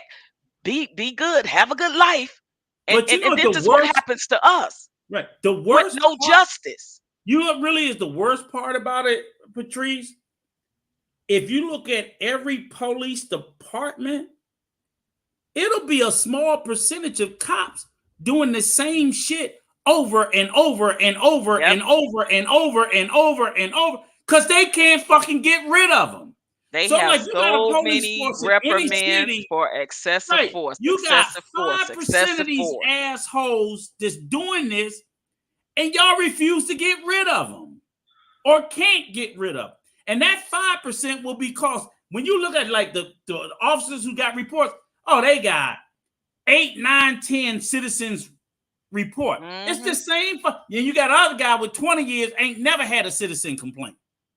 But you got these motherfuckers 5 years or 10 years on the job, got 8, 9, 10. And I'm like, they should be able to do something about them. It's the union's protection, that qualified immunity. all of this shit. Decertification. Listen, it's listen, 19 Decertification. reprimands. Exactly. Chauvin had 19, y'all. 19. Right. And most of them have more than 3, majority of Yes. them. But the ones that's in the double digits is absolutely unacceptable. These people should have been fired long time ago. Yes. And that's just real. And that's the problem. So we get into this circle and this cycle, and it goes on and on and on and on and on. And there's enough data and evidence out there that we know that the problem exists. We know what's the source of the problem: the qualified immunity, the police union protectionism, the certification. What they just don't do is, in some areas, we push for change, and almost even in these liberal cities, it's a battle between messaging, trying to say like, okay, we're not against defunding the police, but we are for police accountability. Because I'm like, even when you're in a liberal city, it's like, them white folks ain't gonna say decertify the police, but it's like, how about we take away or defund the police? I'm like, take away those protections that nobody else gets. I don't know how they get protections from a job that a doctor doesn't get, or a lawyer, or even a fucking firefighter, or an EMT. Anybody else that would do these things in any other profession, there's accountability, taking away the licensing and things like that. But for police, it's just like, y'all do what the fuck y'all want. You're keeping us safe. Even when they're not. Because they don't care about the communities that look like us. We're expendable for their comfort level. Yeah, all they keep doing is paying us off, and we can't talk about it no more. We sign an NDA and give us our millions, and it don't matter. We done lost another loved one until the next incident happens. That's a problem. It never fails. And you know what you find wildly inconsistent. The incidents like that you see, like what happened to that gentleman we just watched, or the guy at the hotel, you know when that shit would change? When the faces of the victims are white. But I'm like, I don't understand how they can have all of these. Why do they have all of these shootings of unarmed black men? I'm like, why is it not more white people like that? And I'm not saying I want them shot or killed, because I absolutely do not want that. But it's like, why does it seem to only disproportionately affect our community that these sort of things happen? Like I said, the guy already in jail being tased 10 times. I'm like, they're not going to tase a white prisoner. Well, we see a lot of them getting arrested without incident. There's a lot of it. They get arrested. They get taken to Burger King before they get to the police station. You know, they get taken without incident after jumping on a police officer. They can jump on them. They get taken without incident after firing at them. They still end up getting taken without incident. It's crazy. Well, let me ask y'all something. Let me ask y'all something. What can we do on our end to cut down on this until we can actually get control or make a headway? I just said it. We have to show up at the meetings. You have to go to your local community police meetings and have a list of things that you want to see change in the relationship between the police officers and the community, because there is no trust. The trust is zero. It's gone. Mm-hmm. There's no sense of community. People don't feel safe, even when they call in the police in urban neighborhoods. If you're black, for the most part, you calling the police and you end up DEAD on arrival, or you end up in handcuffs. Look at the man in Chicago. Called the police on his wife. They had the knife at his throat. He had his son to dial the police, call the police. They call the police. The police come. The young son direct them all the way up to the apartment, telling the police that my mama has a knife at my father's neck. But who ended up deleted? The man ended up deleted. But hey, Patrice, let me ask you this. I know you know about this. This happened in Chicago. Just get that deleted for that. The black woman was a social worker. that they handcuffed naked because they went into the wrong house. Oh yeah, Yep. I remember that. I saw that. Yep. I remember that. I was Yeah. like, she sued, finally got the baby. I was a damn shit. It took her like 2 Well, years. Yeah. I They told my mother. went to the wrong My mother house. should have sued the police department. They bust in my mother's house with my my son, my brother was there, my nieces and nephews. They were all in the bed sleep, and they broke in my mother's house at 3 o'clock in the morning and had the wrong house. But they broke in their guns ablazing. They were laying in the bed with guns in their faces. Yeah. That's the part that got me. I'm Not like, to move, wasn't read they rights until my mother said, y'all must have the wrong house. My mother lived on Place and they were looking for Street. Yeah. That's the difference in the address. That's some My dumb mother's address when they walked West in, Place and they was looking for West Street. And when they walked in and saw And black you know what they said? They What? said, sorry. Broken door. Now my mother had to pay for her own door to be fixed. Yeah. They said sorry, and they put up their guns and they left. And they left my nieces and nephews in their trauma fucking ties. Yep. And they walk out the door. My bad. And they gotta pay for the door. No, they don't. They won't pay for it. No, I say they need to, is what I said. Oh, yeah. They didn't want to kick it down. We didn't. I told my mom, like, that was a lawsuit in the making. Well, why didn't you report that incident? We'll turn your shit over, go rifle through all your shit, and we'll just walk out. Because they looking for, I guess, some drug house or whatever, or somebody that was trying to arrest. But that didn't listen. Yeah. Please. Yeah. You can miss me. I'm tired of the whole system. It doesn't work. It's not working. Not when it comes to us anyway. It's not working. Right. And that's why I was going to say, like you said, the situation with your mom, Patrice. You know why they don't want to hear an explanation? Because they see a black face. Yes. They're not going to give us the benefit of that. I got to rifle through all your shit till I'm satisfied. But if you're white, you said I'm at the wrong address. Oh, okay, guys, stop. She said we at the wrong address. Yep. And then they'll look into it. With us, they won't. And that's a called problem. in after the fact and found out it was Street and not Place. Yeah. That was the difference. It's crazy. Look, and you ain't getting an apology after the fact. Ain't nobody came and checked. Like they had the family in what was it, Colorado, where they the same ones that killed that young boy Elijah McClain. Yep, Elijah McClain. The same police department. That was absolutely sad. That was choked him to death. That was about 110 pounds. Choked him to death, right? Sprayed him, ketamine, too much of that shit, right? But then, like a couple of months later, had the woman and her girls laying on a hot summer ground handcuffed because it came back that the tags on their van was a stolen van and it was a mistake. Yep. But had little girls on the ground handcuffed. What? Yeah. Hands behind their back, everything. So, I mean, this stuff happens all the time. And I really get mad when you know what I get mad at mostly. And again, like I said, I am not anti-police or anything. Like I said, it's the whole overall system. We'll get to that point. Even when my thing is this, even when mistakes like that is made, they're not held accountable. Because if they were held accountable even for the mistakes, there would be a reduction. If I'm a cop and I'm like, I got held accountable a couple of times, even if the police said, look, my commander can't say, we get one more fucking suit on your ass, that's gonna be your ass, I would stop. You become a little less being quick on the trigger about shit. But it's that belief of knowing there's no accountability for whatever you do, no matter what, as to why they like I said, especially for certain people. It's but just they move absolutely no reason why you should be deleted because of traffic. But you know what, Patrice? They move different around certain neighborhoods because, see, I live in a well-to-do middle-class neighborhood. We don't have those problems. You live in a neighborhood with a lot of white people, well-to-do.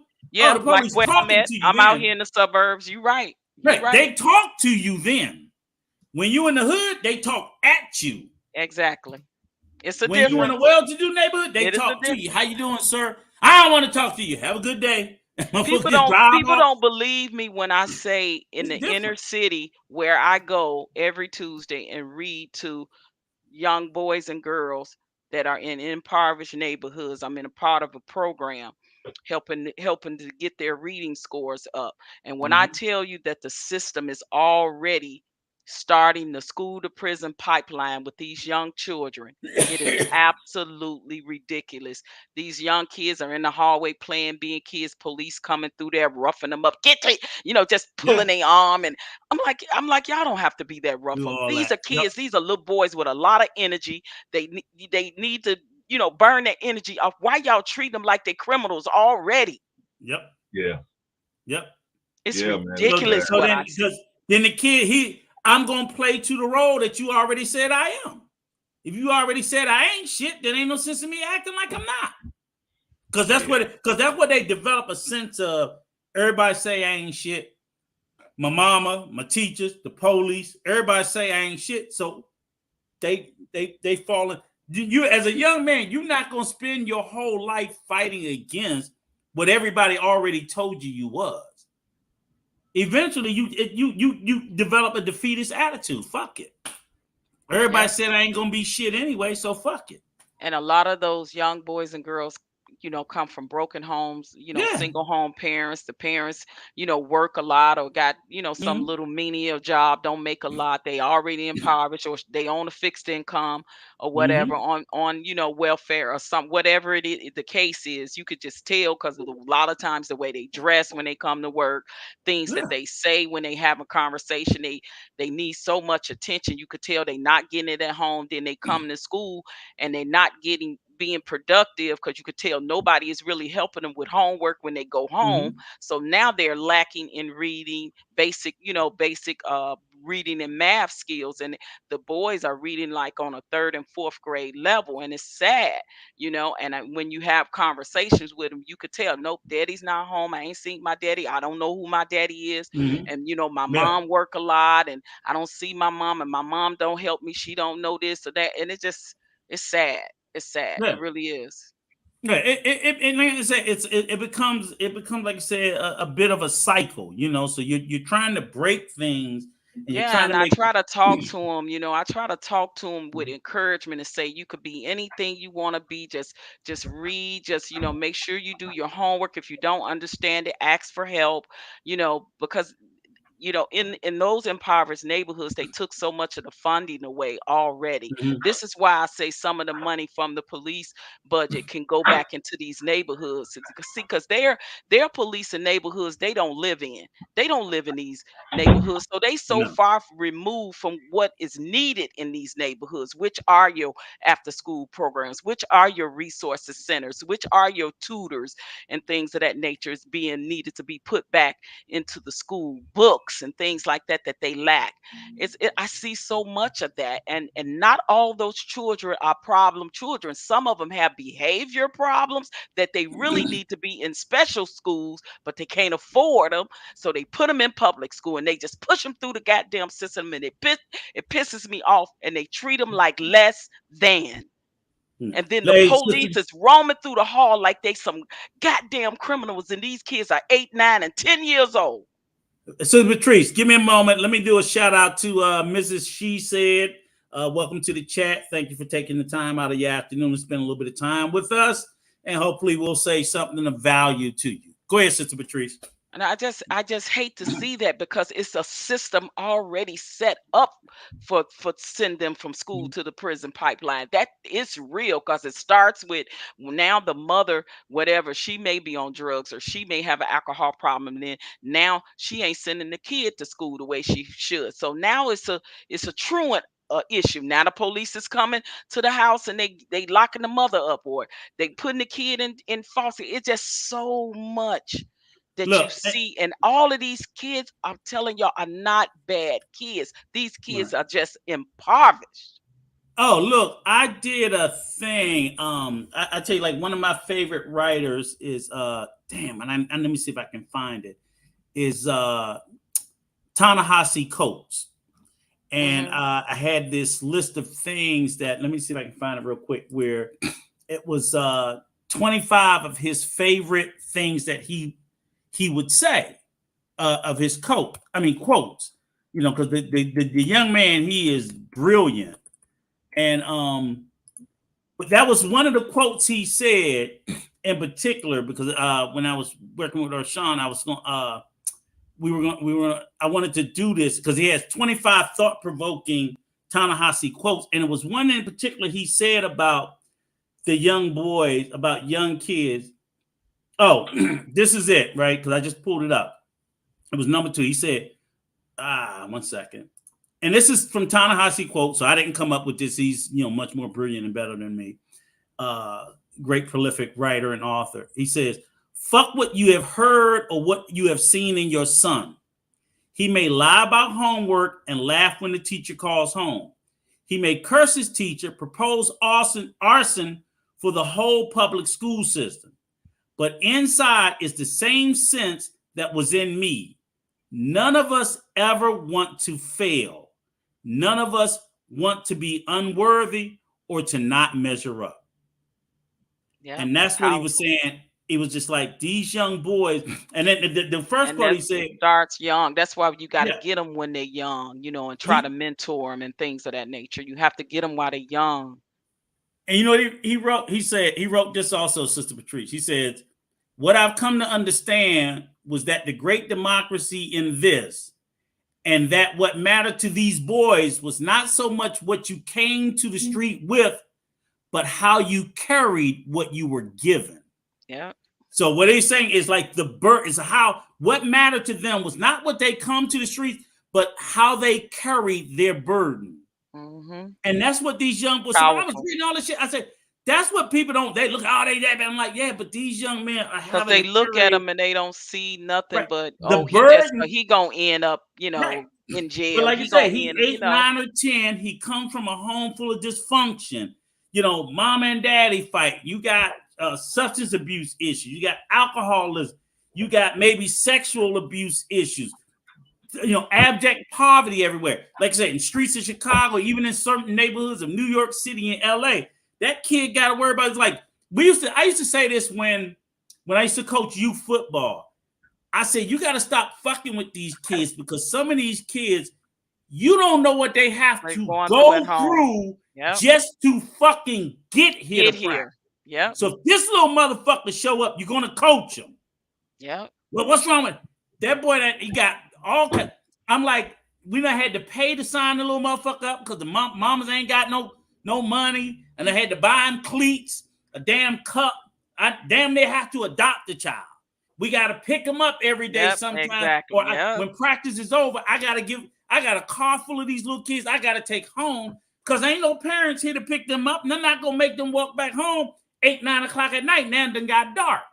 Right. Because we do football during school season. So it's getting dark, 6, 7 o'clock. We out there practicing under lights. Okay, practice over at 8.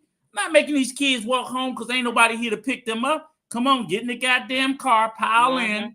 And so all this, so I'm like, for some of these kids, they have damn near grown folk problems on their head. Yes, a lot and y'all of stress. Grown folk and they kids. They have to go home a lot of times and take care of the younger one because mama passed out on the couch or in the bed because she drunk or high. So they got to come home from school and take care of the little 2-year-old or the little 1-year-old or whatever. And we're not that far removed from that. We were children once, and I know I went to public school, and Miss C said you're right. We know I made it out of public school. I just kept seeing a downfall. It just kept going. Public school system just kept going down, and now listen, they are pushing more things for that community. They pushing more laws in these schools now for them than they are putting funding back in the schools to help. All right, y'all. Let me take a time to shout out real quick. Shout out Miss She Said, good to have you in the building. Miss She Said, thanks for stopping by. I did in your absence. Thank you, my brother. I appreciate you. See, Patrice, Rico can do something right sometimes. Yeah, I told you, I drink. I'm not stupid. He held it down. And I can sing too. Tell him I can sing. Well, you can't. You can sing. You can't sing. You can hold a note. He can hold a note. He could hold a He note. can- I guess I'll let him Hey, be my Patrice, I background can hold a singer. note if it got handles. Patrice, Uh-huh. I love you, but you may need some glasses. You may need some. You ain't hearing aids. Sis. I don't know who you was listening to. I don't know if you listen to Rico Young sing, but holy smokes, holy smokes! Clarence, you I'm know gonna you heal you, recorded Rico. it. You recorded Heal, it. Rico. Heal. Let me heal you from thinking you can sing. Heal in Jesus' name. Oh my Oh man, I love God. y'all. All right, y'all. So I'm trying to figure out. Okay, and I heard what you said, Rico, when I came back in because I had to step out for a minute. But But I heard yeah. what you said when you guys were talking about the little kids that you gotta, I've been Hey, there. 'Cause Ressa. I've been a coach. Hey, Risa Neal. I've been a coach, and like you said, you either got to stay there until the parent comes, right? You thinking you can leave, but you got one kid that the mother forgot or the father forgot, right? Or they doing their extracurricular activities and they don't stop, and you got to just stay there until he get there, because you can't say, hey, where do you live? I can give you a ride. I don't know. I don't know where. I don't know how to get on, right? So you got to like stay there. So yeah, we did. I did that too, and it's sad because a lot of these Yeah, I've kids. had them where the parents didn't come, and I had to take them home with me. Cause I'm not gonna call no authorities on them, and the kid ain't got no kid keys, end so up he in the can't get in the system. house. It's just Yeah. like, But come on. let And me- eventually, the mom will call. I went up there to the field, and nobody was there. Yeah, you showed up at fucking 10. Practice was over at 8. Yeah, He's at the house with me. I done fed him. That's When I crazy. I done coached fed him when I basketball, fed my I had kids. more dads. When I was coaching football, I had more dads. But when I was coaching basketball, I probably only had maybe about 2 dads. The rest were all moms. Well, moms, All yeah. moms, right? Yeah, right. Like I said, these kids, most of them, they came from. You had more dads. I had dads, but we always had more moms. Yeah. We always had. So yeah, we because had. most likely it's same more here. single They're single moms. mothers. I'm telling you, and it's unfortunately. like, But and you guys, it would get to the let point me where I'd say be this. like, Let me say this, Rico. Go ahead. Rico, hold on. You guys, because Patrice reads to the kids. You and I were coaches. Sometimes, man, that little bit is what these kids need, man, to kind of see what a functioning adult looks like and give them something to shoot for. Because they Right. got so much dysfunction going on in their lives, man. I just So- try to pull any hope I can in those children, because I know all of them ain't gonna end up being criminals. All of them ain't Right. gonna end up being criminals. And one you see some good in, those are the ones you try to stay on. And Yeah. but as far as the policing part, when you see it in the system that young, when they coming after them that young, they're Right. setting our black young boys and black young girls up to fail already out the gate with the school to prison pipeline. That's why Yeah. it's so important to show up at the community police meetings in your neighborhoods, in your communities. That's the only way we're going to see change. Yeah. Yeah. It's Yeah. hard to get parents to go to PTA meetings, not less Yeah. known police community meetings. Yeah. but you know what? Like really, kind of like and it just chaps my ass, Patrice. And I say, and this is where I get to beating up our community because, like I said, I did a lot of coaching. I've been a stepfather, damn near 3 times. Wow. Because so the whole point is the narrative of hey, you know what? And that's awesome, Mrs. She said, being a therapeutic Yeah. That's beautiful. foster Beautiful. family. Because what I see is is so many of our kids. So like there is a large number of kids that need foster parents. So I even talked to my wife about doing. I'm like, we still here for another 4 or 5 years. We got to go take the classes, this, that, whatever. We got an extra bedroom. Let's foster, before we leave to go, to move overseas. I wish I had done it earlier. I never did. I always was a step parent though. But I say, I get mad when I hear this narrative. At least mostly, I'm glad I said this stupid ass manosphere is so fucking small. But they push the narrative, don't be a stepfather.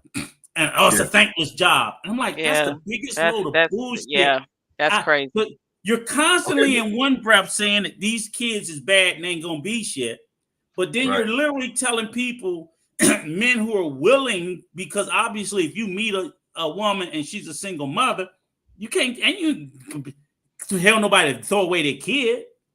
So you're gonna take on the role. You telling them not to do it. I'm like, so who's supposed to mentor these young men? If you telling the stepfather not to do it, and you motherfuckers don't want to do it, because I can tell you, even when I coached as a youth coach, we struggle to get people, to volunteer to coach. They ain't paying me nothing. I'm like, why the fuck everything gotta be about money for y'all? Why you just ain't want to come out and do nothing for the community? Right, just exactly. knock it off. They be the main ones complaining, but ain't doing your kid nothing. don't get to play for free, and mine don't fucking either. Yeah, exactly. But you out here, come on. The thing is, I know that because all your OGs here, and I think I've noticed it. I've not just now come to it. It's been a while, but I've noticed this. A lot of our cats, people are just easily indoctrinated to the freaking greed of money. That's really what it is. They've been indoctrinated. That's the word I was going to use. The money. They've been indoctrinated by the money, and they don't really. And it's like I said, it's all about me. Nobody else matters. And guess what? I'll see you later. Best of luck. And you got to pay me for my time. You got to do all this stuff, and I'm just like, yo, listen. This is you got to make your money, sure, but here's the thing. You're not here. First of all, you're not thinking about anybody but yourself. So whenever you get in a situation and you about to, delete, nobody's there to help you. And at that last moment, you start realizing, oh crap, ain't nobody here to help me. Now you realize how much of an ass you were, man or lady. And I'm like, and I hate to be a dick about that personally, but hey, that's just desserts. Because you were selfish and you didn't help anybody but yourself. And the money ain't gonna mean a damn thing at that moment. At that moment, that money ain't gonna mean nothing. It don't. Like I said, so it's like I look at the thing. I said, look at this situation right now that we started with. I'm like, Will Smith and Chris Rock are probably two of the richest black men in America. That money ain't doing shit to help either one of them on their issues of their self-esteem and respect at this moment. It's not. It's not. That money don't mean shit. When people talking about them, they are filthy rich. Nobody cares. Yeah.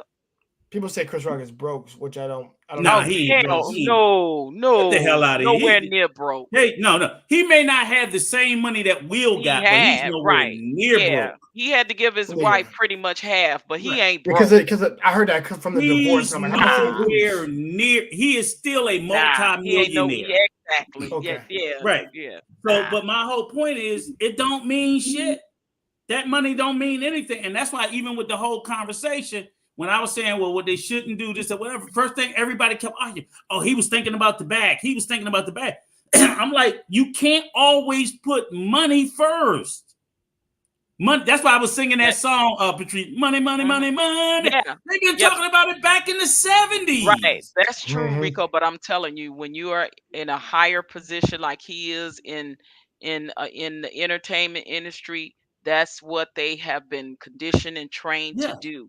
He wants to keep the job with the Oscars. He wants to be invited back to host again because he gets paid a lot of money to do it. And he wants to be able to be, remain in good standing with them and not mess up the bag that he has coming with the tours that he has lined. Exactly. But my thing is the message that sends. Oh, which I keep pushing back on, and glad, brother, Truth, you come up back in. The message that sends is that I am willing to do anything for money. I get it. I'm willing to lose my self-respect. But we're talking about Hollywood. I know, and that's why I said it's like, what is it? It was a saying I told somebody. I think I was telling Arshawn this. I said, you know what? I'll tell all three of you this. I want to be a millionaire. I want to be a millionaire. I don't want to work for it. In other words, I want money if it's just given to me. The reason why I don't want to work for to be $1 million is this. I don't want to have to trade off the sacrifices. Most millionaires work 14, 15 hours a day, 7 days a week. They lose relationships with family and so on and so forth. They lose marriages. Money They does not not mean they're that not to in their me. children's lives to see them grow up. Yes. They miss a lot of children events. They miss a lot. A lot of that's stuff. the Steve message Jobs I'm said trying- that. right. Steve Jobs said that Yes. in one of his speeches he gave before he died. Yeah. So he my said he whole regret point is missing all of that. Just all that check stuff and for I the gotta kids. tell people like, I'm not anti-fucking money. Don't get it twisted. But I'm not willing to give up things of value to me that's more important than money. Time with my loved one, because that money's not going to do me any good. Time with my loved one, relationship with my kids, all this, that, and everything when else. you're I wanna travel. when you're missing weddings and funerals and graduations and children being born, those are pinnacle things in your That money life ain't with gonna your mean family. shit. Right. Hold on, y'all. Hold on. So I'll say this: give me $1 million. I ain't working for it. I'll take the money, but I'm not working for it. Hold on, y'all. Let me shout out. No, because I had to listen to a lot of that with my son. You know, when I was on tour a lot, I missed a lot of things, and I had to listen to him tell me that. Like, he's and hurt. He You've was been right hurt about it, right? You know, even though he was with my mom or with his dad's Don't matter. family, it was not like me being there. Yep. You know, exactly. All right, y'all. Hold on. Let me get to some of these people in the chat. Let me see, y'all. We got new is I think we got Truth is favorite in the house. Where'd he go? There he is. Okay. Yeah, Truth is favorite in the house. Shout out to Truth. And everybody else, we shouted them out already. All right, y'all. Back to the business. Yo, go ahead, Jay. Clarence, let me add on to what Rico was saying. I mean, see, that's not romanticized. That's in movies too, where the father's not with the son a lot and he misses his dad a lot. That's a thing that you have to sacrifice when you become that. And I might get on the manosphere, but y'all make it seem as if like what doesn't prompt your wife to cheat. Yeah. Not even that. I'm talking about what doesn't prompt your wife to cheat. Is that crap right there? What you're doing because you're not with her all the time. But okay, you need your space, of course, but not that much space. When you're not around and she's just by herself, that prompts her to cheat because you're not around. But at the same time, it's both a negative and a positive. What I'm saying is when you're not around your own family a lot. Now, Army is different. First of all, I'm gonna say right now, listen, any lady knows what that comes with. You know what that comes with. So you can't get mad at him for that. Serving his family in order, and you're still getting paid from his money in the military. So y'all can live your life. But it's unfortunate because a lot of women still end up cheating on their husband when they are away in the service. But what makes that different, though? But see, here's the thing. What makes that different is the Army don't pay you that much fucking money, so he's not away from his family for the money. Right. He's away for the family doing his duty. They're pushed this narrative that money will solve everything, and I'm like, it's not. Yeah, they do. It's not going to fix everything. So when you have these broken relationships, and it's OG Bruce said these missed pivotal life-altering events, money can't buy you that time to go back. You can't buy that time back to miss the wedding, the birth of a child or a grandchild. Money's not going to buy that shit back. And people, when they feel a certain way, money's not going to buy away their feelings. It's not going to pay away that hurt. But they constantly push this narrative, the bag. As long as you make the bag, fuck that shit. Nothing else matters. And I'm like, y'all they become very jaded people. Nuts. Yeah. And guess what? You're very you almost have kleptomania from that. Money is going to resolve all of these issues. You're gonna be miserable, but you're gonna be well off and miserable. A miserable genius. That's what they called it. Would you rather be a happy moron or a miserable genius? So if you can't, my thing is, if you can't, again, like I said, give me $10 million, I'll take it. I ain't working for it. So I'm like, because I see what people have to do to get it. They lose a part of their soul when they get money. Given without an unbelievable amount of sacrifice, and you got to ask yourself, what are you? So to go back to what you said originally, OG Patrice, is that I don't want to have to give up my dignity or my self-respect. Like now, here's the big narrative, right? They talked about, they started with Martin Lawrence, now Chris, and what did they say? Tyler Perry, all them in Hollywood. And they said, why they keep putting fucking black men in dresses? Yep. Remember that conversation? Remember that? They always keep putting a black, and they say, that nigga will put on that dress for that bag. And I'm like, it starts to click with me, and I'm like, is there nothing we won't do for money? Hey, listen, they can tell you dress up like a clown and go dance around like a ballerina, and you'll fucking do it. It's like there's almost nothing, but we're showing it, and we have to break it. We have to say, but you know what I do like? Guess who said? What? Guess one person who stood his ground, and he stood the test of time. Dave Chappelle. Denzel.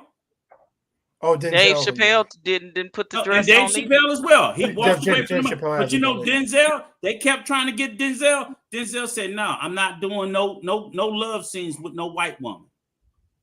Yeah, you know that's the thing he did. He said that. Okay, you damn right he said it. He said because he had black women fans, and he never because they tried to make him kiss. Was it Julia Roberts in the Julia Roberts? Yeah, Julia Roberts. He said no. They did.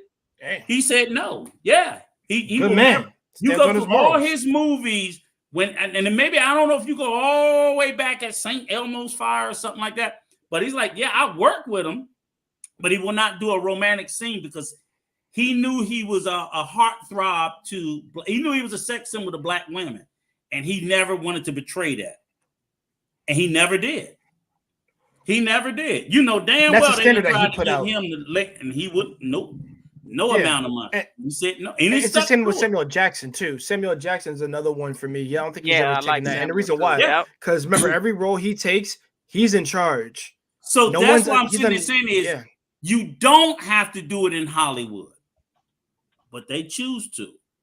And then because they choose to, you see that bag ain't gonna wash all that shit away. Because I'll tell you, like you said, if that had been Denzel or Sam up there on that stage, they still be on the fucking ground with Will ass. I believe. I believe they would still be tussling with his ass because there's just certain things about certain men, certain black men in particular. It's like the money's like that. Fuck it, I can walk away from this shit today or tomorrow. You're not gonna do that to me, and that's why I'm sitting there saying like, and I'm not even passing judgment. I'm just saying this whole distorted, twisted narrative about money. As long as you getting the money, nothing else matters. Like y'all motherfuckers is crazy. They are crazy. You know what I'm saying? Y'all gonna be in bed with a man next. The difference is it was Chris Rock. If it was 50 Cent, T.I., The Game, any of them, Game will kill him. It would have been different. Right. But that's what I'm saying is I think different. Not only Chris Rock, but I think, like you said, there are a lot of black men in Hollywood that would have bought into the bag mentality. I'm gonna just give you even some other comedians wouldn't have G'd for that. I don't think that Capone would have G'd for it. I don't think that Earthquake, Cedric the Entertainer, Earthquake. I don't think they would have G'd for that. Cedric, yeah. Oh, Steve Harvey be another one probably. Yeah. Because I was getting ready to say, I just think certain ones wouldn't have G'd for that. They don't understand. I'm like, most comedians can fucking fight too. Yeah. Oh, don't think they can't because they know when you're telling these jokes. In a lot of instances, look, I may go outside, like I said, I may go outside, and this motherfucker might be waiting on me because he didn't like it. He ain't gonna rush the stage. But they'll tell you when they're on the chitlin circuit, there's somebody outside the club waiting because he didn't like a joke I told. When I saw Kevin Hart here 2 months ago, he was so paranoid. Every time somebody in the audience got up to use the bathroom, every time somebody got close, he was paranoid. Yeah. Oh, absolutely.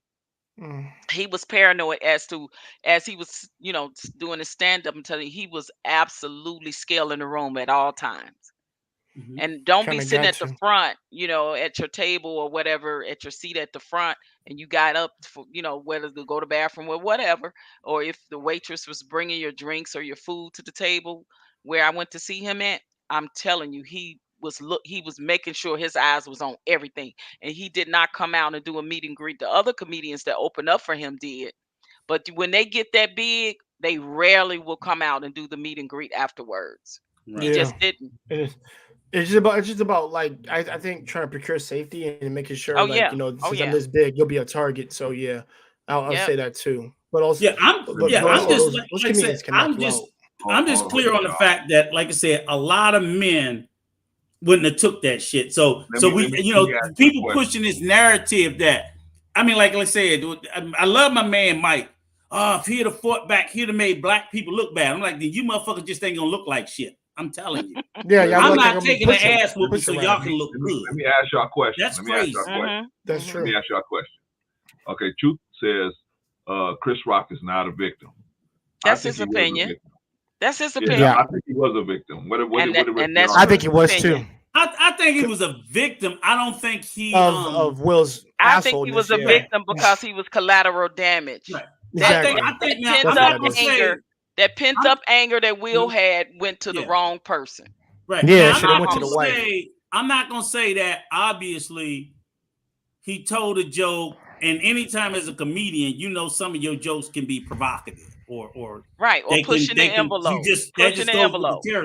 Pushing the envelope, and that's what they do. That joke did not warrant being assaulted. No, I don't think it warranted that. Yeah, it did not warrant. Yeah. Right. Now, if you're willing to tell those jokes, you just got to be ready. On any given night, it's a motherfucker that just in a bad mood. He took the Pull out your L. weapon on them, and I bet they'll back the L. hell up. He took the L for telling the joke. He took it. Right.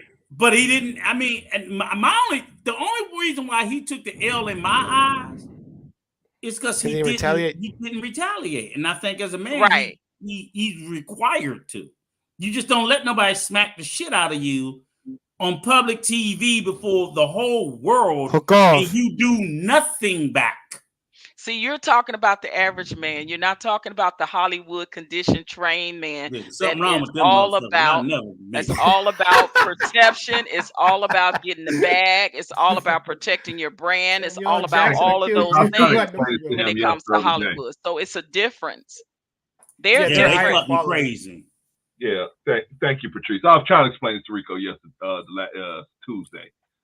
You can't explain crazy to me. They crazy. I should say most of them, because when you got your 50 cents and your gams and your TIs, now they still got some thug in them. So he couldn't have got away with that, because they still got some thug. Even though they Hollywood, they still got some thug in them. He couldn't have did it. I don't even call that. See, they're gonna probably shoot him, to be honest. Now, let me say this. Let me be crystal clear. That ain't thug. No, I know that's defending man. yourself, but I'm just saying, right. But you know what I'm saying. But that's the narrative that people. No, but I'm talking about the hood that they still got in them. They would have definitely like the mentality. But what I'm saying, Patrice, is I don't want them to push the narrative. Oh, if you fight back, you a thug. No, if I fight back, I didn't mean it that way. Yeah, absolutely. You can't label any man that defends himself a thug. That's crazy. This is the thing. Will knew exactly who to do it to, guys. Yeah, he did. I'm cognizant of that. We have to be cognizant of that. Stuff all in one thing, man. Wait. I want Truth to explain why Chris Rock is not a victim, because the rest of us seem to feel we done heard Truth say his story on many panels. Yeah, I done heard y'all bullshit on many channels. Exactly. So we here for it. I done heard y'all bullshit and we here for it. Bring it. Bring your bullshit. Bring it. Ain't none of that shit. Bring the bullshit. Again, maybe y'all. You sound tired, Truth.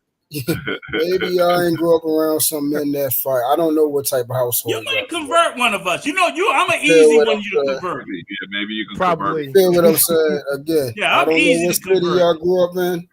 Now, I'm gonna tell you, if that been my brothers, they the fault. I know what city I grew up in, and all that's around me is fighting. Mm-hmm. All that's around me is fighting. we walk out here, I know not to disrespect a man because he's going to slap me. And I won't be a victim if I disrespect a man and he slaps me. I don't say stuff because I know I will get slapped. It's just exactly. It's not that hard. It's real. It's one, two. It's A and B. Don't speak. Don't disrespect a man. I'm safe. I go back home. Safe. I walk out this door and disrespect to somebody, they're gonna knock my fucking head off. It's just that simple. I don't become Chris Rock because I don't run my mouth at people. It's easy. He's not a victim.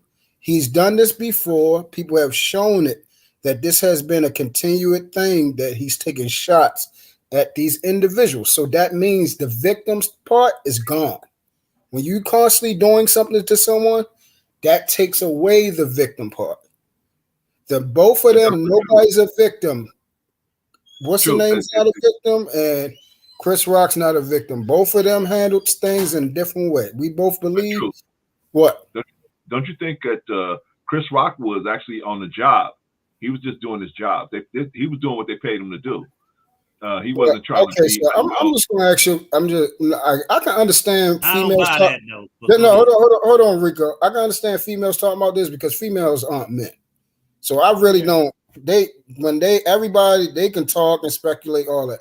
They don't know what it takes to be a man. They don't know how we walk in this world. They don't know how we are about respect and honor. They don't know how embarrassing it is for somebody to slap us and we don't retaliate and all that. So they can talk about all that type of stuff. We got to live with this stuff. We got to live with this. Okay. So the situation you talking about Chris Rock, right, and his job, right. I say this all the time. If the infrastructure shut down, who are you? If Oscars go away, who are you? See, what you do is not who you are. What you do is not your purpose. Your purpose is who you are. That means if everything shuts down, all this technology and everything, and we start we go into what's called the Walking Dead scenario. If y'all ever seen that TV show. Okay. Ain't no more actors and movie stars no more now. Okay. So now what? So now what? So in that scenario, he disrespects Will Jada. Will slaps him. Now what? But we're not in that scenario, brother. No. I'm asking you for. But you're giving your perspective, but my perspective is. I already know your perspective. I'm asking this for a reason. The joke did not want. You can speak. Listen, you can speak about in speculation, but you don't know what it takes to be a man. You don't know how. In my opinion, the joke did not warrant to be assaulted. Yeah, of course not. That's who said that. That's right. That's what I said in my opinion. Yeah, who? I didn't hear anybody say the joke was. Yo, I ain't gonna lie. I was on the stream yesterday and they said that stuff like it did warn it because of her alopecia thing. That's where it warned to slap. And I'm like, but that's what I'm saying. Because alopecia. The joke was about G.I. Jane. It was a G.I. Jane joke. It had nothing to do with the alopecia. He didn't even know she had alopecia. Yeah. No, OG. I know that, but that's what the ladies kept saying. Well, because she had the thing, and I'm like, why you specifically turning? And that's why I said, why you specifically turning to that? That's what I kept saying. Because ain't nobody know she had alopecia until it was explained later. So that don't matter. The point was this. He referenced something to the man's wife. Y'all keep saying if it was T.I. and them and stuff like that. You want to know what T.I. and them know?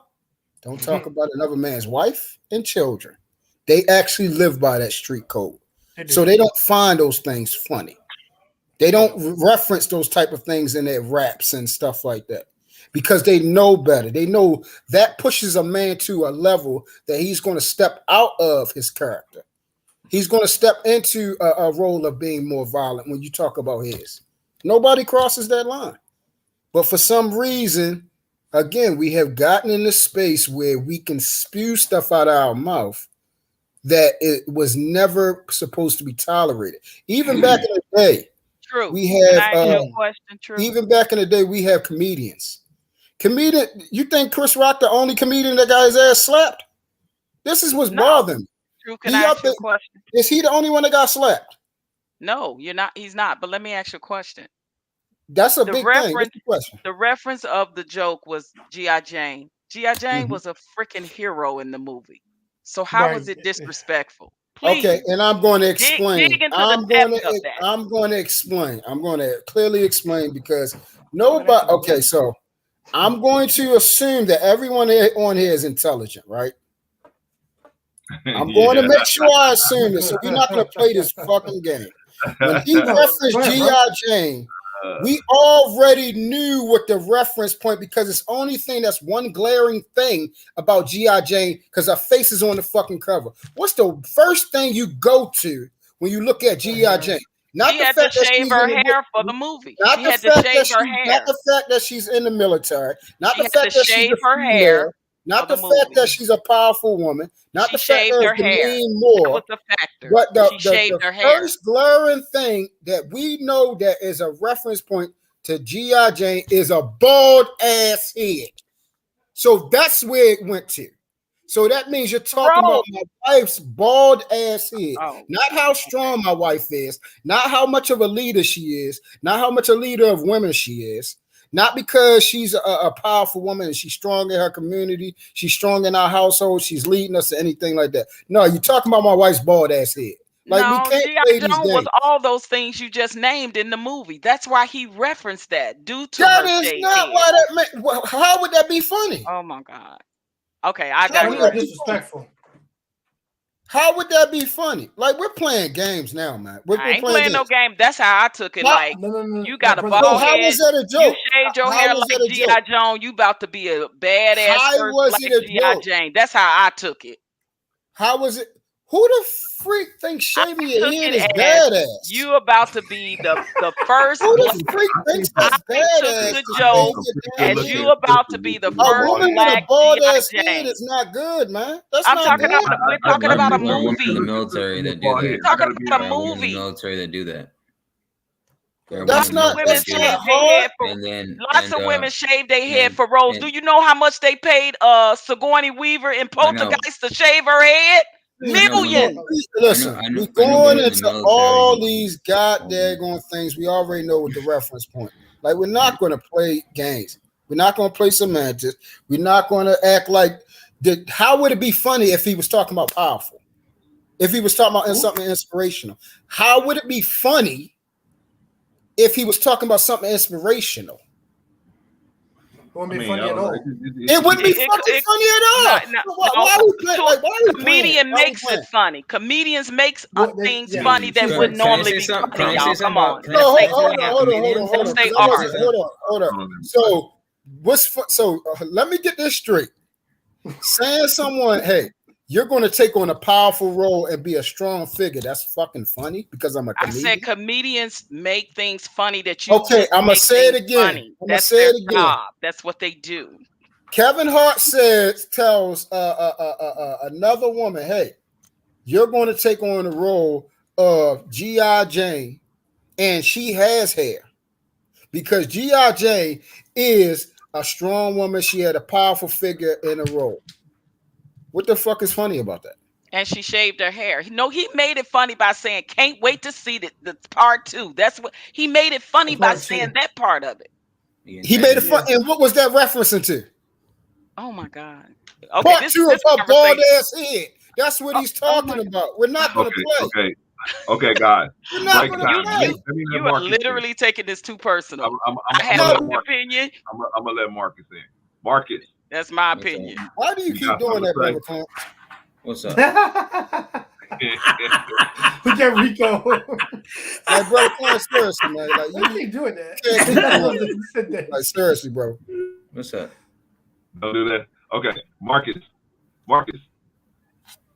You want to say something? Chef has, you know, the military. No, well, because there are people that say that, oh, it has nothing to do with the movie. Some people say it has nothing to do with Demi Moore because she was with Ashton Kutcher. Then Ashton Kutcher being the young guy, it's like a reference to August. Yeah, it's like a whole bunch of different stuff. Yeah, there's like different things saying people it was staged. I don't know. Supposedly because the Oscars was the second lowest rating ever in a televised event for the Oscars.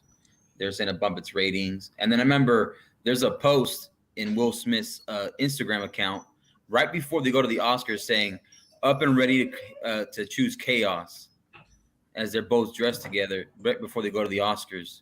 Choosing chaos is what they said. What? All glammed up. This is new. And Will Smith's That is Instagram. true. That is true. Yeah. So, you know, hey man, good way or I'm gonna say it, but hey, bad. it looks like they wanted to wreak havoc before they went. So I don't know if it was staged. I don't know if they're virtue signaling. It looks like the guy, because he was obviously laughing, and then all of a sudden he looks to his wife and she says, "Go." And then it's kind of like, okay, you know, I'm gonna turn my back. And he knew that he could do it to Chris Rock, because no normal man that's like, he doesn't have to be hood, he could be street, whatever he has to do. If he turned around like that, he knew that that's the kind of guy that wouldn't fight back, because he wouldn't fight back. I don't know How about did you know that? Because the way he turned around so quickly, so comfortably. No. How did that motherfucker got a smile on his back? How do we know? How do we know? Because you just what you're talking about. Because Will Smith is a bully. He's a bitch ass bully. He's a bully. Yeah, he's a bitch ass bully, because if Joe Rogan would allow that. Okay, so listen. A bully has this is why when we talk California law, the state, a bully has the district attorneys are pressing charges Hold on him. Hold on, y'all. Hold on, I got to shout out California, because of domestic violence. They're pressing charges on him. Wait, hold on, Marcus, hold on. Shout out to What Now 23G. Glad to have you in the building. Thank you for stopping by. All right, fellas, back at it. And Rico's next. Whoever gets done talking, Rico's next. So, do y'all know what the fuck a bully is? Will Smith. Exactly. Now you sound fucking stupid. Exactly. I knew you was gonna say that. Will A Smith. bully It's the fucking okay. truth. So It's the let's fucking get truth. this straight. A bully is someone that has a track record of doing Truth this shit. taking this serious. He cursing and everything. I mean, Yeah, because one thing about me, I hate fucking stupidity. That's one thing. Oh, I you hate. calling us stupid? I hate stupidity. So are you calling us stupid? We have a different opinion than you. No, listen to what I said. He's saying the stupidity of it all. Exactly. If you're going to I know say what he meant. stupid shit out your mouth saying people are bully but don't have a reference point, that's stupid as shit. I don't call somebody a bully because they slapped the shit out of someone. I call a bully because he's a bully. He has a track record of doing this to people consecutively. 50 Cent was considered a bully. He was actually bullying people. That's the difference. I hate stupidity. That's why I'm sounding like this. Will Smith is not a bully. Before this, he was considered a fucking pushover and a teddy bear. That's true. Real that talk. I give you that. Because of his wife. Real talk. No, before this, before Jada, the 3 years. How he was But you have nothing where Will Smith is attacking somebody. He's always nice. He's even paid feminine roles where he was a daggone faggot in one of his roles. Come on, bro. Whoa, you're using that trigger word. You're gonna make Oh, my fault. But he has played a role that's so small that wouldn't even consider him a daggone bully, man. Like, we got to stop doing this because he did something. He was wrong. But don't go in there saying words that don't fit the profile, man. All right, Rico. There's also another case too where he assaulted somebody else in the bathroom a year or two prior, and it was Edward Norton in the bathroom, and they didn't dismiss him. I think he went home on his own. He did that. Edward Norton? Edward Norton. Yeah, the guy that played Hulk. I know you're talking about why. I don't know, but it happened. So you're just gonna say something you don't even know what happened. I'm not saying he's a bully, but I'm just saying it happened. So you're just gonna say something you don't even know what happened. And then on top of that, it was on another one too where a guy gave him a hug. This is why people don't post. Yeah, you talking about Anthony? What's his name? Anthony Mack. Anthony somebody. Yeah, there's too many people talking. This is what's fucked up about the world. We just say, "Oh, he assaulted somebody in the bathroom." Oh, why? I don't know why. He just did it. That was reported. That was it. All right. Everybody. Okay. Rico has something to say. Let's pump the brakes a little bit. And true, because I'm agreeing with you partially about some things. No, I don't want nobody to agree with. Just don't say nothing stupid. I'm agreeing with you because I agree with it. Yeah, Not because you told Ain't me nobody say to. nothing stupid. You say something dumb as fuck. So if I agree Real with talk. you, is that saying something stupid? No. Okay, so can What you Marcus let said me is agree dumb with as you? Or shit. you just want to call me stupid? To you it's dumb. Not to Thank me. No, it's dumb. Period. You said Okay. something without reference. No, to you said it's something dumb. without No, actual. to you it's You dumb. said something To without you. actual But to evidence you or it's dumb. But anything. I'm literally just You just said restating and somebody's a reciting. bully because he was I'm in the bathroom restating. with I'm somebody, true, and you don't true. even know I'm no restating fucking something facts. that was already All right, out man. there for the I'm gonna public give y'all consumption. countdown. Okay. 5, All right, gentlemen. We 4, got It's your already point. there. We I'm just got your letting you point. know. Dumb as 2, shit. Just No, talking it's to. not dumb. It's already what's already out there. Truth. Okay. All right, Marcus, I had to do it don't to you I don't guys, think it's man. stupid. I had to I do just it to think, you like you guys said, because you Rico guys been don't waiting to agree, talk. and that's fine. And the only way, wait, Rico, let me say this. The only way we're gonna all get a chance to talk is if we all be respectful to each other. We can't be blurting out when other people are talking, and then when you get mad when somebody's blurting out when you're talking, that's not gonna work. So we're gonna have to give each other respect. All right, I know maybe Everybody need to do it. Everybody. Yeah. Like I said, everybody's maybe tempers are flaring or whatever, but we're gonna have to be respectful no matter what the condition, right? Yes. All right, Rico. So you up? What's up? Okay, all right. And I'm speaking to actually Truth and Marcus, because actually I think both of y'all can tap in with what I'm about to say. And this is where, like, for me, where I agree, like I said, it was my thought first because I'm older, Truth, but I hear you say it, so it kind of repeats it, is the fact that, you like I said, on the whole disrespect thing. And I really do believe in that I think society as a whole is becoming more and more disrespectful generally. And what I'm concerned about is, and I think me and Brother Clarence talked about it I talked to him about it the other day, and it's true. And Marcus, you can tap in here a little bit too. Is like, I'm like, we're just coming out of a space of 20 years of war. Okay. For the last 2 decades, America's been at war, this global war on terror. Something people need to start to think about when we talk about these spaces of disrespecting people is, and I love veterans. I'm a veteran. My son's active duty and so forth. But I try to tell people that, look, in America, we got a lot of people walking around out here that's broken inside. And you got guys who have seen and done things that they're going to carry these trauma with them for the rest of their life. If you're not careful about who you talking to, you gonna fuck around and open a can of whoop ass to the wrong person. Approximately, I think at any given time, America has 1 million active duty military members. But over the course of 20 years, it might have been 20, 30 million people that served, not at all at the same time, or maybe even more. Probably about 10% of them have seen some horrific shit. Horrific. These people walk among us. While they are heroes and they are veterans that we owe a lot to, a lot of them carry monsters inside themselves. They're black, they're white, they're Asian, Hispanic, they're young, they're old. We have to start being careful about how we conduct ourselves and address each other. That's why, like, I do agree with Truth. Like, you can't be out here just disrespecting people fucking willy-nilly thinking that, we reached, because you're going to end up disrespecting the wrong person and your head going to get ripped off to the fucking nub. So I'm a big believer in self-defense and defending yourself, but I'm also with Truth where I'm a big believer in respecting people at all costs unless they give you reason not to.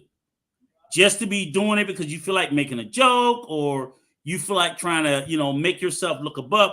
That's very problematic, and that's a bad place and thing to be.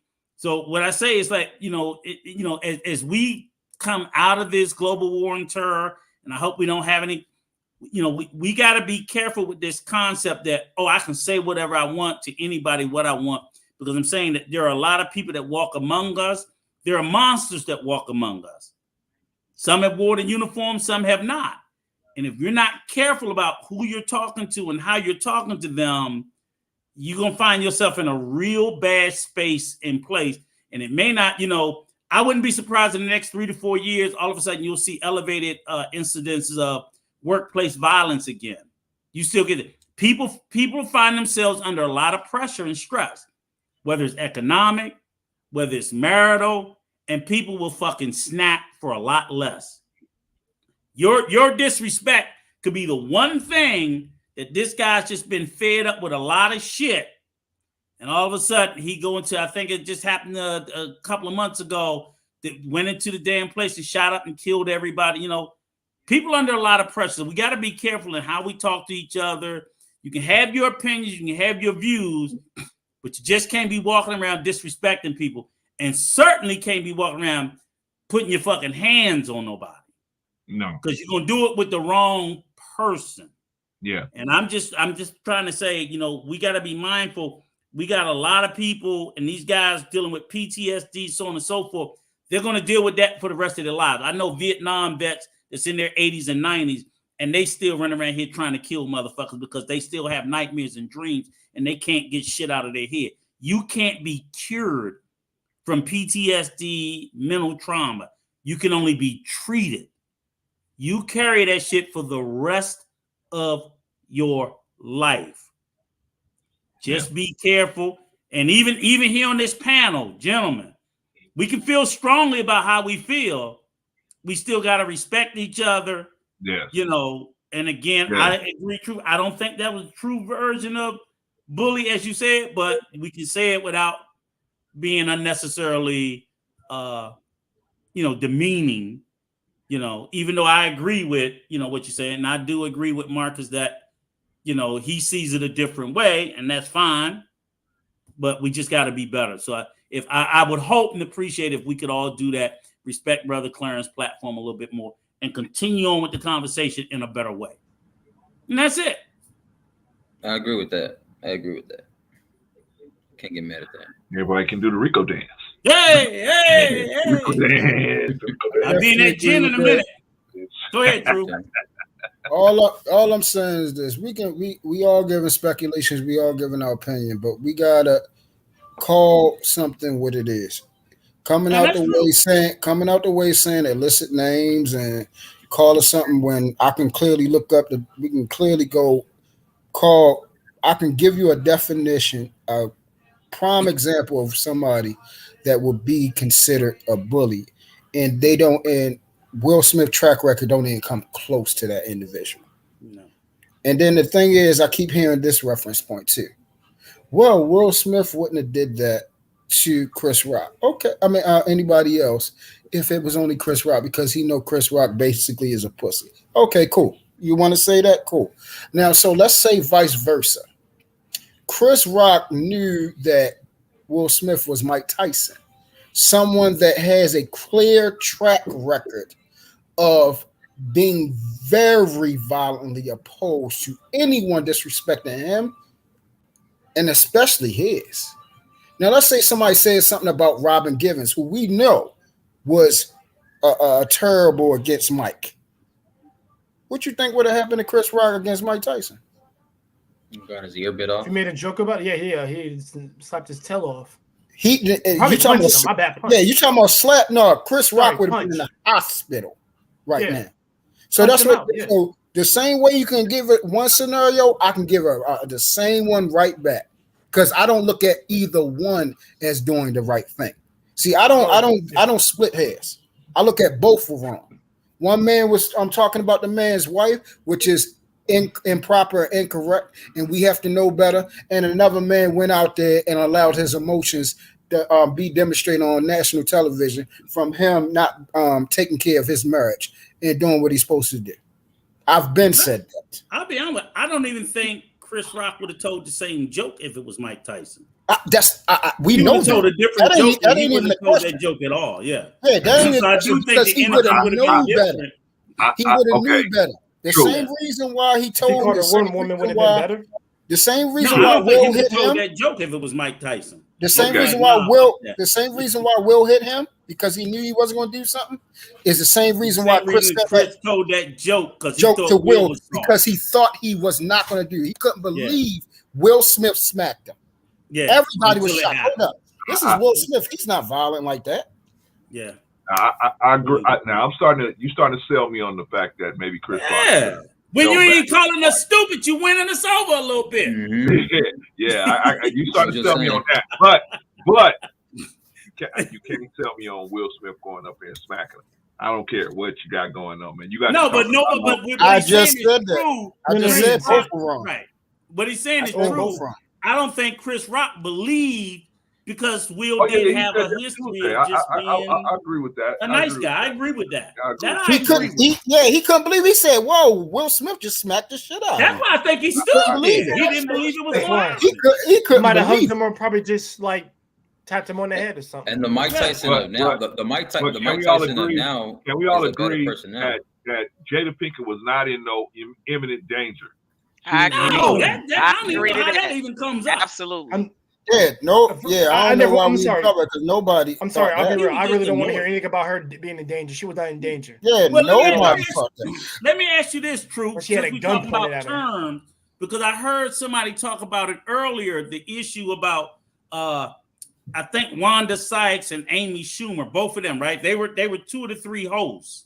They came out and they're using the term they're traumatized. And they're like, how the fuck are you traumatized? You didn't get hit. Well, I guess but that doesn't fit the definition because people have been like, they got to stop saying this. And I even heard like Arshawn said, they was like, talking about, well, black people are romanticizing what Will did. And like, no, if you look at the they're using terms all throughout. So not just the bully, the traumatized is being misapplied. So they're trying to make it seem like, oh, they're traumatized by watching a black man hit a black man. It's hyperbolic. Right, it's hyperbolic. Yeah. Or the other person saying, so it's like, I do think when I started thinking about it, there's a lot of misapplication of terms being placed on this story that makes absolutely no fucking sense. How are the 2 people who watched it, if they're traumatized, we're all traumatized. I'm not traumatized. I thought the shit wasn't even real at first. What did you guys think of Jim Carrey, what he said, his statements? About Jim Carrey last year was mentally messed up. What did he say? Well, you talking about I know what Ricky Smiley said. Ricky Smiley said he would have had him arrested for assault, and you can't blame him man for that. I love you, Jim. I don't blame Jim because what's up, Jim Carrey, bro? We going. What did Jim Carrey say? I love Jim Carrey. But what did he say though? Last year he was mentally broken. Somebody please tell me what did he say? Yeah, what did he say? I'm gonna play it right now, Patrice. Hold on. Go ahead, True. Because I know too, but go ahead. I know he was mad about it. Clarence gonna play it. Yeah, I'm looking it up right now, y'all. Oh, you're looking it up. No, the reason why he said he's mentally ill. He basically said he would have sued him for $200 million. Yeah, he would have sued him. Yeah, because it's on the internet forever. That's why I did like the part though that he said about celebrities in Hollywood. Brother Clarence, I gotta get you Prime. Cover California helps you get health insurance. We like our commercials. Leave us alone, Jack. If you need it. Learn more we fucking old. We don't believe it's real if you don't have commercials. Yo, that's the first time somebody said that. We old like commercials. I was sickened by the standing ovation. I felt like Hollywood is just spineless, en masse, and it really felt like, oh, this is a really clear indication that we're not the cool club anymore. Jim Carrey weighing in on Will Smith's Oscar controversy during a new interview with Gayle King for CBS Mornings. They asked Chris, do you want to file charges? And Chris apparently said, no, he did not. He doesn't want the hassle. I'd announced this morning that I was suing Will for $200 million because that video is going to be there forever. It's going to be famous. Jim Carrey was on hand promoting his new movie, Sonic the man. Hedgehog 2, but yeah. Can't wait for that next week. Felt about Will Smith's actions on Sunday night. You do not have the right to walk up on stage and smack somebody in the face because they said words. Since Sunday night, the Academy has launched a formal review into Smith's actions on stage, and Will has since issued a statement apologizing to Chris Rock, saying in part, quote, I would like to publicly apologize to you, Chris. I was out of line and I was wrong. I was embarrassed and my actions were not indicative of the man I want to be. There is no place for violence in a world of love and kindness. On Sunday, Extra spoke to many stars who also weighed in on Will's behavior. You watched the show. I'm sure you saw the moment everyone is talking about between Chris and Will. Your thoughts? I don't condone violence. I just don't see any reason for it. You know, I do know that if you're going to have any comedian and the rest of the show, everyone was being ridiculed in some way. Right. The only difference was, I think if you're a celebrity and you're in there, you know that's going to happen. Thank you, Maybe, lady. you know, this was his wife, so it was different. But I'm not sure you run up and punch someone in the face. If you remember, Chris hosted the Oscars and brilliantly. Okay, so let me stop right here just for the copyright. Let me ask y'all a question. I just say you can't blame what Jim Carrey said about if it would have been him, he would have sued because he assaulted him. So that would be liable for the lawsuit. So you can't blame that part. Consequences, baby. So let me ask y'all a question. People. Who all in here listen to rap music? Now? I stopped. I do sometimes.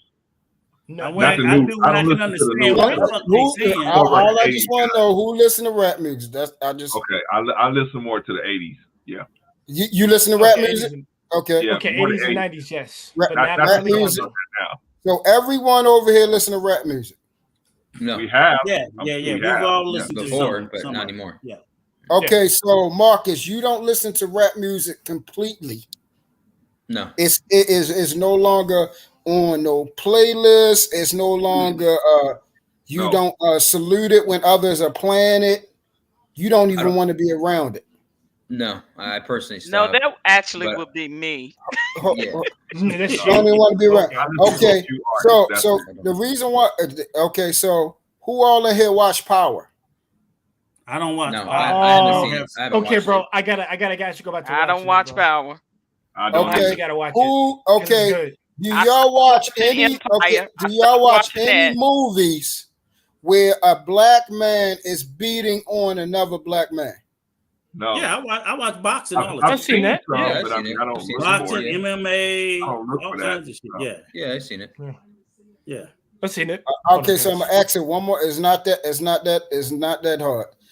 And have y'all watched in the last because it's very easy. The answer is yes. The answer is yes. I say yeah. Nobody People- said no. So I didn't say what no, I I'm said yes. saying The is answer's we gonna be are- yes to something you're saying. You're So- saying a lot of stuff, so it's gonna be No, yes only to said something. two things. Only said two things. Music and visually seeing something where another man is striking another person. Yeah, and we all say Okay, yes. so what I'm saying is this. This is what I'm speaking about. This is what's called hypocrisy. Okay? When you say something is you're opposed to that, you don't get down with that, you don't like that, you don't support it, you don't promote that, and you consume it. You watch it, you buy it, you talk about it. You actually are influenced and intrigued, and you actually say, that was a very good movie when I just got finished watching somebody beat the blood out of them, or somebody shot them, or something to that nature, that violence. But we sit up here and try to demean this stuff that we just seen right now, but you love this stuff. Okay, If a you movie hated is it- different from what just happened in real No, life. see, and that's the problem. Truth, I knew you was going to do this. Hold on, Yes. Well, what? I knew you was going to do that. Truth. I'm not getting You try that to you're comparing. because you a know what I movie don't with- do. I don't split hairs. If I don't like something, I take it all away. So you're an elitist to the extreme. I take it all away. Oh God, come on! No, A movie hate is it. different from No. what happened in real I life. hate And we it. listen. We can watch a movie and say, "Wow, that was cold blooded. That was wrong that person did that." And it could be a movie and I it could do be that too wrong. sometimes. I do that too sometimes. But you don't compare Brother a Clarence, let movie me go to next. a real life incident with real human beings that did something real in real time. When two men are having extracurricular activities, guess what I do? I turn that crap off completely. The whole show. It's talking about the sexual stuff, right? Is that what The you mean? whole show. Okay, I don't watch that The on whole TV or show, life. and So I don't where you watch going with it that? ever again. I don't know where You that know came why? from. Because I'm opposed to that. I don't Well, bend it. I don't watch I don't it try to in the flip it or movies, something and I like don't that. watch it in I real turn life. it off. That was left field. I don't know where that came That from. was real left field. Turn it off. OG, everybody, let me give me the floor for a second because I got to talk with True about this. So you're a purist all the way. So you're saying if they don't, for example, if these cats show this black man getting roped around in this movie, if that's what it's about, I ain't watching it, right? You one of them, right? All together. Yeah, but I love anything. it. I love it. That's what I'm saying. I'm not going against it because I said I would slap him. And I love watching people bad on time. I love watching Gladiator. I love watching Wesley Snipes beat the shit out of people. I love watching these men, Bruce Lee, tear people down. Tear them apart. Brutally break their arms and all this type of stuff. I love it. Yes. War, because men war. But I'm not going to sit up here and say I watch all that and be getting my rocks off watching that and be very intrigued and satisfied watching people do that.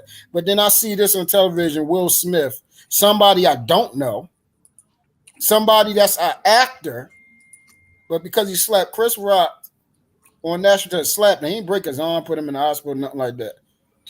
That's so against my that's so hurtful. That's so against. I said it was wrong and it was assault. That hurt my heart. We said it was wrong and it was an assault. That is so wrong and hurt my heart.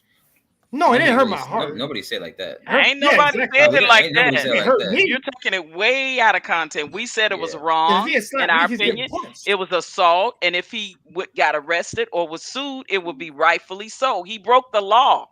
Period. That's what separates us from animals. That's what separates us from animals in the jungle. Because to have a government body, to have policies, law, in order to have peace and some freedom, we got to have laws and orders. That's just the way that it works, right? Because even structure itself, you got to obey the law. Just like in the Bible, you got to obey the Father, obey the God. You got to obviously do that, right? So obviously, I agree with you. To some point, Truth, yes, we like it. What God telling people? The difference is go in the land and take it over.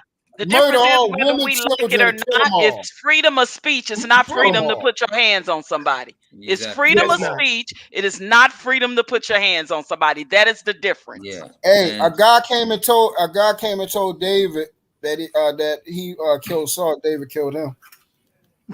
Right. Okay, good point on that. Obviously, he just told him. He just told David. I mean, he said David Saul's dead. That's all he said. Whoop. So you think that's the kind of way we should live here? Like if I said something, I should, and somebody in the next office that like what I said, they could just come in here and lock my head off. Would Great that be question. a society? That's a no. Great question. I think we need to get to the point where respect is number one. Agreed. So respect is number one. Saying stuff out of your mouth, people need to think twice. That's all I'm saying. That's all I'm saying. But truly, bro, listen. I know. Why am I even getting into this? Anything. If you're talking about, like, I know you use that as an example, like that Old Testament stuff. Ain't nobody going. If everybody followed, bro. There's a lot of archaic things that are in that, because I used to read the Old Testament. Please believe I know what you're talking about. If we just go off that, then we'll be dead within the, pardon my French. All humans will be deleted within the first month. Only thing I'm saying is, this is, at the end of the day, this is all I'm saying. And it's just as simple. Respect should be number one, man. That's all I'm saying. Will was wrong. Will was wrong for hitting him. Absolutely. Will was wrong. Will was wrong for hitting the man. Okay, if we're talking about moral, right and wrong. Yes. But the problem I have is a lot of people talking about this, man, and the way y'all live in y'all real lives, and y'all condemning this man, boy. Ain't nobody condemning him. We just said it was I'm wrong. condemning Chris Rock for not fighting back. My I'm condemning either one of them. My issue is Chris How Rock dare refused to y'all? fight back. I'm not condemning the man. It's just How wrong. dare y'all talking Nobody's about this? condemning him. I'm And condemning boy, Rico. if somebody got a chance, Rico fight back. if somebody got a chance to see what y'all do in y'all real life, and if it was on full display, woo! Me But y'all wanna talk personally, about this man. let me tell you something. Me personally, I think if Chris Rock had a little bit more dog in him, he could have took Will's ass. Marcus, what are you doing? He could have took him. He just didn't have enough dog in him. It's me. Who is that? Who is that? That's my brother. Oh, I'm about to say, man. I'm sorry, I'm gonna lie, Marcus. This guy was you. No. I got a question for you, Truth. If you say that Chris Rock is not a victim, because you're saying two different things, in my opinion.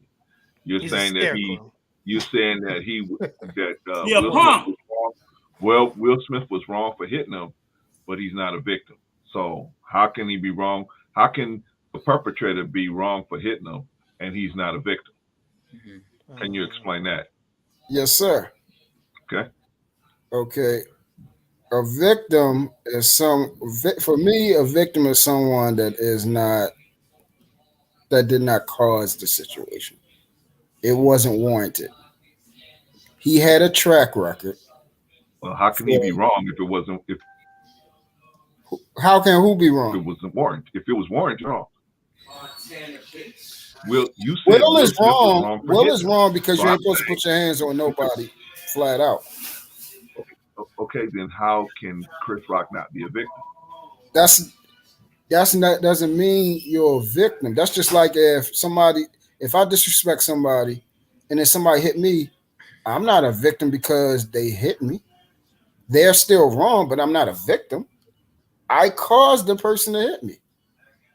I did something. You didn't cause them to hit you. You gave them a reason to get upset, but you didn't cause them to hit you. How didn't I? Because you gave them a reason to be upset, but you didn't cause them to hit you. A reason is a cause, brother Clarence. The definition of cause. The definition of cause. Reasoning is a cause. A reason is a cause. No, it's not true because we're not animals. See, an animal is going to react. Do you want to look up the actual definition of cause? Let's do this. No. You can if you want to. If you want to, let's do that. Look it up. But I'm telling you, you have more free will than an animal. An animal is going to work off of just reflex.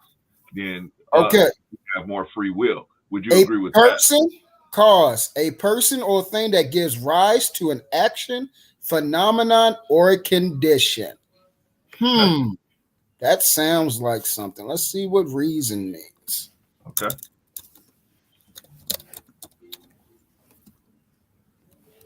Me and True say he was asking for a beating, so we gave it to him. Flat out. But that still doesn't give him the right to hit him. So that's what I'm saying. We as people are in control of our physical. Rico is anti-Chris, man. Thank you, whatnot. No, I'm not anti-Chris. I'm anti not standing up for yourself. Whatnot? You're right. That's what I believe Chris should have did. But because he didn't do it, that's why I got a problem. Somebody tried assaulting him yesterday. I'm just saying. Wait, for you? I don't think the guy. I think the guy should have. If his wife was upset, Chris Rock. Yeah, I know they did. But as far as physically assaulting the other guy, hey, brother Clarence. Yes, sir. What's an example of a reason? Reason is the cause for something to happen or the power of your brain to think, understand, engage in logical thought. There is a word in there. It's called cause. Yeah. And him saying his wife looked like G.I. Jane, that's the cause of him being able to get up on stage and smack somebody. Correct. That's the cause of that. I believe it was a precipitating factor in him wanting to do something about it, and that was the road he chose. Now, if you're talking about morality, right and wrong, we already know he was wrong. I'm not talking about morality. I'm not talking about so morality. Cause and effect. He said something. That was the cause. The effect was he got the stuff slapped out of him. True. I know what cause and effect is, brother. That's not a cause. That's a cause on a micro level. On the macro level, if he could have not done that. Do you agree with that? That he did not have to go up on the stage and slap him. That's something different now, and I agree. He don't have. He didn't have to. Wait. How's have to has nothing to do with causality. have to has But that's nothing the to whole point do of with you're saying causality. that was the only way to handle that as the I cause. didn't see you. Now you're saying only. You're using a whole bunch of different words now. We said cause. I'm just using We the said English reason. language, my brother. Now you're saying only. Now you're saying have to. You're talking about something you totally saying it's different. the They are cause, not meaning synonymous. that there's no other course of action. You're saying this is the cause of this. That way, the reason why this happened is the reason why that happened. And I'm saying, and so therefore, because this happened, there's no other action to take but that. And I'm saying there was no action The cause of it was the effect that he got slapped. Now, the person that chose to use that option to slap instead of talking or whatever other crap y'all wanted him to do, that's the choice of the individual. Right. That's choice. Right. So he had that's something different. That's what I'm saying. But no, it's not different. It's the choice is different than cause. You keep conflating all these words together, brother, and they're not the same. Bro, Clarence, can you put up Enya Kenya's second last message? Second last message. Nice. Enya Kenya. You got the definition of a bully here. The truth, man. I'll put it up there. You guys look at that. I'm gonna look up cause real quick. I love you, Truth. You funny. Yeah, man. This dude keeps me on my toes, man. I have to. Oh yeah, because we can't keep using these words all over the place and just to fit our narrative, man. No. I know that because first of all, truth, right now, truth. Yeah. Well, I'll say this, brother Clarence. Truth. No one's a big indicator of loving English more than me, and I'm a big on people speaking proper grammar. That's why I get on anybody who uses freaking beta, simp, and alpha. They gotta shut up, or they. Now me, I might pull a Will Smith, just because you're using English definition incorrectly. I'm one of those people. See, that's why I'm controlling my anger. All of this is. But what about in the Bible? Alpha and Omega. Huh? What about in the Bible? The Alpha and Omega. They say in the Bible, right? That's different. No one's trying to use that to push an agenda. That's actually in a book. But and that's a reference to God. That's not a reference God. to Not to like men, women, self-subservient men. None of that shit. I'm sorry, bro, Clarence. I hate that. Them motherfuckers deserve to get jumped all around. And when I laugh at it, yeah. Sorry, Truth. I'm on the dark side, man. No, you good, brother. And if Chris Rock would have said something to Will, guess what I would have said? What? Will shouldn't have hit him. Well, he could take it. Yeah, exactly. He probably would have took that. Yeah, he would have took it and just been like, whatever. But man. that's what I'm saying. This is what people are missing. Yeah. I don't know how y'all view about. Help me, True. I don't know how y'all view your wife or whatever. I don't know. Maybe it's open season that people can call your wife bald-headed and all that type of stuff. And you'll let them get away with it. That's all. That's all. Damn, I'm bald head. Do you see my picture? My brothers call me bald head all the time when I cut my hair real low. God damn. That's good for you. Because how bad I know how I am. How bad I know I am. I would never get with a woman that is bald headed because if somebody call her bald headed, I'm knocking their face off. Hey, so Patrice, I'm knocking their face off. You would have never gone to We gotta start calling Patrice Ala Patricia. Yeah, I would have never got with Jada. As you talk about my baby, I'm knocking your head off. According to my brothers and them, I'm bald head. I really do have hair on my head. It's just real low. My hair is longer than Jada's head, but I'm just saying my brothers them be always, what's up, bald head? Because I shave my hair real low. Patrice a bunch of hats. So like what? If I was older, I didn't know who Jada was. I'm bald-headed too. I can hear you, brother Clarence. Okay, I would have rubbed her scalp. You're with a woman. You're with a woman. I'm with my wife. I've been with her. See all this, man? I've been with my wife 33 years, right? I'm going to shave mine tomorrow before I go to the island. Oh, hold on. I know at some point her hair is going to start coming out, right? Let's say she's bald. Let's say she gets bald.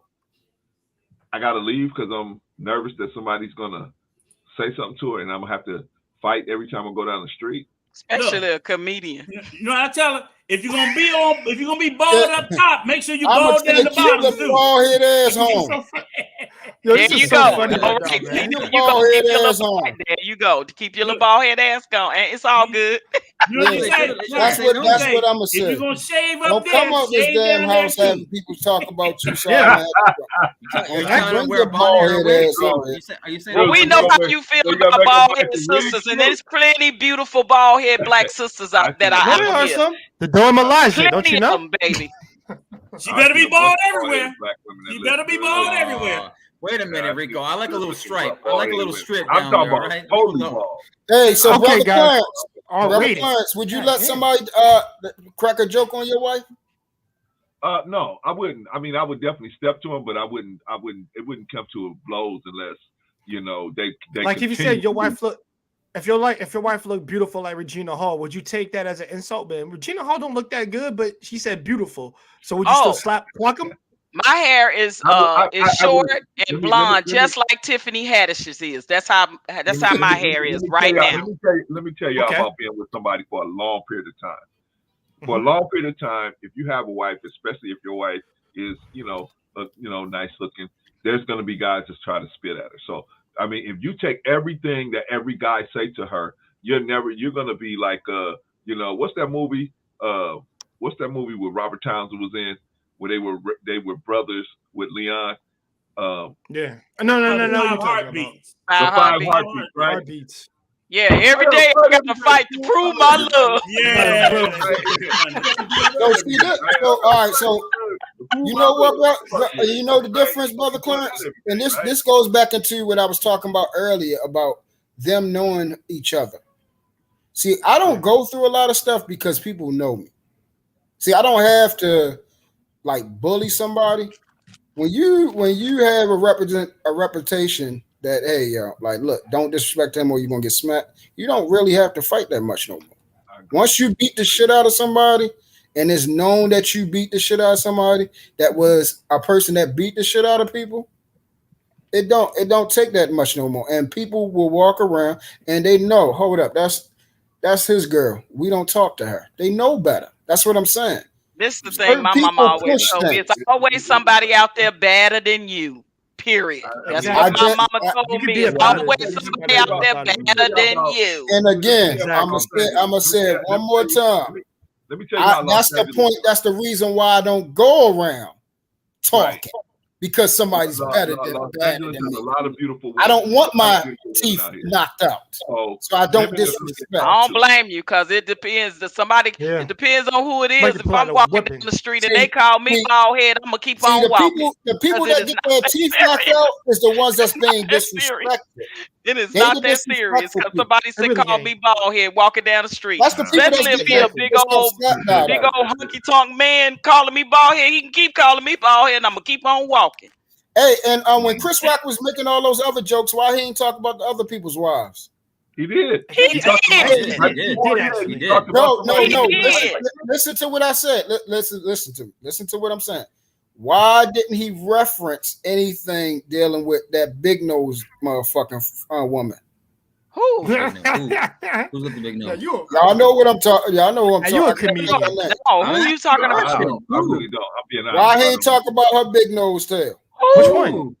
I can't think of her daggone name, yo. Why are you referencing that? I think her name. He kept on a lot of people here, man. So I mean, he got Everybody got a big nose. He talking reference to their hair and their nose and their face and how they look. I'm sure he did. I don't know. I'm sure he did. See here, there we go. Here, see. Wait, who was you talking about? Keep speaking out again. Just wait. Who was you talking about? Wait. Who are you talking about? You don't know, just like I don't know. But no, I do know. Wait, you that's don't what know. I'm saying. I do know. Were you there? It was on television. Okay, so you know. Not everything was caught on camera. He did not do it. You don't know the whole program. He didn't do that. You were. But look, I will say this. Okay, so from what was televised, unless they went back, cut a part off, came back forward, and did all that type of stuff. Clarence, I'm making up a whole bunch of bullshit now. There is a difference because he made a joke about the guy Javier Bardem, who was also up for the best actor. I forgot whatever movie Yeah, was. him But and at his the same wife. time, him and his wife was up for an Oscar. And he made a joke about them, but it wasn't about appearance. He just made a joke about, oh, if you win the Oscar, Don't say nothing, Rico. Don't say nothing. You can't get none when you get home. So it was kind of a Oh, yeah, yeah. They know he ain't talking about nobody else like that. With the other people, they know that. No, but still, that's still a blow it was to them. different. So I don't know who else he talked about, but I was like, a joke at getting. it wasn't the same. Well, I'm gonna say this: I didn't watch it at all, so I don't know. Yeah, and I didn't. I only saw. But I heard Amy Schumer and Regina Hall. I heard they actually joked about the whole entanglement thing with Jada and them. I heard Y'all that. seen that meme? Oh yeah, I heard that they did that, and why Jada didn't come at them. Exactly. That's woman to woman. So why Jada didn't speak up on that? Jada ain't about entanglement. Yep. Yeah. Yeah. Entanglement versus you talking about my bald ass head. Oh, come on. Wow, dude. No, Look, the these are comedians. Come on. I think Come on. I think it's worse. We all think it's worse because we know what it actually entails. But we're talking about the reason why it was upset is because of her head. Right. That's the thing. But calling me a hoe is worse than calling me bald headed. Actually, it is. She loves being a hoe. We already know that. But still, how you gonna compare? Come on. Yeah. Having an affair, but I do know Chris having an affair with a younger man is not as worse as being bald head. Wow. Yeah. Look, Chris Rock the bald head you can walk off. Well, I'm glad that I'm not none of y'all wives, because if I was y'all gonna let me be disrespected or out here on national television. Don't walk out the house bald then. Don't walk out the house bald. I'm glad like that. Put a goddamn hat on, girl. She should have wore a wig. She should have worn a wig. And vice versa. I'm glad I ain't got none of these. I won't have none of these wives out here that let somebody disrespect me and I not do nothing. Hey, Clarence, I'm gonna be like this. Take your ass in the house and put a hat on. With your put a wig on if you don't want to be called bald head. Put a wig on. Put a wig on, Jada. Baby, I love your scalp. I love your scalp. We all different. It's you know okay. We all different. So we got six different people going to look at it just 6 different ways. So my thing is, I've had a wife that was very attractive, and I had guys. She looks like my sister. They went in front of me. They went behind me. Whoa. They went outside. They tried to get in at work. I mean, I had them coming from all different sides. I'll take it. But eventually, that's because they didn't see me up front. But once they saw me and talked to me, they realized, okay, she's got somebody. And even then, they still can. So some guys got a death wish, man. They just gonna keep on coming, right? I'll arrange the meeting between them and God. It depends on the dudes, and then you got to take further actions at that point. But I mean, you can't. The way I see it, if you have an attractive woman, guys are going to be on it. I mean, I live in Los Angeles. It's all kind of attractive women, and guys are always trying to step to women. So it's just happened all the time. Maybe if I was living in Podunk, Oklahoma, where everybody was had one ear and one eye, maybe it wouldn't be. You know what I'm saying? Maybe it wouldn't be so rough about I ain't got to worry about people trying to step to hey, bro, Clark, I know what you talking about. Listen, I don't mess. Listen, that's all I mess with is beautiful women with all that hair and everything like that. That's all I mess with. People just don't cross me like that. I mean, I mean, it's been a couple of guys that has, but then it just don't fare well. Of course, just don't fare well. True. I just know how to handle myself, brother. I know you do. I know you do. True. You need to listen to the song like Another One Bites the Dust. Take more chances out here than they are like a lot of other places. They just willing to do it out here. So so if you're gonna be if you have it's like you being an actor, you gotta have to expect that they're gonna write bad things about you in the paper sometimes. People are gonna be going, you're gonna have to expect that. Or maybe one of these crazy fans are gonna show up at your front door. You gotta have to expect that. If you're getting in the business, you gotta expect, okay, if you be with good looking women, you're gonna have to expect that. You're gonna have dudes that just sometimes you're gonna have to go a little further than, hey dude, I've just told you, we're good. We don't need you involved in this situation anymore, right? Or look, you might have to show up at the job and say something like that, right? And then they might still, until you pull them to the side and talk to them, and then that's when it gets ugly, and then they know. But I've had it happen maybe once or twice where I've actually had to take somebody outside and talk to them, and show up at the job and actually. And then that's something totally different right there. What you talking about, Brother Clarence? You talking about a man trying to hit on your wife because she's beautiful, not somebody disrespecting your wife because they disrespecting her and our marriage. They disrespecting us because she's telling them, my wife before I got a husband. I got a husband. I thank you very much. I'm not interested, but thank you very much. I appreciate it. Thank you. That's why when I approach a woman, I look at the ring. Girl, you look still if they look got a good. ring. I can't stop. I can't let it go. Yeah. And so well, I mean, like I said, I don't want this thing to turn bad. Can you please handle this? Something that's mine. I don't play about it. I mean, we'll talk. Do I hit everybody? No. It depends on. It just depends on the day, man. That's a lie. He whipped everybody's ass. No. I think everybody in my job. Truth is a tornado. I'm a monster. Truth is a tornado. Just gonna tear everybody apart. No. I see. The thing is, that's what I'm trying to tell people. I stay out of trouble because I'm not the one disrespecting people. See, when you do right, things usually go in your favor. Things go in your favor when you're doing the right thing. Most of the people that's disrespecting people, they the ones that ain't. They the ones that's run their mouth because they can't fight. They do these type of things because they have problems and issues, and then they need to be put together. And sometimes you ain't gotta say that. You could just look at somebody. That's why I told people a couple of times on here. I'm like, the people that be on here because they get on here and be disrespectful. I say, yo, first of all, I wouldn't even have to say nothing. Like you wouldn't even be able to look at me eye to eye. I guarantee you wouldn't look at me eye to eye. Half of y'all be terrified. Real talk. Y'all will be terrified. And it be these chumps on here that get on here saying the most disrespectful stuff out of their mouth. Knowing daggone well. That is you true. would be terrified. I mean, they wouldn't say that to you in real life to your face. Yeah, they exactly. And that's what I'm saying. Like, disagree, but don't disrespect. That's all I be saying. Exactly. I agree with that, Truth. That's all I be saying.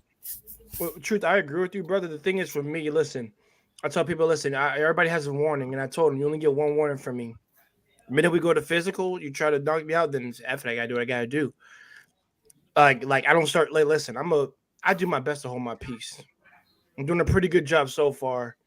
I got a threshold like everybody else, but the difference is, listen, like I said, my only requirement is don't touch me. You can say what the hell you want to say. I don't care.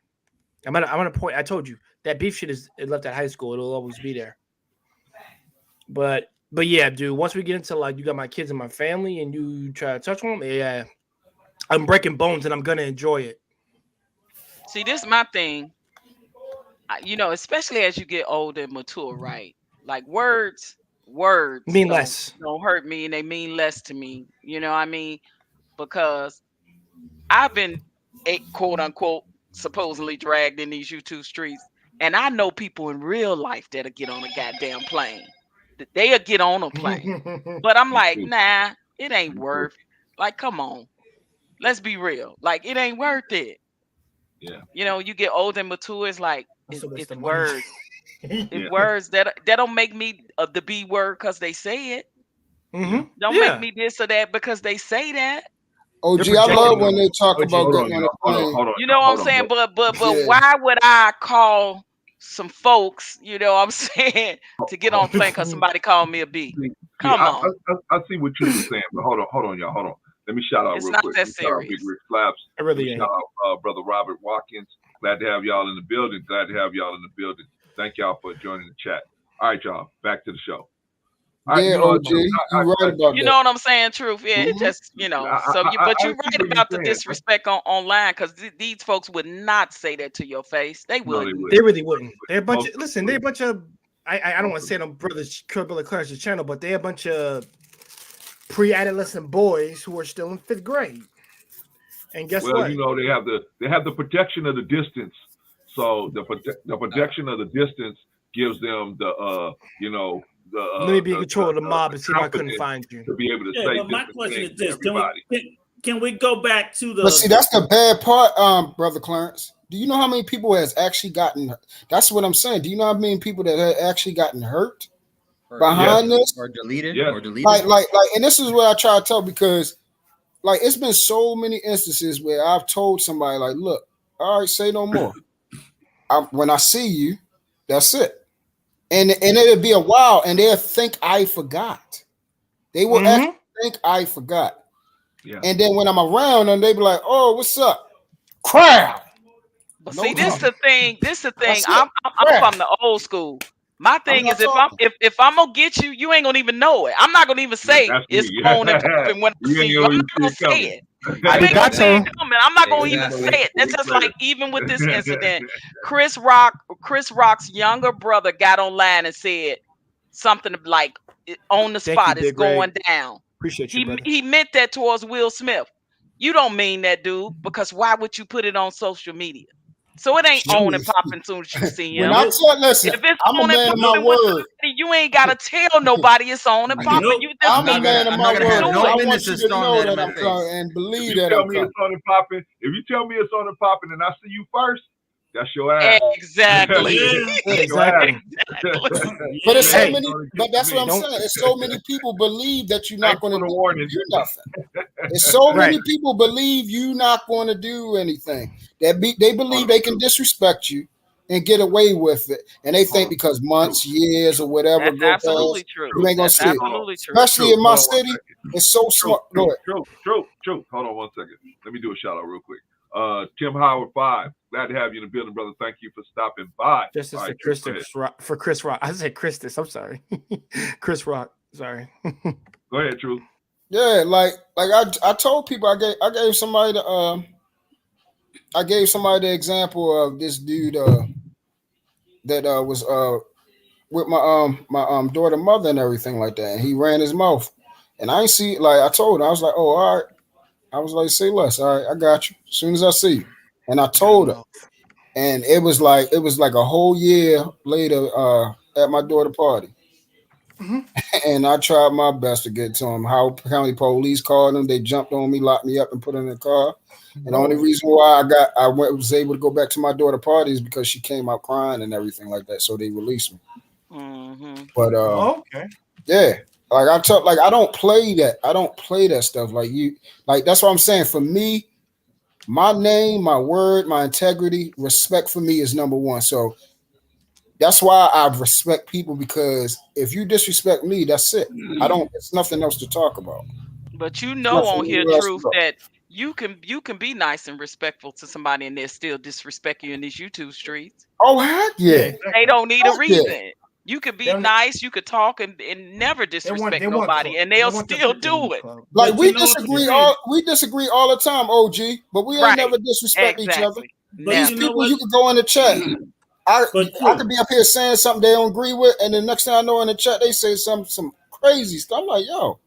But you know what? True. Look, You could not even be done nothing to them or say nothing to them, and they still call themselves dragging.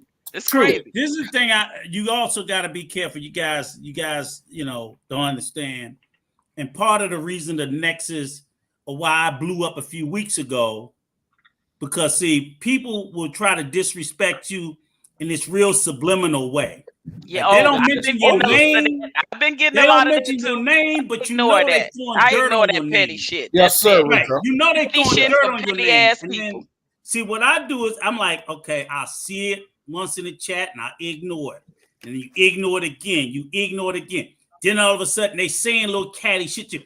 And see, to me, it's all piled up, right? So I let it pile up. So when I blow the fuck up, and I'm gonna call you out by name because I'm not doing that subliminal shit. Talking about 2 then days people ago, like, Rico? well, they didn't mention your name, motherfucker. I knew who they was talking to, and I knew what the fuck they was trying to do. And I ain't got to prove shit to none of you motherfuckers. If I took it that way, that's the way I'm gonna take it. See, every man ain't gonna be a man and say fuck you, Rico. Some gonna be fuck you, but in these little slide, little slick ways, that what I call that little snake shit. Women too. Some will do women that too. You right? Oh, they're They real doing good it. at it. There's women on here doing it towards me, and they petty as fuck. And I ain't gonna call them out because I ain't gonna give them that much energy. I'm just gonna ignore them. My thing is, like I told him, and I don't deserve my energy. Clarence, I said, see, I love when they sit there and see me with a drink. Because you know what they say? Look at that old drunk ass nigga. Good. Confuse my drunkenness with stupidity. Please confuse the two. Confuse the two. I know a lot of old drunk motherfuckers will whoop your motherfucking ass. And look, and they think you drunk. You ain't drunk all the time, Rico. Hey, how many people up here love when Rico and you just let them take shot after shot, dig after dig, dig after dig, and then when I had enough, I'm gonna let your ass know, and I'm gonna call you out by name. That's nothing but cyberbullying, and I don't pay that no attention. So they do. I hate when they do that. I'm like, if you don't like me or you want to say, just fucking say it to me. To me, that's worse when you because do they that petty. That's pettiness. All that little sneak shit. All that little. That's petty. I look at that subliminal shit. You laugh and you put people up to it to kiki. And I'm like, I don't tell people how to move. You know what I'm saying? If you want to get, why you motherfuckers up on these panels? You know. And I was like, Clarence, watch this. And the people I tell people, I was like, I don't tell Clarence to do a fucking thing. Clarence is a grown ass man. He do what I say, Clarence. I tell you tell that grown man what to do next. Right? And you watch and see if they don't do it. And sure enough, Clarence will be like, nah, Rico, I'm gonna give him the benefit of the doubt. I said, I tell you what, Clarence, because I can see the future. I'm gonna tell you what's gonna happen. And I walk away. He called me back. God damn, Rico, you were fucking right. I said, because they're predictable. Snakes, I know how snakes move. I know the shit they do. They slither and they sleaze and they be subliminal with their bullshit. And I said, if that's what it is, you got to watch the ones who try to do it in a sneaky ass way. It's the same way. It's still disrespect, but they do it in this little sneaky, underhanded, snake ass way. Hey, y'all. Let me let Jay shout out because you got to take off, man. So, Jay. Yeah. Go ahead. I got like an hour and 15 workout I gotta do at the gym, but I gotta stream tonight. But all in all, I agree with Rico. I agree with Truth. I agree with OG. I agree with Marcus. Even I did my best to keep my peace, and like I'm not gonna say, I'm just gonna do because I don't care. Because you know what. Listen, you ran your mouth. This is the consequences of that. And actually, if you threaten my mom, bro, I'm gonna kill you. And I'm gonna beat you to near a coma. That's my limit. After that, I can't, like I said, I can't, like, listen, like, after I beat your tail, I can control my boys do to you. I got no filter. They got no filter. They nicer. First of all, they nicer than me. I'm not. They see what they'll do. They knock you a few times, and they'll just leave you. And they gonna grab you. If you've ever been jumped or grabbed, don't mess. Yes. Do not F with us. Please do not. Yes. My brotherhood is real. And listen, they educated brothers. Oh, they look like nerdy. Trust me. Please believe that your life, you'll say all that stuff until you meet the actual cat, and then you'll shut the fuck up. Pardon my French. I hate to have to say that, but it's true. You will shut up. We gotta clean it up because kids out of school now. We gotta clean it up. No, I got you, brother. He right. We gotta be better. But all in all, cats. All in all, cats, subscribe to my man, brother Clarence. He's got the best conversations. Yeah, the most entertaining panelists of all time, man. My man Truth, OG Patrice, and my man Rico Young still here. I love Rico. And I love Marcus's. And Truth, I'll be honest, man. You need to listen to Freddie Mercury, bro. Listen to Another One Bites the Dust. I think you'd like that song for today. I'm gonna leave it on that. Hey, Jake. You got a chill session going on tonight. Shout it out, man. Everybody got a chill session at 8:15. I'm about to, if I get on my workout early enough, I'll push it to 8. But it's 8:15 tonight, and it gets pretty much. I think we all do need a quick chill out period for this freaking this slap crap. Like we really need a break, guys. I'll be honest. It's just like it's never ending, and I'm just like, Christ, the whole world knows. Hopefully, the slap put motherfuckers on notice. You know what I'm saying? Like, look, you get that shit anywhere. Yes, Rico, you know what I'm saying? Can you bring so libations? I mean, it can you should bring wake libations people up. to the chill session? Man.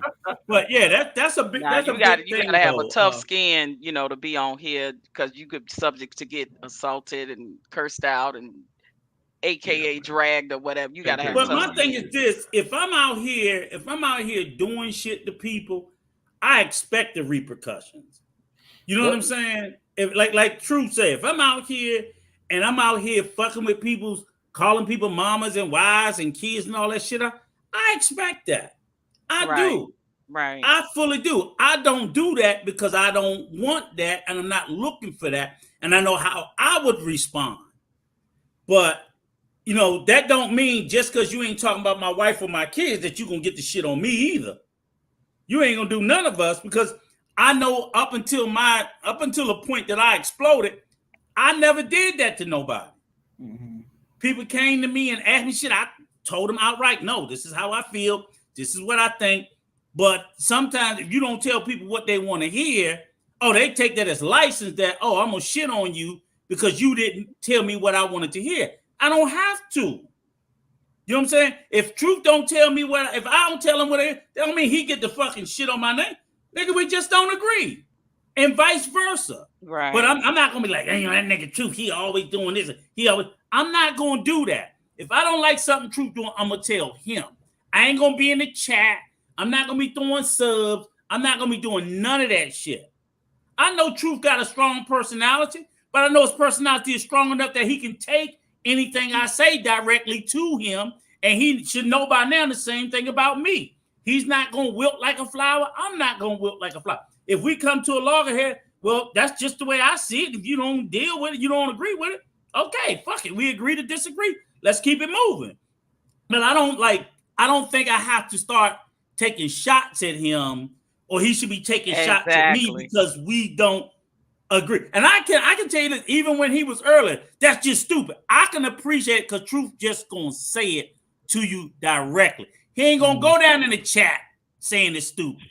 He gonna say it on the fucking bench like, God damn, Truth, really? You know, but he tells you, and even when I don't like the people that do the subliminal stuff, they are cowards. People that do that are cowards. They are cowards. And that's what I do love. I say he gonna tell your ass directly to your face, and it's like, we'll tussle and argue about it, but he's not gonna do none of that underhanded shit. And those are the ones I'm like, you really gotta watch them with all that subliminal shit. Well, they cowards though. They doing it subliminally in the chat and whatever. You know, those are people that are cowards. Rico's talking about the stream a couple days ago. I remember that. Oh, okay. I don't know what happened a couple days ago. Remember with Brother Clarence up on here on his channel? It got pretty hectic. Oh yeah, Yeah, but I'm talking about, I thought that's what you were talking about. Actually, going all the way back to the one before that, because I was done with it after the one before that on JP. But like I said, if motherfucker gonna bring it up, like I said, I ain't running from it. That's the thing. I'm always. That's what I was just trying to tell people. Like, look, we ain't never gotta agree. That's the thing. I'm not here. I don't want nobody like me. I don't want nobody to agree with me. I don't like your ass. Go ahead. Just don't disrespect me.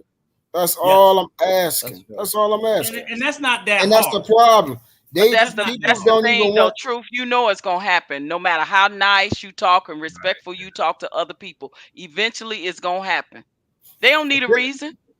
Yeah, it don't matter. Even if you be as sweet as possible, because as soon as you do that, then that's when they're going to try to definitely walk over you. They push it. That's what I was getting ready to say. It's almost kind of worse. You almost have to want to be an asshole.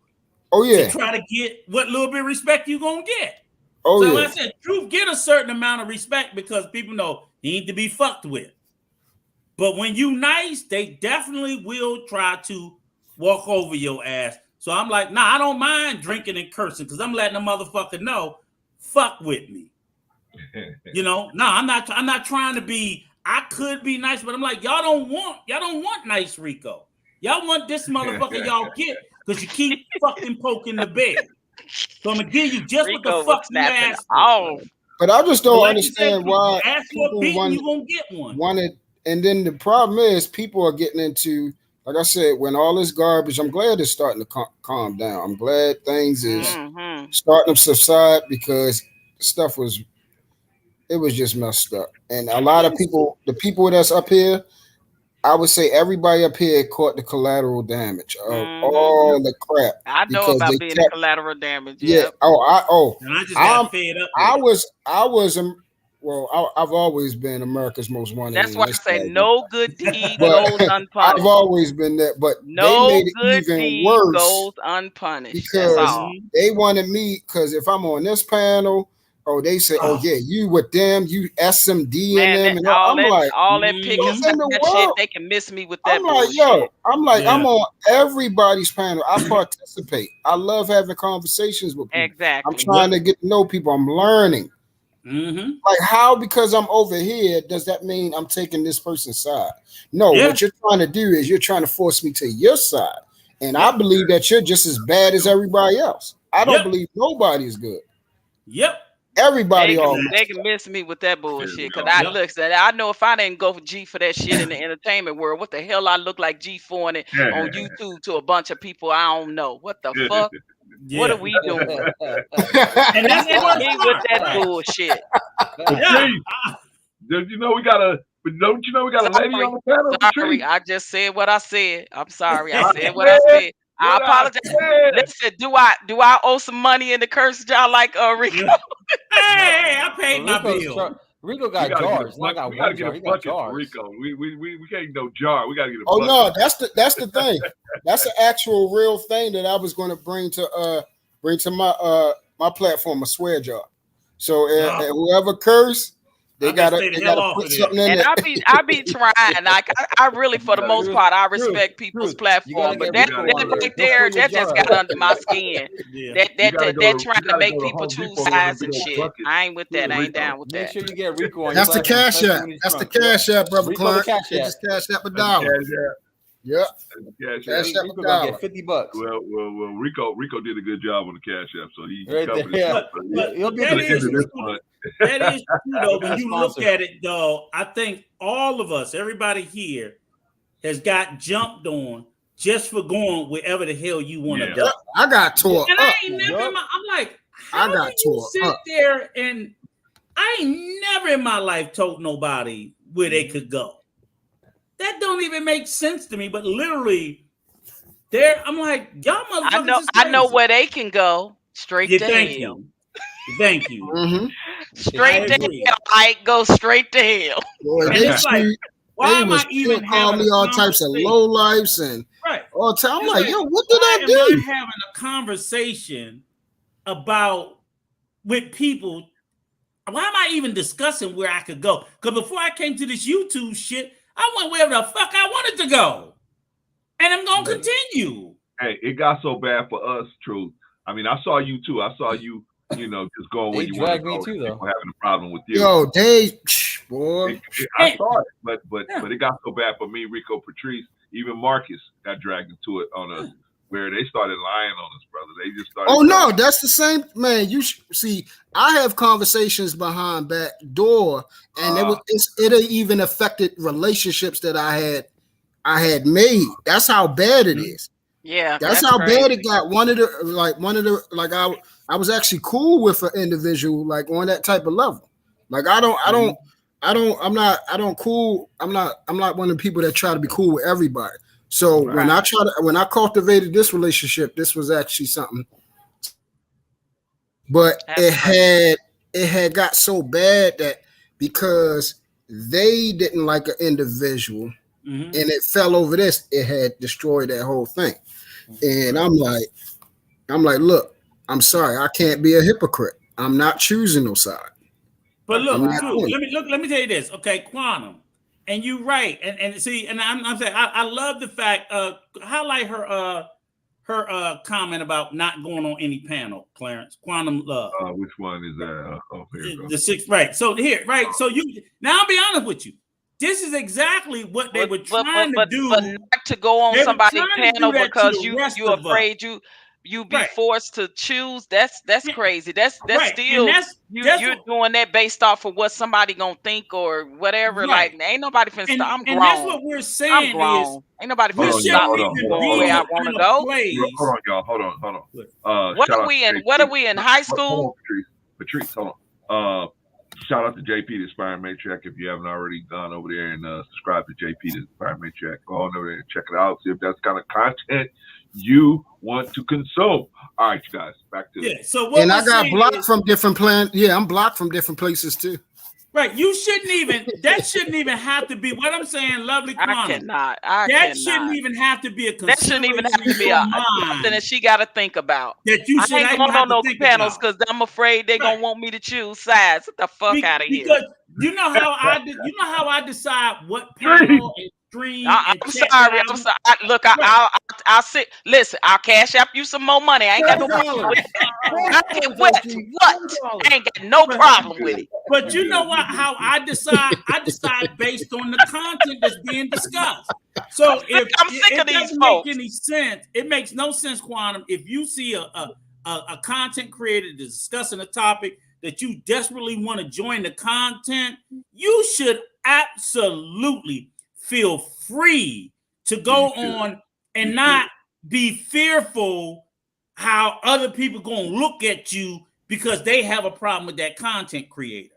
You should be free to. And I get it. We're saying it's been some assholes in these spaces that have tried to make us feel bad for going on a content creators panel because they didn't like the content creator. I'm like, then that's your fucking problem. I'm gonna tell y'all how crazy. Okay, me and JP, we could tell you how content creators feel.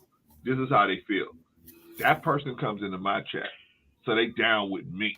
Or I own them. I own them. Ownership. Exactly. I've caught myself doing that sometimes. Like, hey, this dude, he comes into my chat, but then I have to realize this dude's a grown man. He want to go there. If he's talking to me and then he's talking to this person, that's on him. You know what I'm saying? Yeah. Everybody can do what they want to do. But I know, I realize that's how content creators think of a lot of them because I caught myself in it sometimes, where you think these people, these are my people. These are my people, and they ain't supposed to go on. You all right over there? You doing true? You ready to go to war? You feel like, but this is how content creators feel. They think like that. They think like, oh, this person is my person. Why are they over here? You know what I'm saying? Yeah. But until you got to rise above that thinking and say, so that's how they get caught up. So they feel like, hey, they own us. They are massa. They are massa. Right. But here's the crazy thing about it is, right? As a viewer, you're like, wait a minute. So if I come over here, bro, Clarence, he's cool. I'm on his panel. And this is what they do, right? Now, if Clarence thought like that, and then he see me over on JP panel, and he don't like JP, then when I come back over here, he don't want to bring me up on the panel no more. And I'm like, what the hell did I do? Oh, you was over there with JP. I'm like, are you fucking serious? You're working with the enemy. You're working with the enemy. They do this stupid shit like that because you was somewhere else. But guess what? They'll let you up if you pay super chats. Right. Yeah. You don't do shit, right? They'll let you up if you put super chats. Right. But you want to know what's confusing? Can I ask you a question? Please tell me. Now we need to hear that battle cry again. Oh, y'all heard me? Yeah, we heard you. It sounds like some giant. Hey, yo, I thought I put it on me. No, it was the Big Show. Hell no. The Big Show day to be. Oh, man, y'all wild. You said, yeah. No, but check this out.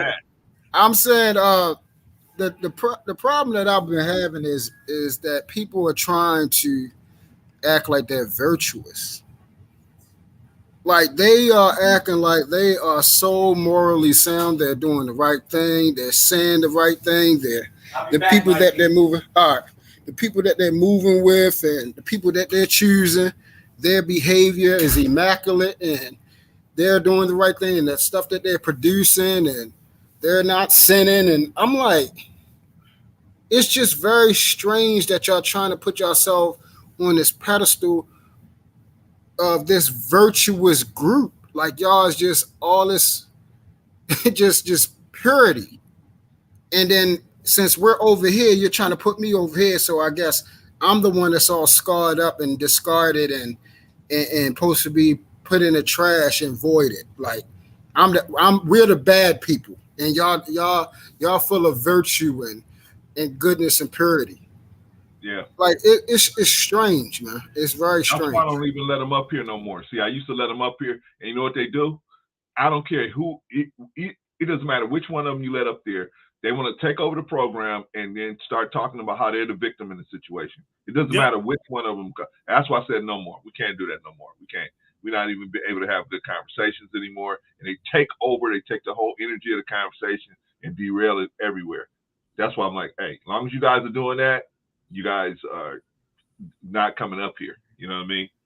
So yeah, I hear what you're saying. But it's to me, like you said, the whole ownership thing. It's like, I'm like, y'all can't be telling people where to go and who to talk to and who to get along with and who not to get along with. I mean, it's and because at that point too, and where I started again, it's like, if I listen to you, then I'm becoming involved in something that I'm not involved with in the first place. But for some of them, that's not good enough. But well, Rico, that would require logic, Rico. You should see it like I see it. I'm like, no, I don't see it the way you see it. I see it the way I see it, and I just don't want to. I just don't want to have nothing to do with it. You know, the whole. I'm okay. That's just the whole. I'm going to expose. I'm like, I don't care if you expose these people. Most people don't care. Just stop trying to drag other people into your disagreements. If you have a disagreement, have your disagreement. That's fine. I'm not taking any side. I can be able to go to both sides. I can be on a Republican panel and I can be on a Democratic panel. You know what I'm saying? I can be on a panel with white people. I can be on a panel with black people.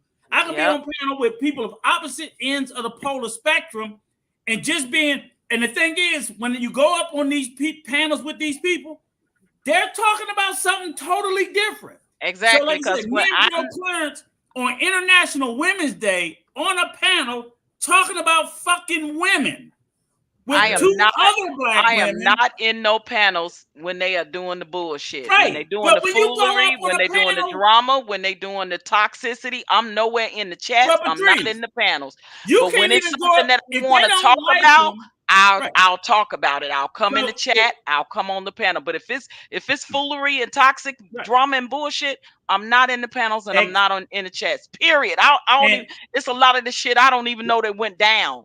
Until I hear them later in the YouTube stream. That was me and Bro Clarence. So I'm like, you can't even go up on an ADOS or a reparation discussion, which is your shit. If it's somebody they don't like channel, if they discussing your shit, but damn, they talking reparations and ADOS, I can't go up there because they don't like them and they don't want me to like them.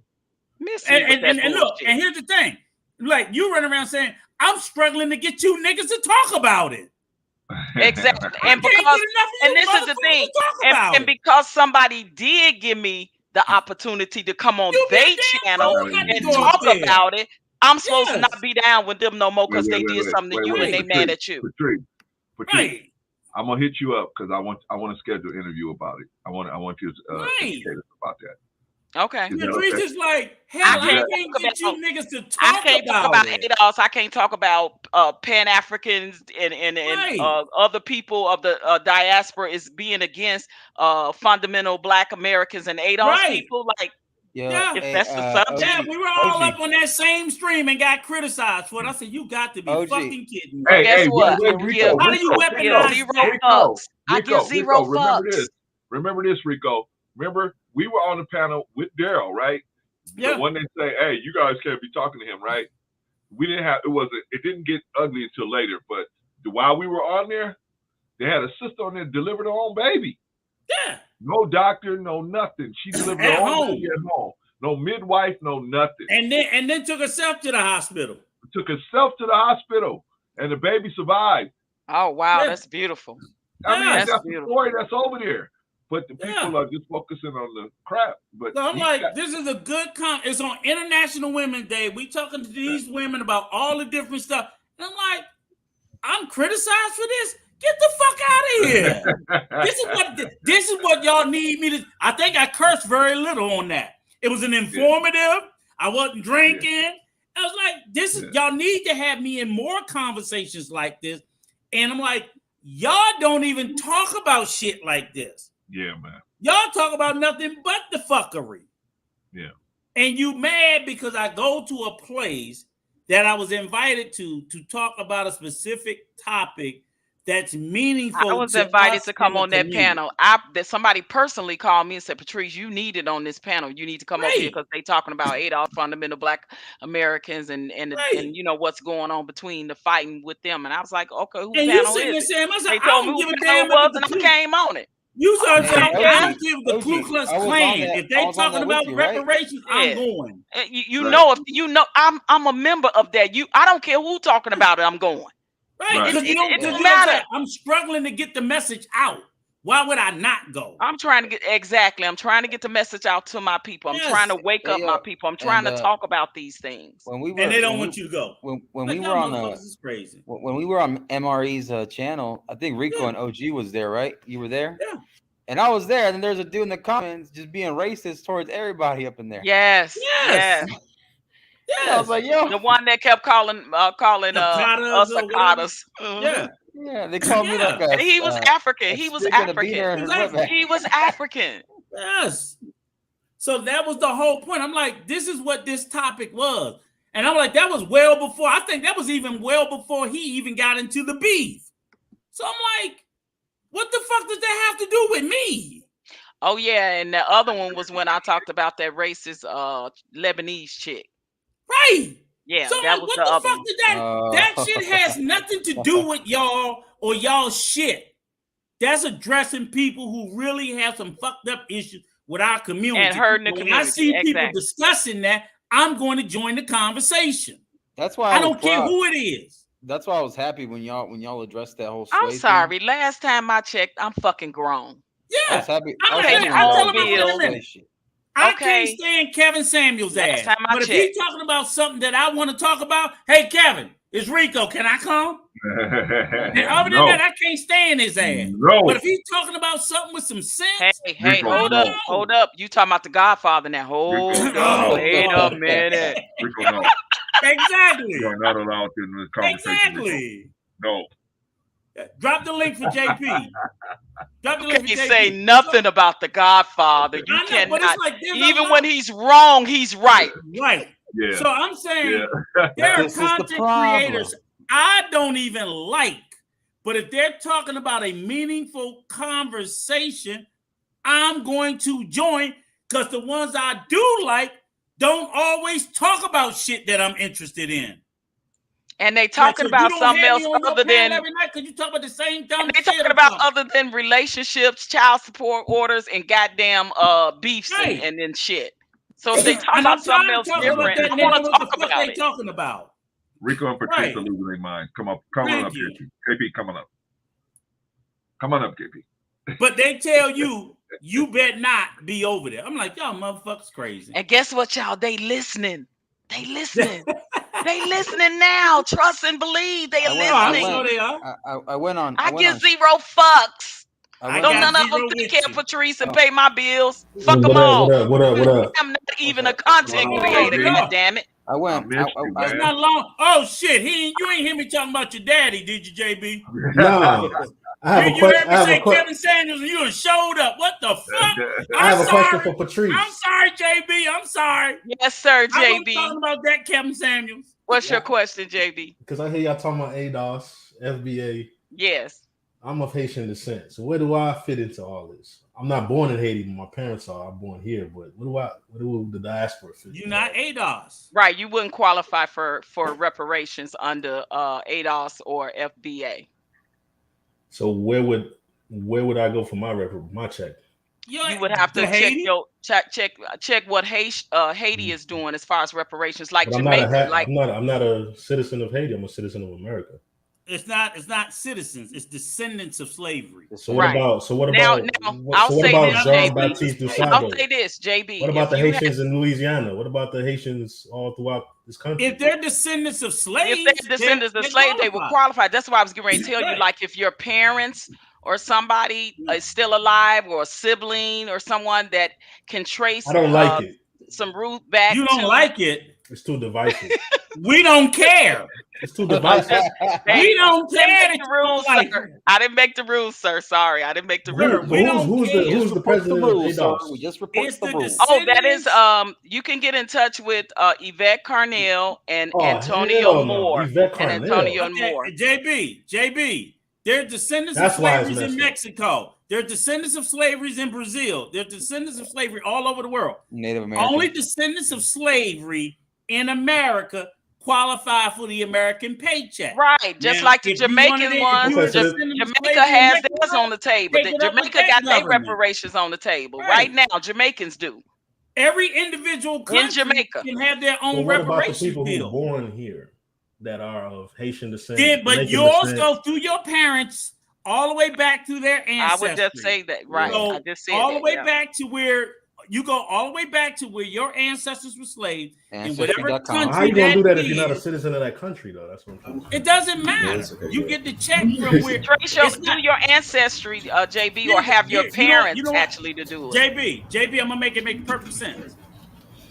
Reparations isn't paid to us because they owe me or Patrice.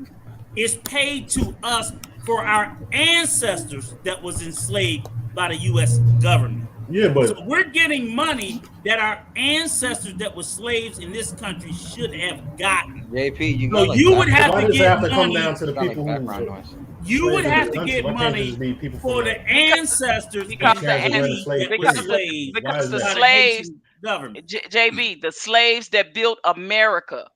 Our ancestors that built America. But there were tons of slaves all throughout the diaspora who built America. Tons. Okay, and if it be traced back, they will qualify. But it has to go through your lineage. You have to do that. You have to. If somebody migrates, somebody migrates. If they migrated, they wouldn't qualify. Just say if they came from Haitian to America, they wouldn't qualify. Descendants that will get the money. They just have to trace their lineage back to slavery in America. There are Haitians and Brazilians and Colombians. There are going to be some white people that's going to get a check. They just have to prove their lineage to American slavery. Your lineage to slavery in another country doesn't qualify you here. So Rico, with this, how slavery was, it's a business, of course. It's obvious. It's a business. So slaves were transported. Go ahead. I mean, they operated it like a business. Okay. So slaves were imported and exported everywhere. So how do you trace? Exported? They usually died where they came in. They weren't exporting them. They got imported. I mean, imported.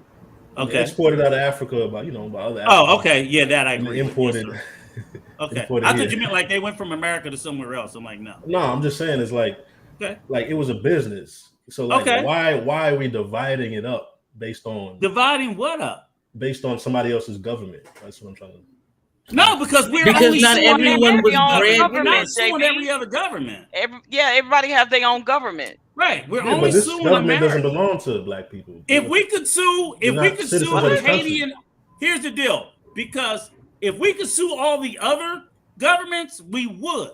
They ain't giving us shit. JB, Jamaica's reparations is on the table right now. We not getting none of that in the United States. And we shouldn't get it. Yeah, we shouldn't get it. It's not ours. It's not ours. Yeah. Right. Exactly. I So think when everybody the government pay out that descended from slavery should get it. But per their country that their ancestors were slaves. Yeah, but I can't go to Haiti to get my check. out though, JB. Can you? So I'm screwed because why? Because of Yvette. You're not screwed if your ancestors weren't slaves. I'm screwed because of Yvette Carnell. She made the rule. It's not her rule. Hold on, JB, because I think JP has something that she wanted to ask you. Well, yeah, I'm just trying to understand your understanding of reparations and why you would have an issue. And I don't have an issue with reparations. That's a good No, question. you said you would be screwed just now. So I'm trying to understand what's your understanding of reparations. Understanding of reparations is people who descended from slavery. I fall under the banner of black. That's the but not under slavery. But not under descendants of slaves, though. Yeah, but my ancestors are slaves. We're slaves. You sure? Were they slaves in Haiti or were they slaves in America? They were slaves all over. They were slaves in Haiti. They were slaves in America. They were Okay, slaves so all your over. ancestry, okay, guys. Your ancestry will be able to chase that, JB, and then you will qualify. But if I got cousins in Louisiana or I got cousins in Miami that would live here since what, the 1800s? That's what you're talking about, like the 1900s? Yes, and they are descendants of their ancestors are descendants of slaves. They would qualify. Then they qualify, right? It's not your nationality. So you have to be able to prove it. Yes, you could prove it. You could prove it through the census. You could prove it through your ancestry. You could prove Ancestry. through your social security and birth certificates. Many ways you could prove it. No other culture does that. Huh? That's not Are you true. kidding? Are you what? Huh? You didn't just say that, JB. I think he came to troll. No, I didn't came to troll. You didn't just if say you look that. at a lot of Jews, they don't even like put people through all these. What? It's nothing to put them through. There's It's people not who's putting even them. Jewish who get checks. Excuse me, but you know the Jews did have to prove. They had to prove that their but ancestors ADOS FBA is No. divisive. You said the Jews That's No, you're upset because it's not inclusive enough. Black people are always supposed to be fucking inclusive for every damn body. You know what? We don't have to. You know what? We don't have to be inclusive for everybody. We are the one who's been carrying the load for folks this entire time. Carry We talk what about load? What load do you carry for me? right here in this country. Yeah, but what load Those do you who carry can for trace me? their lineage to the Middle Passage, them the ones we talking about. Those are the ones who get reparations from right here from the United States, who can trace their lineage to the Middle Passage over here, mostly through that 70% who came up out of the Deep South.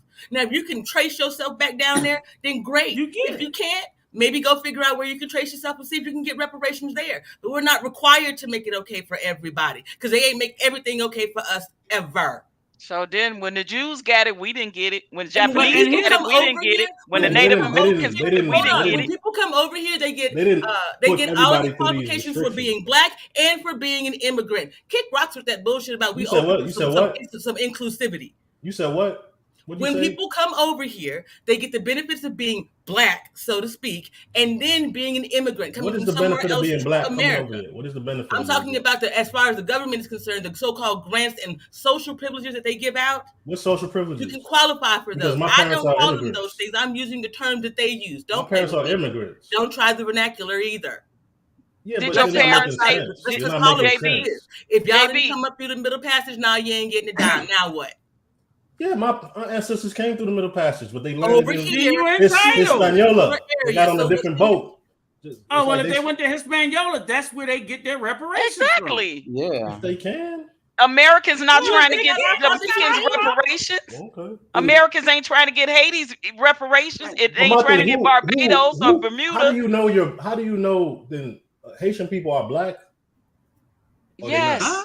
How do you know? How do you know? Who told you that? Yeah, they're as far as Well, color what the hell wise, are they we if the they're not same black? color, Yeah, but but my color's culturally, not black. It's not a but crayon. culturally, Oh, but culturally, Lord. no. And see, that's what you're going. This is what's going to happen, man. It's going to be too divisive because No, it's not. Yes, it is. Is No, it's Barack not Obama divisive black? at all. Is he black? No, he's not. Who?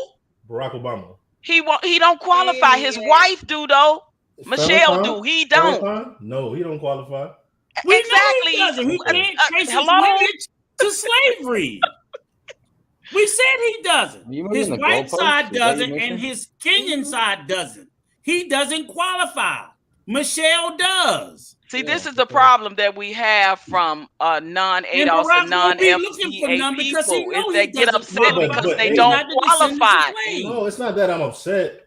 It's just it's very. You guys divisive. were dropped off before we were in the islands, all over the Caribbean islands. Right. You guys were dropped Fine. off there, so that's where you should get your reparations. Reparations Just from. like That's our where they ancestors should was money. dropped off You in talk to the your proper Americas. I'll Go tell to you your this proper too. channels. JB, there's 1.5, and Marcus, did you know that there's 1.5 million Afro-Mexicans that live in Mexico? Yeah. There's communities. They have literally community entire villages. the whole West Coast, right? Yeah. Since the country, they're descendants of slaves.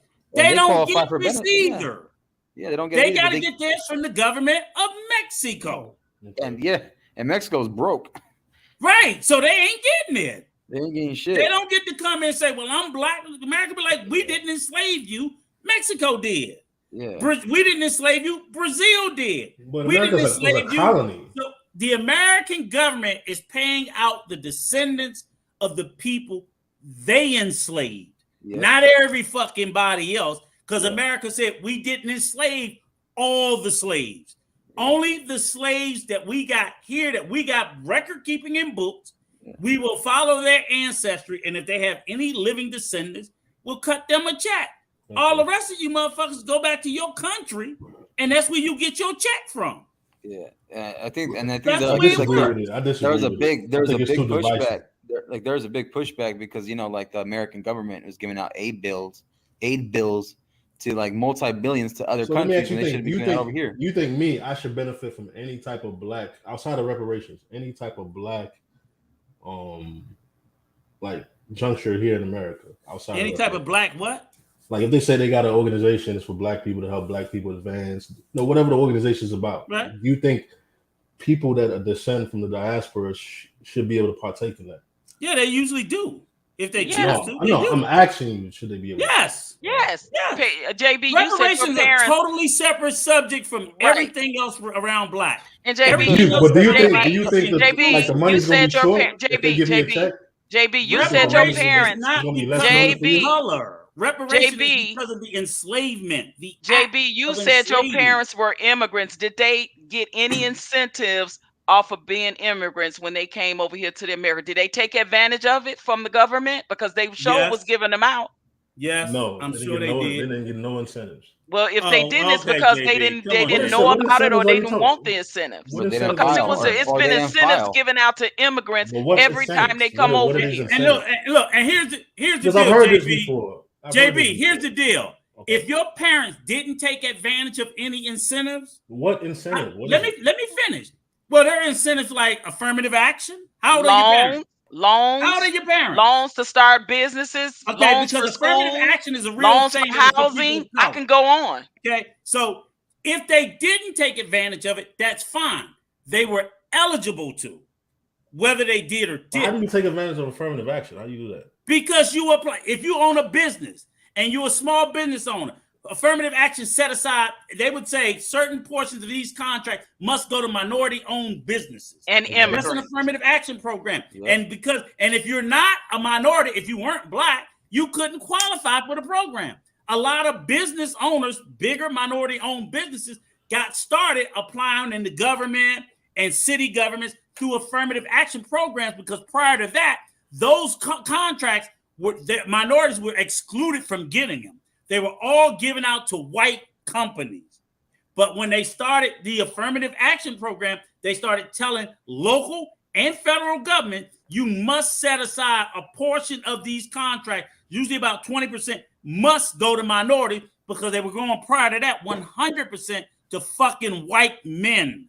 And you know what happened to our 40 acres That's and where a they were mule? going. You know what happened to it? It was given back to the very slave owners that enslaved us. They actually Why do you think paid that? the Well, slave owners to take us back, and we worked for them for But what what is I don't called like- what I don't pennies like- on a dollar, which is called sharecropping.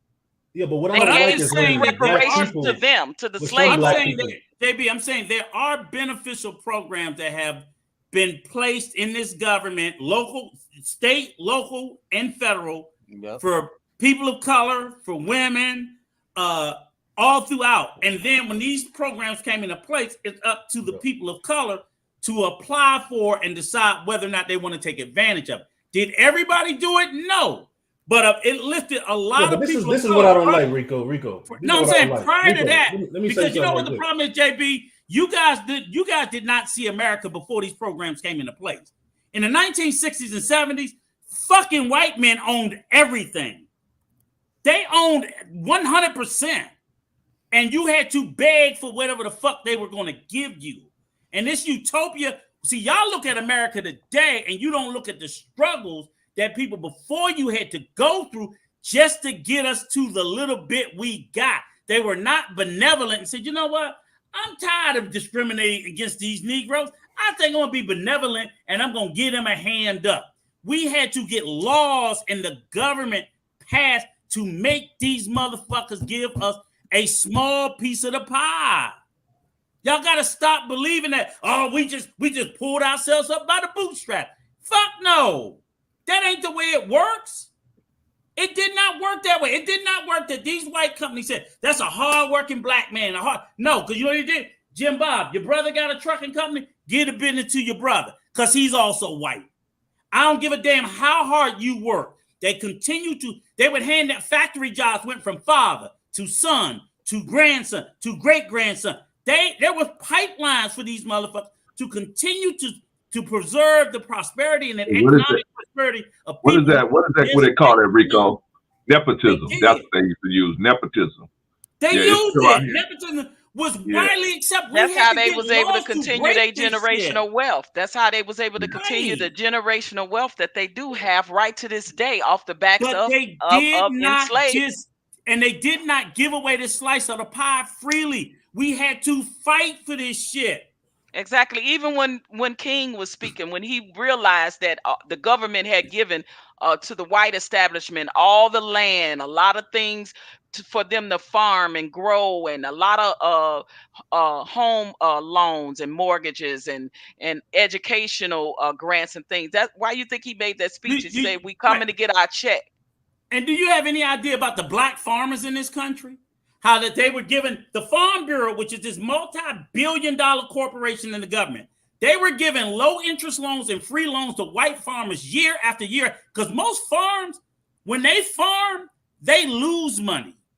Farming is an industry that they were giving small white family farmers loan after loan after buy more equipment, more feed, more livestock, and everything else. They would sell their products to the government for a loan, and the government would give them another loan to keep their family farms in the family and to keep it alive. They didn't. You know what they did to the black farmers? You don't qualify.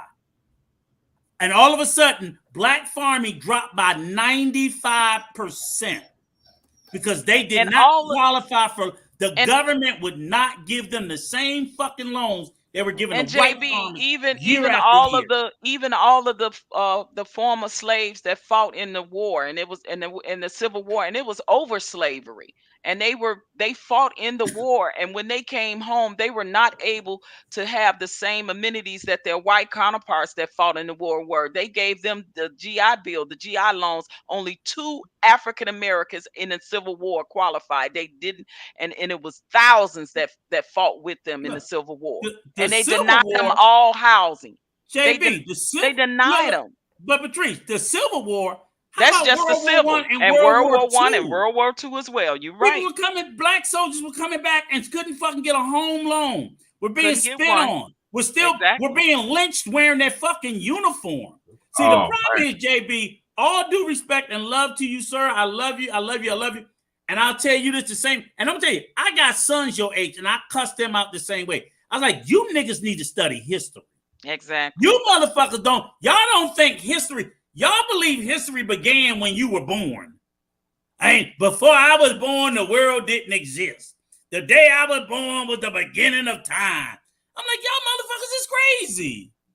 Y'all do not believe history existed before y'all time. So Rico, just like, let me ask you this. You say your parents from Haiti, right? Rico, you've been speaking for like a long ass time. Okay, one last question. Do you fully know the history of Haiti? Yes. You fully know it deeply. Yes. Well, not just a little bit on the surface level. Yes, I know the history, man. Okay, so then you understand why it's in the plight and the position that it is. I also today, know the right? history about the loans and all that stuff. I know about all that stuff. So you understand the plight and why it is where it is. Why it That's should be one of the about. wealthiest countries in the Western Hemisphere, but it's one of the poorest. And it's not because the Haitian people are not competent. It's because the systems have been put into place to keep them down. True. That's not what I'm talking about. But you can't believe that for black people here in America. Systems. I believe the same systems thing. that are put into place. That's what so if systems can be put in place to keep a whole country of black people down, Why you don't think it can't be put into place to keep 13% of black people down? I know it has, and it's still in place. Yes.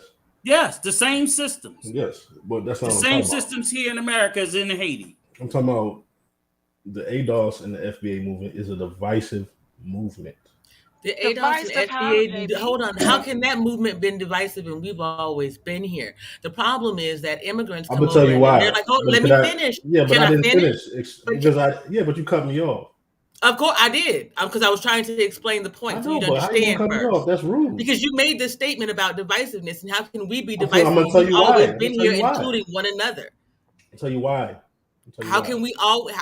How can we be the divisive ones when we've always been here working for one another? Okay, do you sanction Tariq Nasheed? You're asking a question when I ask you a question. What'd he say? You're answering a question with a question. So some of these representatives of FBA ADOS, they talk a lot of crap about, they call people from the diaspora tethers or tagalongs. It's very offensive. It's xenophobic. I don't like it. It's divisive. It'll turn me off, make me not want to deal with no black people at all, to be honest with you. Okay, what do Haitians and some Jamaicans and some Barbadians and some Trinidadians and some Africans call us? Black American. He still didn't answer the question. What's divisive? I know, but we just want to to level set. I don't know, but I don't call black Americans nothing. I know, but not all blacks call you names. It's not everybody on both sides. Right. Yeah, but why is that such the brand? That's become the brand now.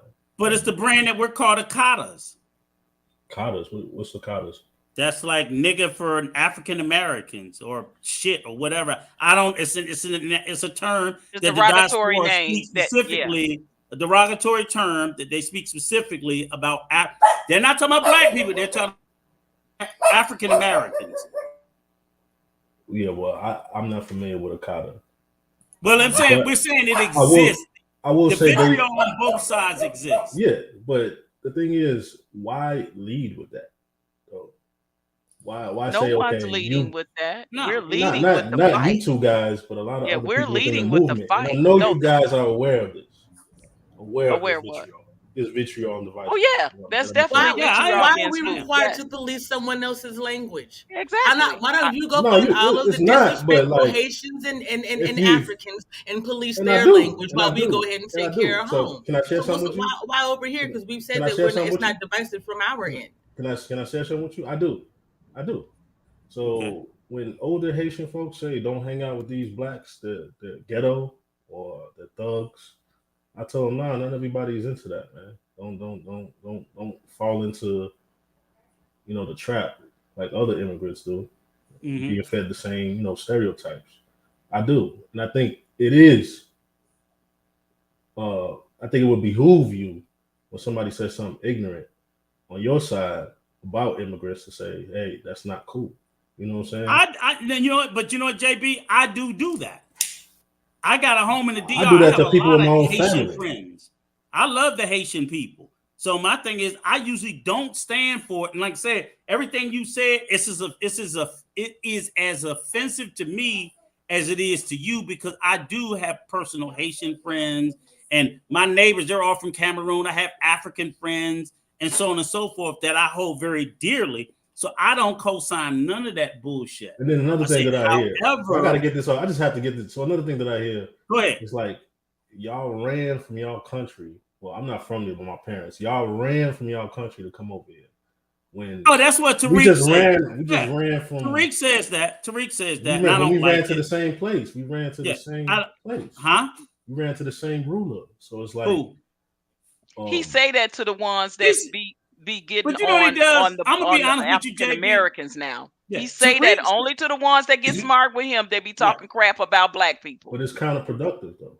Yeah, of course it is. I agree. But I don't rock with Tariq like that. I'm never the movement. I don't care who you are. I'm never gonna stand there and let you disrespect me. I'm gonna disrespect you back.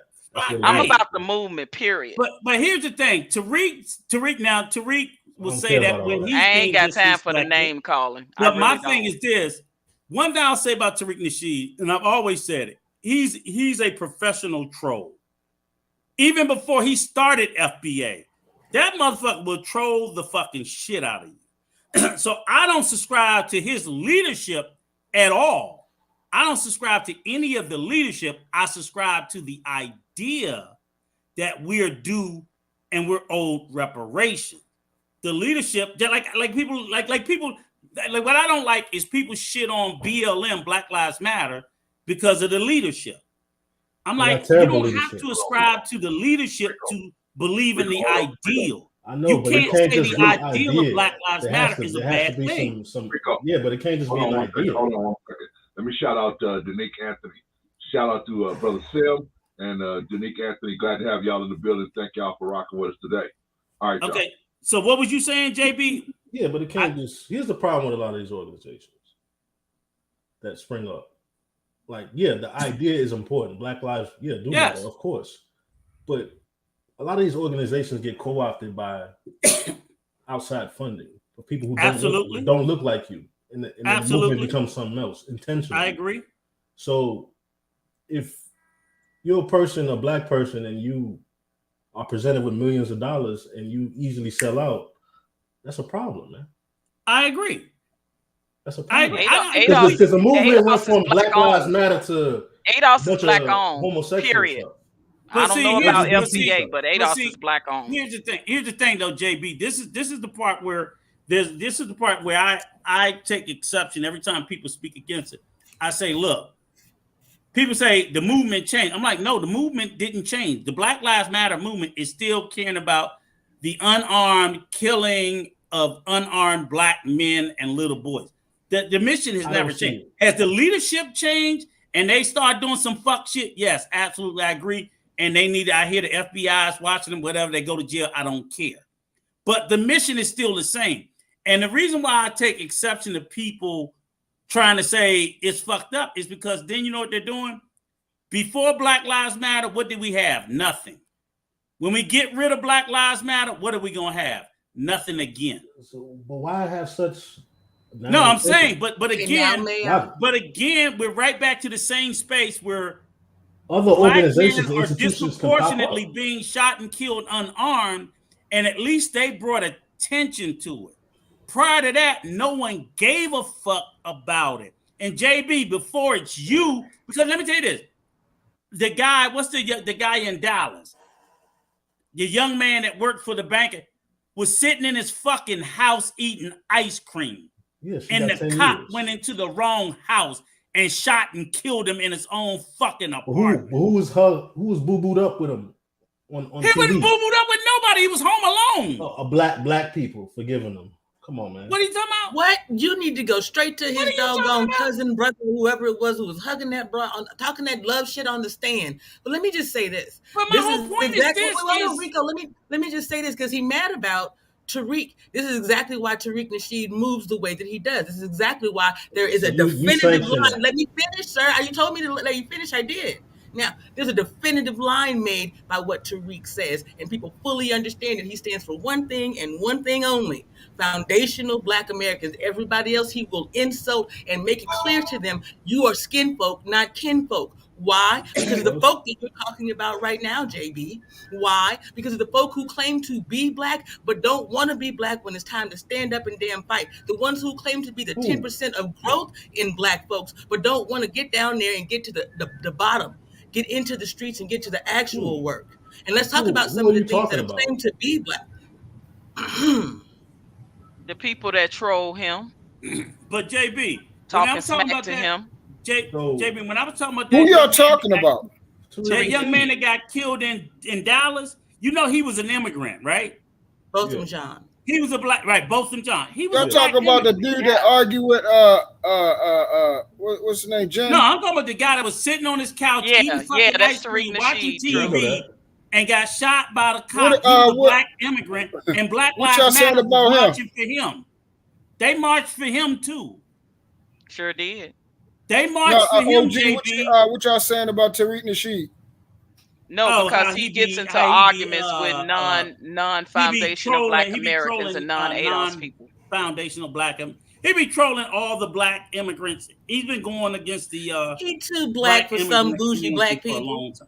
for the last. He's been doing it, but my thing is, he's only been doing that, JB. He's only been doing that the last year or two. Prior to that, Tariq wasn't even doing that shit. He's making money off of it. That's why. Right, but I'm saying it's not even like it's something old. It's some new shit he started. 10% in the last. But I'm saying he started that in the last 2 years. You go 3 years back, Tariq Nasheed wasn't even fucking with black people in the diaspora. He was doing his Hidden Colors Museum and everything else. I mean, he did a piece on Haiti, which was right. But I'm saying, but what I'm saying is he'd only started this vitriol in the last year or two because he's insulting. So I'm gonna insult you. I'm saying, but this is relatively new. You just gonna punch? Yeah, so we gotta all stop talking about these people like they is somebody. Yeah, like that. That's but JB brought him up. Yeah, but I don't like the divisiveness. That's what I'm saying. These individuals, you tied Tariq Nasheed to reparations. These individuals are regular individuals. We could. Where I'm born at? I'm born here in America. Right, but Tariq Nasheed don't run the fucking reparations argument. I spent 7 calendars behind a wall.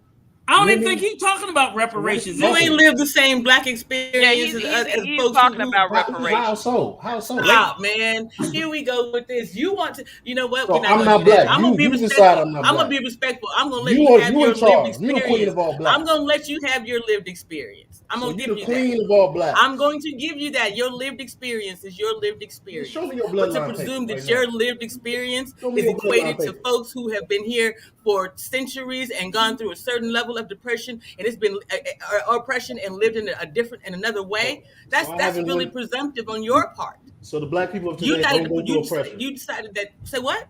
So black you were born here in what? So your oppression in these last 40 years matches that of these people who've been oppressed for centuries. You just said that.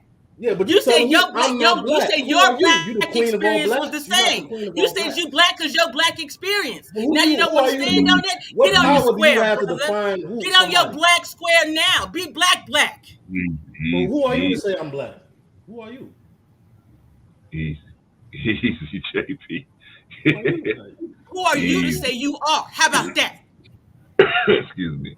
I think. Yeah, okay, how about this? Hold on, JB. FBA or ADOS. JB. They just gonna see you as a black person when you walk down the street. JB. Yeah, that is true. But what we're fighting for is different. I think they've all tried to educate you on what's actually going on. Where they talking coming from? Why don't you tell me? Wait. Why don't you tell me what your main issue is? That way it'll be clear. I'm gonna say it again: the divisiveness, the vitriol, the language. What's divisive? Both sides. What specifically is divisive? Well, both sides saying that. Yvette Carnell and Tone Talks is not arguing with nobody like that. It's just Tariq Nasheed. Wait a minute, Patrice. Let JP co-signs that. She sanctions it.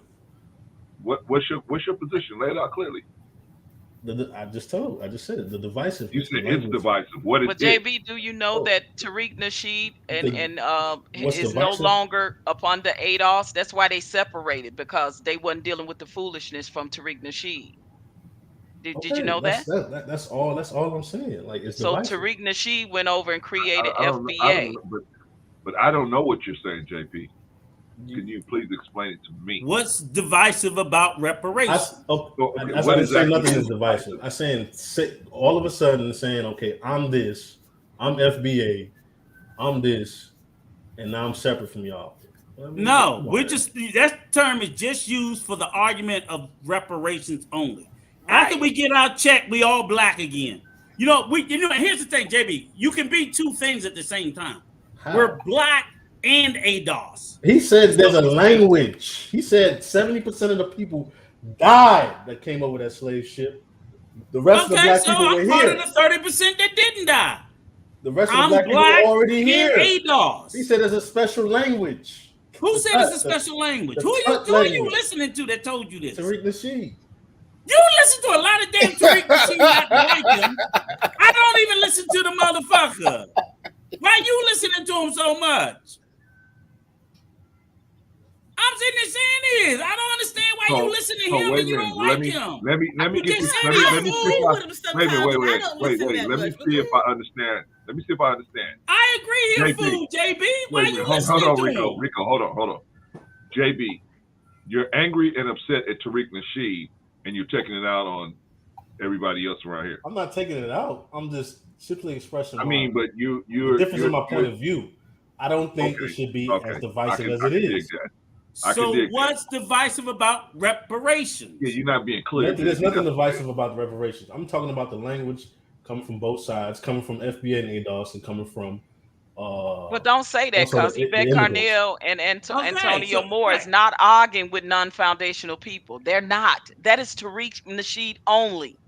They're not in no chats and on no panels arguing with people that say crazy stuff about Black Americans. They're not doing that.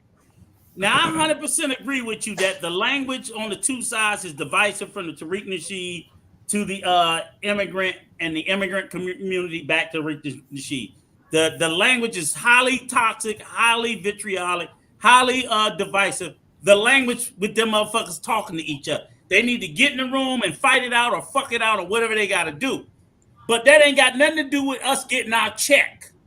And the check is reserved for the descendants of slaves. You can call us the check people. Fuck an ADOS, fuck an FBA, I'm a checker. And if I can show my lineage to slavery, cut me my fucking check. Hey man, chill out. We talking about playing chess all this time, and you done made us some checkers. Because that's the issue. The issue isn't the names. The issue is what we're out for, which is finally been. And just to say this, JB, for the Jews, you were mistaken. They did have to prove their ancestry back to the concentration camp. Every Jew didn't get a check. They sure did. Just Every like certain, Jew did not just like get a certain check. Indian tribes had to prove they came from certain tribes for their reparations. People as well. And Japanese as well. Yep. Germany cut checks to the descendants of the people that died in the concentration camp. Yep. If you could not prove that, your ass didn't get a check. I don't care how Jewish you was. And guess what? That was how they pulled themselves up by the bootstraps. Right. They divided them. Okay. They told them, hey, if you can prove all the way back to that, we cut you a check. If you can't, get the fuck out of our face.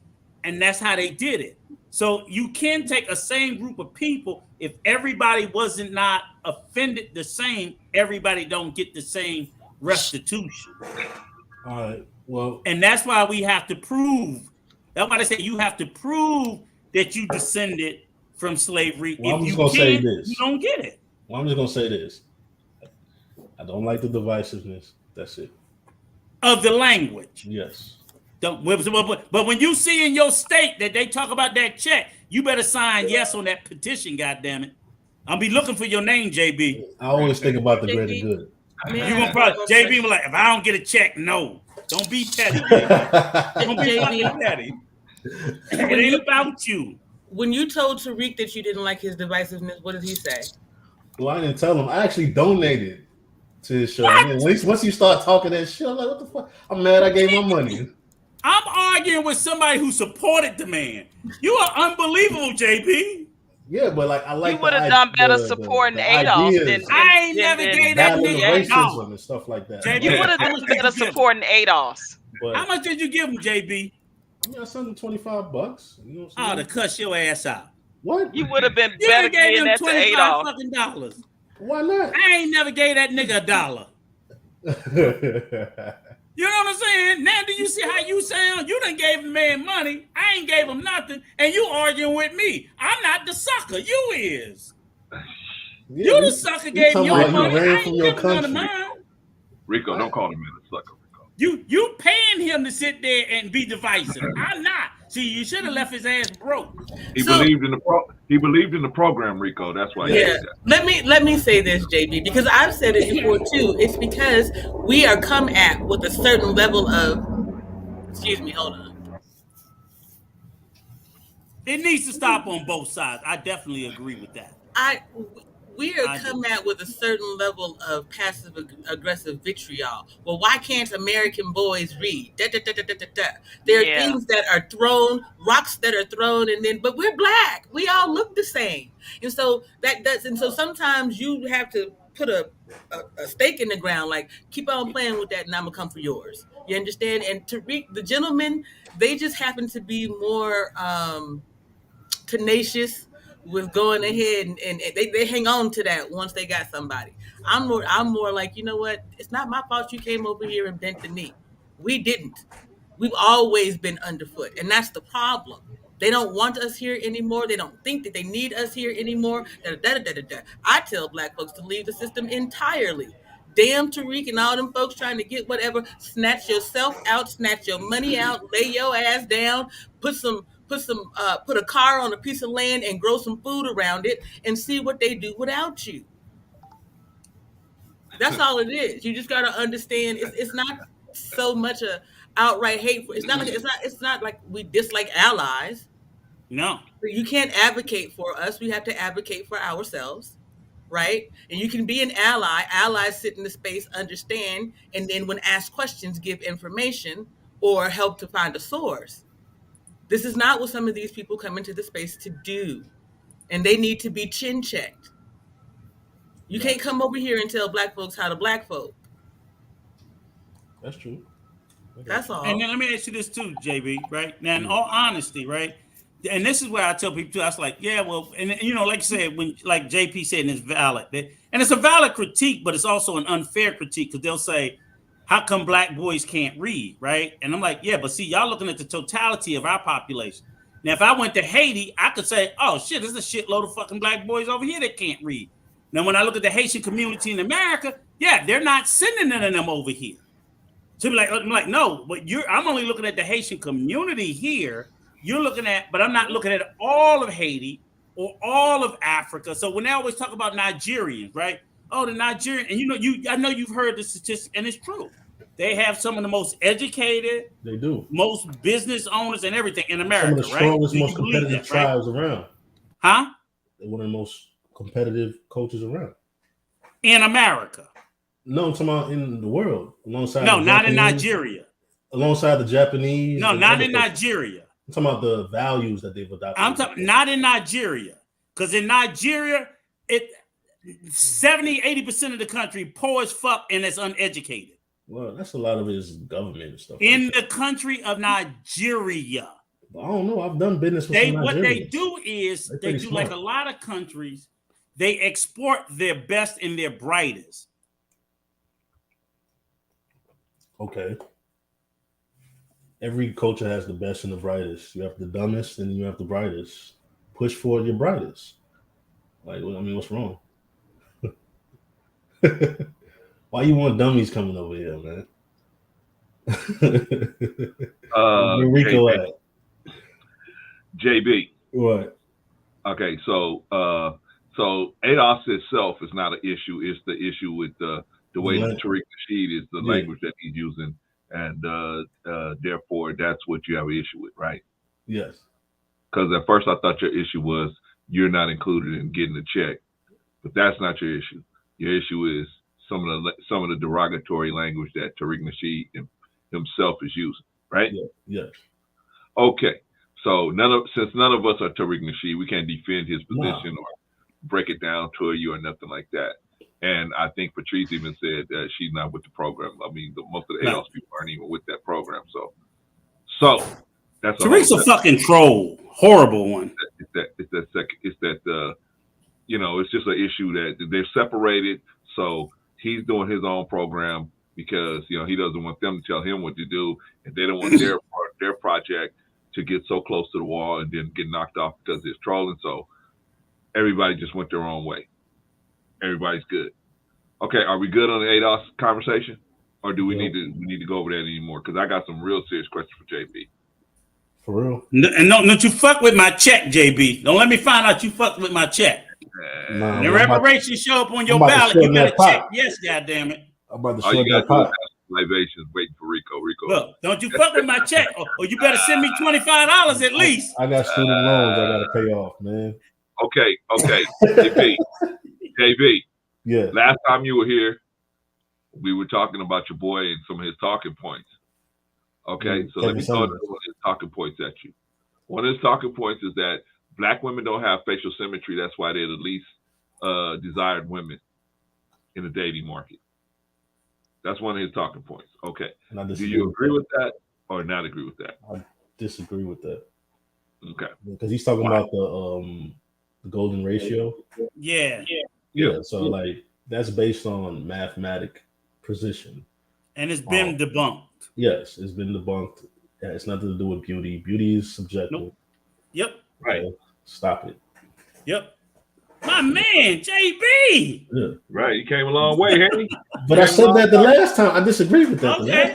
First time I heard it, my dog. Maybe because I was on the other channel with Daryl. Okay, now let's get back to the point of contention that we had last time. See if maybe you came around on that one.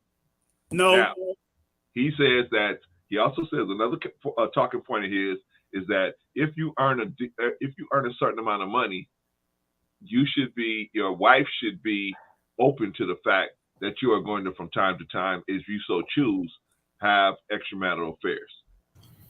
Now, y'all doing this again? Clarence won't let it go, True. Clarence won't let that one go. I try to see where he's at, True. Maybe he got educated while he was gone, and maybe he came around. Maybe he came around. Come on, what you got, JB? Like I said last time, context is how ideas are spoken in. All right, go to the next one. He ain't moved on that one. Well, you gotta allow me to explain myself. Okay. Like he's talking about the top 10% of men. He's not talking about the lower strata. He's talking about the top 10% of men. These dudes are abnormal. They work like crazy. If you put them in the forest, they'll be chopping trees down. They have large appetites. If you want to be with a dude like this is what you can expect. That's the context he spoke in. He didn't Go say to the next one, Clarence. We're not gonna dig into this. We're not gonna dig into this one. Not gonna get into this one. Right, True. Right, True.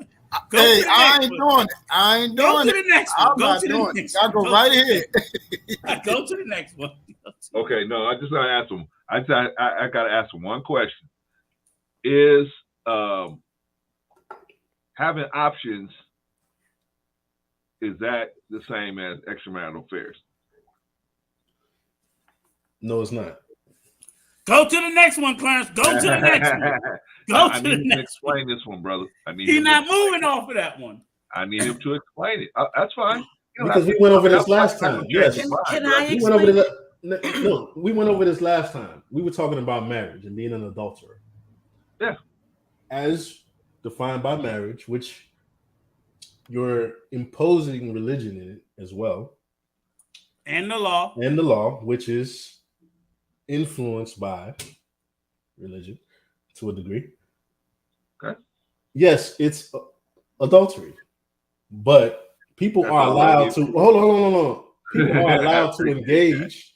People are allowed to engage in any type of relationship they want, whether it be polygamy, monogamy, marriage. Well, there wouldn't be adultery if it's polygamy. Yeah, because at the end of the day, it's about what those people agree to. It's a contract. But I'm saying if you and one wife agree to allow the man to take on another wife, that's polygamy. That's not you're not having sex outside of the agreed circumstances. Well, what if they agree to it though? Is that the same? Okay, but I'm saying if you don't agree to it, then that's what you're doing, right? If you agree, hey, I'm only gonna have you as a wife. You are the only woman I'm gonna have, and then you go out and have other women sexually, then that's you breaking the agreement, right? JP, you got something to add to this? An open marriage allows for options. But that's when everybody agrees to that, right? Right. So okay, when you said that, that's what I'm saying. That's the difference. But that's what I'm saying. I have no problem with that. I have no problem with the polygamy. I have no problem. If that's what people agree to, that's what they agree to. He's saying that I'm going to marry you and promise to you that I'm going to only be with you. But if I so choose, I'm going to be with other people. But you can't be with other people, but I can. The open marriages, Kevin Samuel's not talking about open marriage. Open marriage, the woman can go do what she needs to do. The man can go do what he wants to do. Kevin Samuels is not saying nothing about the woman going to do anything. No. The woman stays at home, keeps the kitty cat nice and warm for him, and then he can go and do whatever he wants to do. That's what we're saying. And I think that will breed resentment in the woman at some point, in my opinion. So Anyway, that was the point of contention with that. But he already agreed that that's adultery. So we can now move on. All right, JB, I got another question for you. Okay. Kevin Samuel says it should be average at best, right? Yes. Meaning that if you're at a certain age, you should expect only a certain quality of man. Do you agree with that? Yes. Okay, why? Because of what men value and how we're wired. Huh? What men value and how we're wired. We respond to youth and beauty. Women have value in what? Okay, so Brother Clarence, you ain't say it right. You didn't say it right. Okay, say it right, True. No, I'm saying the way you said it, I would agree. So no, that's what I'm saying. Say what you just said again so you can hear if it's the same way that I'm hearing it. Okay. Kevin Samuel said that these women that quote unquote average at best, they should not expect to be able to be with a man at a higher level, a higher value man or whatever, right? They should only expect a lower level guy, and they should accept that. That's what they should accept. And then that's what I was asking him. Did he agree with that premise? So age doesn't have anything to do with it.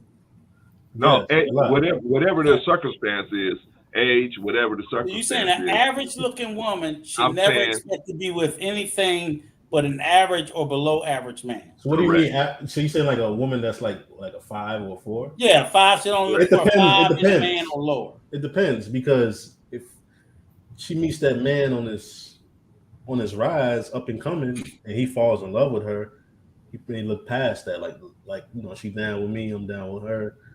Let's do this. But like, if he's single, he made it, he got money, he got guap, he's gonna look for the best looking girl he can get. All right, hey, Brother Clarence. Yes, sir.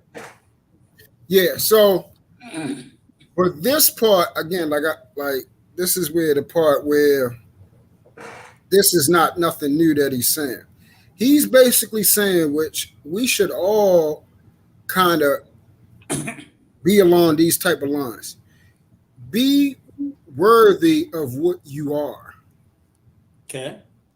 All right, so it's just like, if I'm a 5, I'm not going to run around being entitled, thinking I deserve, there go that word, because that's what people run around here doing. They deserve, for whatever reason that they concocted in their brain, a 10. You see what I'm saying? Mm-hmm. I should rationally think in my mind that if all I have to give is 5 potential, then that's what I'm worth. I should be reciprocal of that. You see what I'm saying? I shouldn't be expecting a 10, but I'm not giving, 10 of whatever. Okay, I got a question I want to ask the panel, right? Let me ask this question to the panel. Go ahead, Rico. Whenever Kevin's talking about his numerical scale, 1 to 10, what is he talking about? I have no idea.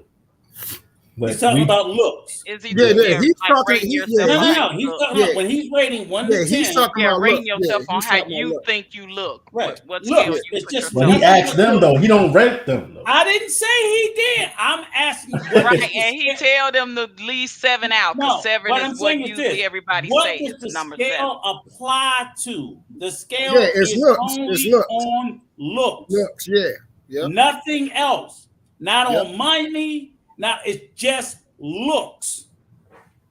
We're strictly talking about looks. Absolutely nothing else. So you could be a 10 and a broke motherfucker and a shitty person, but you still a 10 in the looks department. Okay? We're talking about the outside. Mm-hmm. So remember, because he never brings in money. He never brings in education. Tell me what you look fresh out of the shower, no makeup. What did you give yourself? It's looks, nothing more. Right. What says where in society does it says? I think he throws in weight too, Rico. No, well, okay. He says face, but he does weight. He does weight too. He does dress size. Right, we can add the body to it with it. It still looks. Right. It still looks. Mm-hmm. It ain't no money. It ain't no education. It ain't no morals, no values, nothing else. Yeah, he throws that out the door. She could be the most ghetto bitch in the world. Right. I'm telling you. She could fucking nasty mouth. Nah, you're being disingenuous now. You're being disingenuous now. And if you don't think it's some ghetto hood rat looking motherfucker, you are fool. Excuse me. He brings up other qualities as well. He does say fit, feminine, and friendly. No, but I'm saying when he's giving a number. When he's giving a number, he's basing it only that's just what? That's just that one thing. But that's not the only thing you're saying. Now, I can't agree with that. I can't agree. No. All I'm saying is when he give you a number, he's only saying looks. Absolutely nothing else. The best body, the best face. That's when you get the number. Yeah, but he also includes attitude. He does include attitude. He talks about with your number. No, not when he comes up with your number. No, listen to what I'm saying, Rico. Mm-hmm. When he's talking, when he asks these girls, he goes systematically from what's your dress size, how tall you are, how much you weigh, and then he asks them, "What do you have to offer?" What do you have to offer to a man? And then they will say, "What do men really want?" He said he wants you to be submissive, fit, friendly, cooperative, inspirational. So those things speak about attitude and things like that. So I can't lie. I don't want you to lie. At what point does he? What's your height? What's your weight? What's your dress size? Okay, fresh out of the shower. Give me no makeup, hair not done. Give me a number. He's still only talking about looks. Yeah, he's talking about. When he put all that together, when he comes up with your number. He's only equating the value. No. He does say this too. He says this. He said if your looks take you up to an 8, but you have children, he said it drops you down. Bring you down a point. Right. I agree with that. He said, and then he also says if you not just your face, if your waist, if how big you are, that drops you down. So it is things that drop. It is things that drops you down. It is. So the only thing, but it's still all looks except for the point where he say if you got a child, it still looks. Weight is looks. Body. No, but this is the thing. He made this completely undeniable. He said that if you aren't fit, feminine, friendly, cooperative, submissive, and inspirational, he said those type of men. I get that. They don't want you. That's what he said. So, I get that. But he's saying not just only that, not just this so-called high value man. He's saying guys like myself don't want him either. I'm not even talking about the high value. I'm talking about what does he base his number system on? Because he's not including income, he's not including education, he's not including for the women, right? Attitude. What? You talking about for the women? Yeah, because when he gave Nicki Minaj a 9. He includes. He gave Nicki Minaj a 9. Okay. Yeah, his number. Listen, that, other than what her face. That's where I'm saying. Like, listen, what he's talking about. When he's talking. Hold on, True. Shout out to Jamal Clark. Glad to have you in the building. All right, True. Go ahead. Yeah, when he's talking about these things, again, we already know that he's not consistent with the rating. I'm not debating you with that, Rico. You're absolutely right. He gave Nicki Minaj a tag on 9, and there's no way in the hell I would give her 9. Right. Yeah, there's no way in the hell I would give her 9. It's only looks is that rating. That rating is strictly looks. What he's saying is if they're not with the attitude, it ain't even no point of rating them at all. He's saying if you got this way, he's saying if you got. I've seen him rate women, and then of course later on you find out because I'm saying it's this true. You and I know I've seen some motherfucking 10s that I wouldn't spend 5 minutes of my day with them because their fucking attitude is so atrocious. Oh yeah, they But ugly and this. fine as motherfucking hell. But do you have enough money for them though? Let me finish.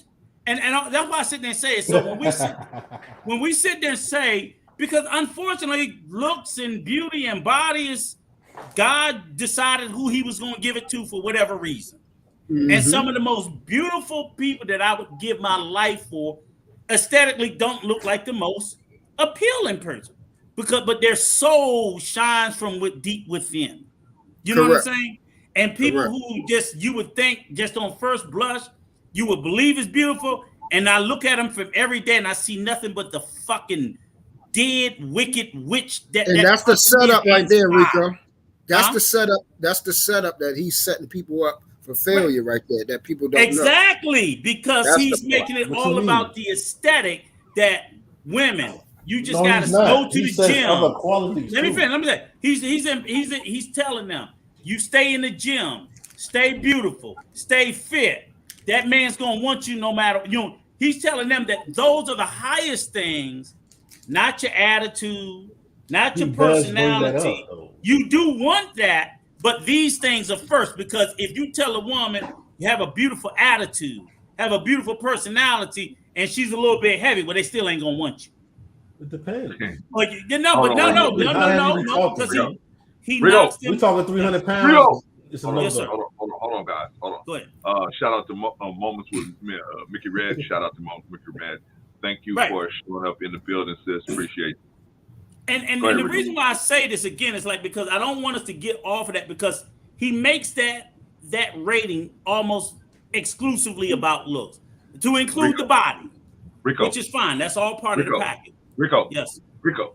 OG got to go, so I want to get her last. Okay, go ahead, OG. And I'm gonna button it up though. You guys quit fighting me on it. I just want to say bye to everybody and thank you, Bro Krantz, for always allowing me to come on your platform and give my opinions and my views. And the opinions of views of Patrice is not those of everybody on the panel. I just want to be clear. That's my disclaimer. Yes, they are. You watch them panels you on, girl. Shout out to the chat, and I will see y'all later. You watch them panels you on, girl. I know, right? I gotta. Yeah, so I'm gonna be in trouble. Hey, They're gonna Patrice, beat me up.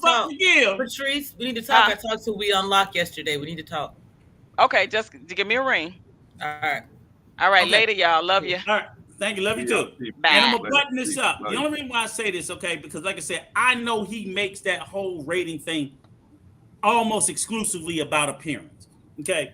And I also know vastly, like I tell everybody too, is I'm like, okay, let's play with his 1 to 10. That's his rating scale. 9 and 10 being the finest, most beautiful people in the world. What percentage of people in the world do you believe fall within a 9 or 10? Child, probably what? 3%, maybe? 2%. Thank you. Okay. Right. So what I'm trying to sit there and say, and I try to get people to understand, it's like the average at best went viral, and like everybody just like freaked out. And I'm like, okay, yeah, he told her the truth. But the reality is everybody's trying, like everybody want to be a 7 because they want you to, they'll say 7 because they want you to say I'm an 8 because they want to be higher. Nobody wants to be average when 90% of the fucking world is average. And I would consider average anywhere from 4 to 7. I'm like, 90% of us fall within that range. There's of that other remaining 10%, maybe 2% is, or I'll say 95% of it. 2% is in that upper echelon, and maybe 3% is below a 4. The vast majority of the world, aesthetically, we some average looking motherfuckers. Period. So the whole average at best thing, I'm like, that's all of us. That's my little average fat ass. That's Uncle Clarence bald head ass, average looking ass. That's JP. Chocolate. Pot smoking, average looking ass. Hey, you come for me one more time this week, and I am gonna come to your house. While we up here, and you average looking ass. You got to view this right here, right now. We got to view is yesterday. Where were we? We were on the Rails channel, and y'all keep coming for me this week. Now, don't you put your hands down. I ain't for you. Yes, you did. Yesterday, you lit me up talking about some young this, young that. We gonna go at it, you and me. I didn't light you up yesterday. Yes, you did. Oh, you all didn't. the Yeah, implications yeah. while I was Listen, on their panel. you didn't know what you was doing, Rico. But yeah, you. Yes, you did. You came straight for. You could have. Now, You let's didn't. understand. You didn't know. Yeah, You may have I a know you real didn't life- know, but you did. You did. Say it. Say it, True. Say it with your whole chest, Tin Man. Damn. Because you was talking. Okay, so I'm gonna be frank. When you was Please explaining, do, yeah, because I when might you have was missed it. Maybe I explaining, did and didn't know it. when I'm you was sorry. Well, let me see explaining, what it was first. Let me see what it was. I apologize. when you was explaining that parents shouldn't mess with their children's friends. Yes. Yeah. Oh, which yeah. Well, which all the I time, agree. you know? I agree with, but we know JP. Yeah. Daniel, you didn't know that. Moved here as my middle son's best friend. Oh, That's not the shit. intention. I didn't know. Yeah. I was like, I didn't know. Shots fired. Yeah. And then the day before that, y'all was doing the shit with the cereal and the unicorns and the rainbows. I was like, what the hell is it? BJP Up Week? Yeah, cool. JP. I am. Shit. Truth, me and I'm Truth sorry, had it out Jada. at one point. Yeah. Jada, I'm sorry. Yeah. I'm sorry, It's all right. Jada. I'm calling you Jada. I'm sorry, Jada. I didn't know. Did you know that, Clarence? No. Clarence didn't know either. I didn't know. I didn't know, Jada. Goddamn, Jada. Y'all- Thank you. I didn't know. You're gonna do it twice. You know No, what? I'm sorry. Oh, shit. Okay. I didn't know. I'm sorry. You know I love you, girl. I do, and I'm no, not you- okay. So listen, let me just say this since you gentlemen didn't know and make it clear. It's not like I was out here hunting down whatever. I moved to Tucson, Arizona to turn my own life around, and then when my things started to come together, the pandemic was hitting, and my son needed to leave the East Coast. And then he was like, well, my friends are about to be out on the streets. And I was like, that ain't okay. So y'all can come here. We lived in my studio apartment first and then moved to a 1-bedroom. At one point, there were 6 of us. So over time, it's just been figuring it out, that kind of thing. I'll listen, don't do this. And my son, years ago, he said it out loud. He was like, you should meet my mom. To Daniel, and then started this ridiculousness. And I was like, don't say that because you don't know what you're saying. And then all of this shit. It's not like it was intentional. I don't think that this is a great idea for anybody. Please understand that. I do not think that this is something that you should be like, you have to make decisions on how to live your life and shit. You know, if I knew that, I wouldn't have said it that way. Look how big you see Clarence don't put me down at the bottom because he's just so mannish right now. Go ahead. I had no idea. Can you let me finish my okay, can I finish my number story now? Yeah, Go ahead. I I want to go ahead and handle it. So the only reason why I said that is because, again, he makes a whole thing about the numbers. So I even wondered if he don't sit his Archie Bunker looking ass down. So my thing was I was like, so I even asked the question, like you said, True, and I do believe that we shouldn't look for more than what we are. But if I'm a beautiful person inside and I'm a 6 or a 7, and I don't think that that's so unusual. If I'm not looking for a 10, but if I got a 10 and our soul I love you, girl. So when we sit there and say we should look for what we are we looking for what we are on the outside? Because I think my wife is far more beautiful than me, but I think our soul matches. Yeah, see, so you would end up with a 9. But see, that's the difference between what we talking about. See, that's where I have a problem with him at. Of course, when he's talking about more physical and superficial, where we're talking about emotional, spiritual, mental, character, integrity, and things like that. Yes. He more focused on money. With the guys, he's focused on the money. With the women, he's focused on their beauty and stuff like that, and how good you look, and whether you in shape and things like that, and being young. Those things, like we already, that's without a shadow of a doubt. That was my whole thing with the whole numbering thing, and I think it's a mistake to tell young men, young Master JB, he gonna be out there looking for them 9s or 10s, and I'm telling you, JB, they're gonna break your fucking heart, and they're gonna break your bank account. No, they're gonna get your ass, JB. Okay. You JB, gonna are get you got for 9 or 10? Tell the truth. You're not looking for no 90. You going in there with that? My heart is cold now. That KS Hey, knowledge, hey, gonna tear your Can ass I up. say this? My heart is cold now. The irony to me is that it makes it sound like high value men aren't discerning, right? Like they don't just, you might see whatever, but they make it sound like they just hop right on that, you know, instead of sitting back and listening to the way she speaks or how she moves, seeing whether or not when she goes to the bathroom, she takes a troop of women with her or she goes dolo. Like those things, men of means have to be discerning with everything. So why wouldn't they be discerning about the women they allow in their space? Right. And then Well, what I understand is that's this, what's happening. A lot of these guys right now, they're running into means. See, this is what's happening. People are more like Kevin Samuels than they are like Trump, you know, where they are coming through generational wealth and things like that. Yeah. Kevin Samuels. New money. Yeah, new money. And then new money niggas don't know what to do with. They don't listen. And see, what's happening is they're coming in. He's coming in thinking he's due. Yeah. Everything that he didn't have. Nope. And that's the problem. That's the promotion. And that's where a lot of these goofies is coming out. They the same ones. They the ones that has coming in the new money. They never had money. You could tell when people never had money because they go crazy when they get it. Yep. They don't know what they don't even know they don't know what to do with it. Nope. When you used to having money, it's nothing. You know it comes and goes, it's up and down. You know how you gotta move it, you know how you gotta work it, you know some points it don't mean you'll be on your level, and you at the end of the day, it don't mean nothing because it comes and goes. Here's the thing I'll tell you. That's the thing he's not promoting. With a lot of these guys that's coming out, like Fresh and Fit and them, same thing, new money. And they even said it. True. I'll tell you this. You know what a new money nigga does? You know what he worry about? You know what he move with? Money. Old money nigga looking for power. The money doesn't mean anything. He's making connections. He's making power. Old money people making political connections. City, state, federal level. They're making connections. New money is just out there popping bottles, throwing money in the club, buying fancy cars and shit like that. Buying girls. Money don't do that.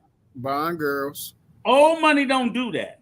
Old money, generational wealth, people who have generational wealth does not do that. They are making sure that they're married to the right family. Their children married to the right family. They're putting families together. Correct. I'm a wealthy family of this Upper Annapolis, and I'm the Jones. I'm going with this wealthy family. We ain't marrying this 10 that was just slid down the pole. See, JB, when the pole girls gonna get your ass, and believe me, they look like 10, right? When them pole girls, she's a 10, daddy. Okay, that's right. No, listen, he even said this, Rico. Hey, Rico, he even said this. He said they would rather take one of them than take a girl from the pole and everything like that. One of you stupid she's going to be fit and all this type of stuff. I forgot what show it was on. He said something like that. That's new money. Old money ain't gonna do that because old money, they want them fit, friendly, beautiful, and educated, and sophisticated. They want more than just that. And they don't necessarily put the fit, feminine, beautiful first because they were like, look, I need a woman with certain other characteristics because if I just want fit, feminine, and beautiful, that could be my girlfriend on the side. Fuck that shit. I need somebody I can take places with me. Somebody that can help run the business in my stead. But if I got Big Booty Judy who just slid down the pole, I can't get this dumb motherfucker to do nothing. And if you used to getting girls too, Rico, you're not tripping off of none of that because you used to getting that. You used to get feminine girls and stuff like that. Like it's that new money mentality. Yeah, exactly. Exactly. He just came. So that's why, right now, I tell guys that you out here, you supposed to look for a woman that's intellectual. Right. You need to see if y'all thinking spiritually. 3 years ago, Kevin was broke. That nigga was broke 3 years ago. What the fuck he know about money? Let him tell it. He been high value all his daggone life. He was broke and behind on child support 3 years ago. What the fuck he know about money? He just came into money. JB. Yeah. You there? Okay. I want to ask you a question about Kevin Samuels. Okay. Would you take dating and marriage advice from Kevin Samuels at this point in your life? No, because I have enough experience. I can't hear you, brother. You low really as hell low. with that. I haven't. Yeah, with your chest. No. Why not? Because I have enough personal experience. You been married? No. So you don't have no personal experience. I don't need to be married to see what life would be like. I've been in relationships. But you don't have no personal experience though. You've never been in. I lived with women. But you never been married, so you have no personal experience being married. But I don't need to experience that to understand that. No. Okay, yes, I'm just saying you have no personal experience. I would tell him, Rico. I would tell him. No, that's a bridge you have to cross with your own feet. Marriage is not good for the modern man. The what? Who told you that? The state. Is your parents married? Are your parents married? No. I'm staying your out of mother this. And father never got married. Yeah, they got married. Okay. Why is marriage not good? Because when you get married, you're making an agreement with you and the state, not you. Absolutely, you're right. Hold on for 1 second. Hold on for 1 second. We're gonna hear some red pill shit in a minute. I know it. This is crazy. He said. I love talking to JB. He said, like, I don't see how y'all do it. He said, marriage is not for the modern man. Is that what he said? Yeah, I say why? From my personal experience. You ever been married? No. Right. Listen to what he said. You ever been married? No. But my point is, here's Kevin Samuels, a man that's not married, giving marriage advice. Yeah. That doesn't make no sense to me. Yeah, like, two failed marriages. If I was trying to learn how to fly, I wouldn't take flying lessons for somebody who never got up in a plane and landed. You know what I'm saying? Who crashed every time. I would take advice from somebody who took off and landed. Hey, Brother Clarence, he said 2 failed marriages for irreconcilable differences. That means they could never come back. Yep. He said that. Yeah. That's a failure to the utmost. And then, look. And it's the same person. And then you talking about your relationship with your children either? Right. And I'm like, but you don't have them with you. That was the next time I'm going to prove. I'm like, how he going to give you child rearing advice and he ain't rearing a child?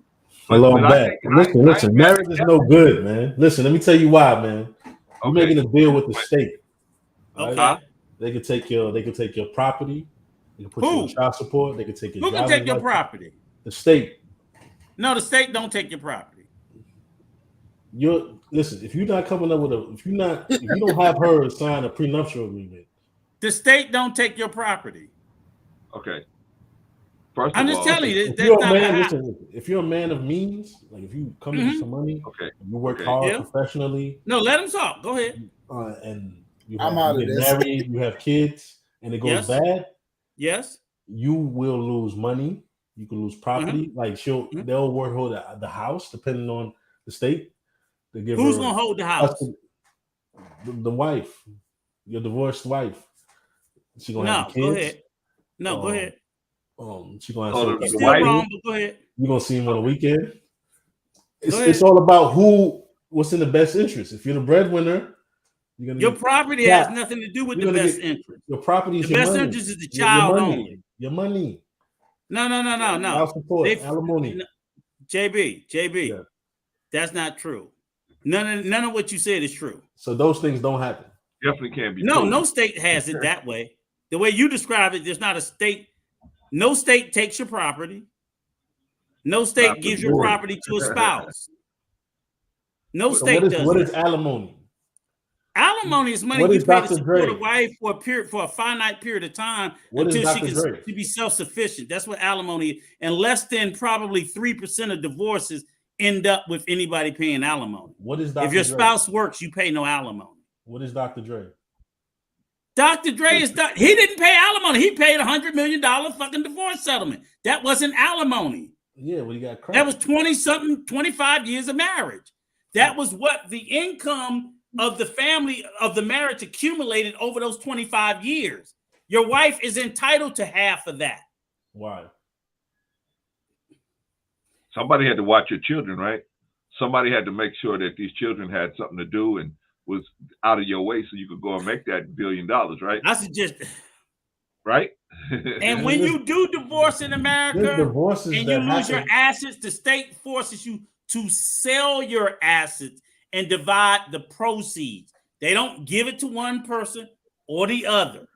I've seen instances where they've awarded stuff the lady didn't even ask If for. the man agrees, they get together and they decide, you keep that house, I'll keep this house.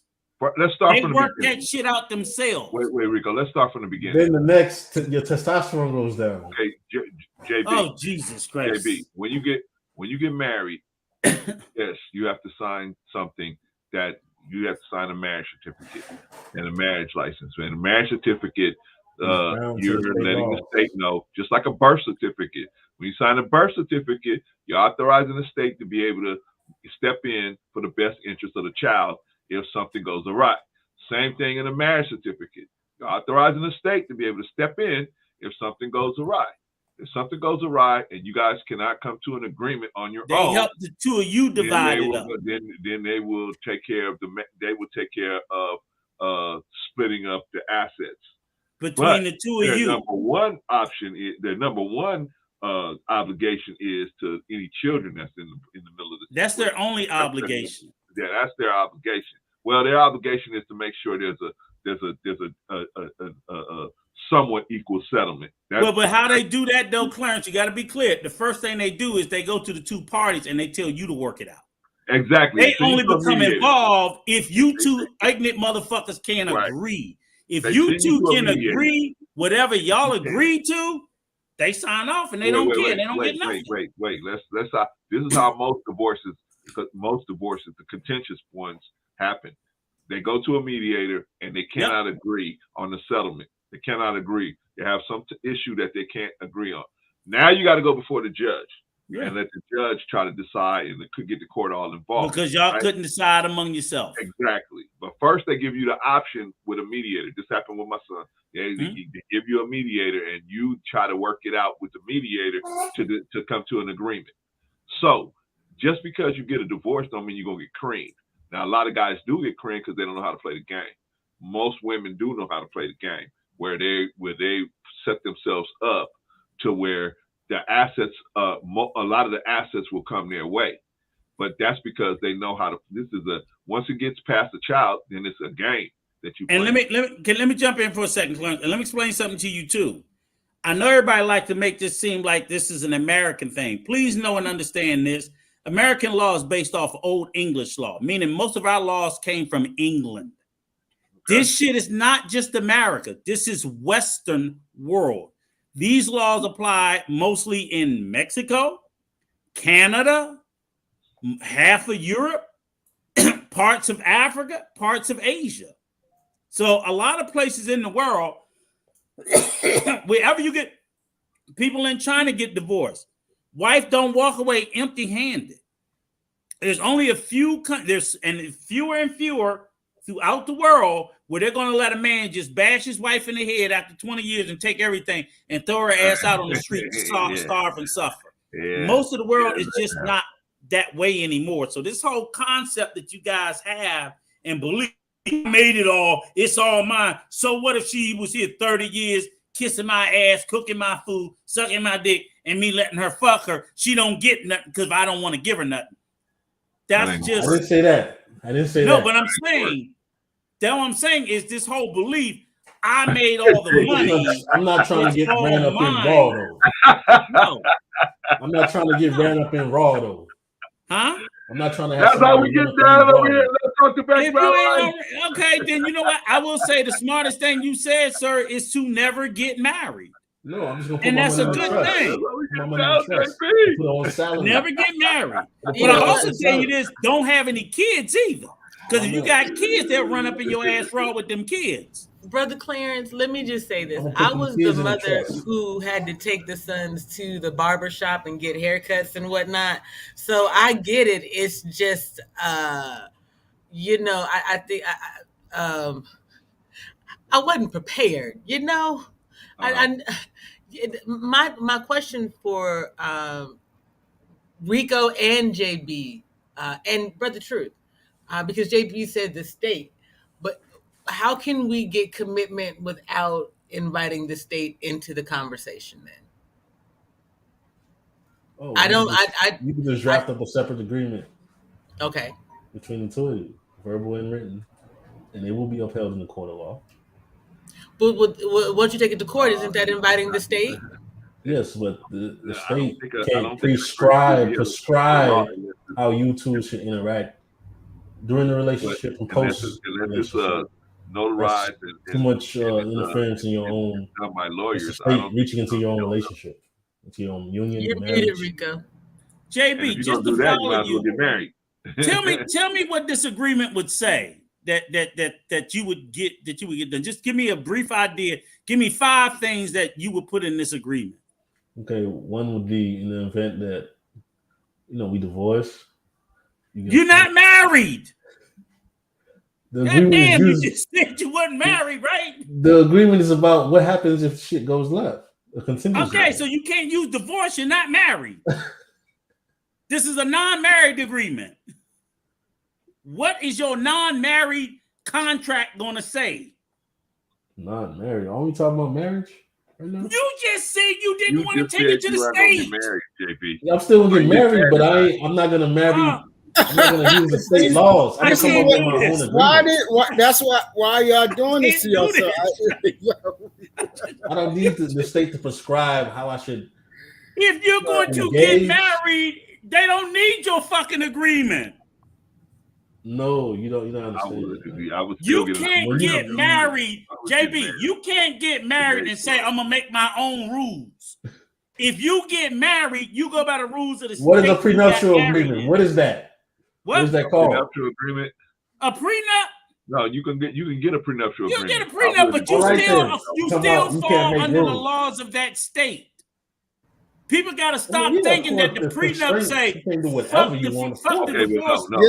And see, and that's prenup what does not throw out divorce law. And Rico, and that's what the problem's going on. That's what's being promoted around here. They think prenup means you don't obey the law. We talked about protecting your assets. A prenup is just something that you can. It's like pre-mediation. Look at the old girl on Atlanta Housewives. She protected herself. Oh, Jesus Christ. You take that legal advice from Atlanta Housewives. She said, you ain't getting married. You ain't signing Atlanta Housewives. What was her name? Phaedra, your attorney?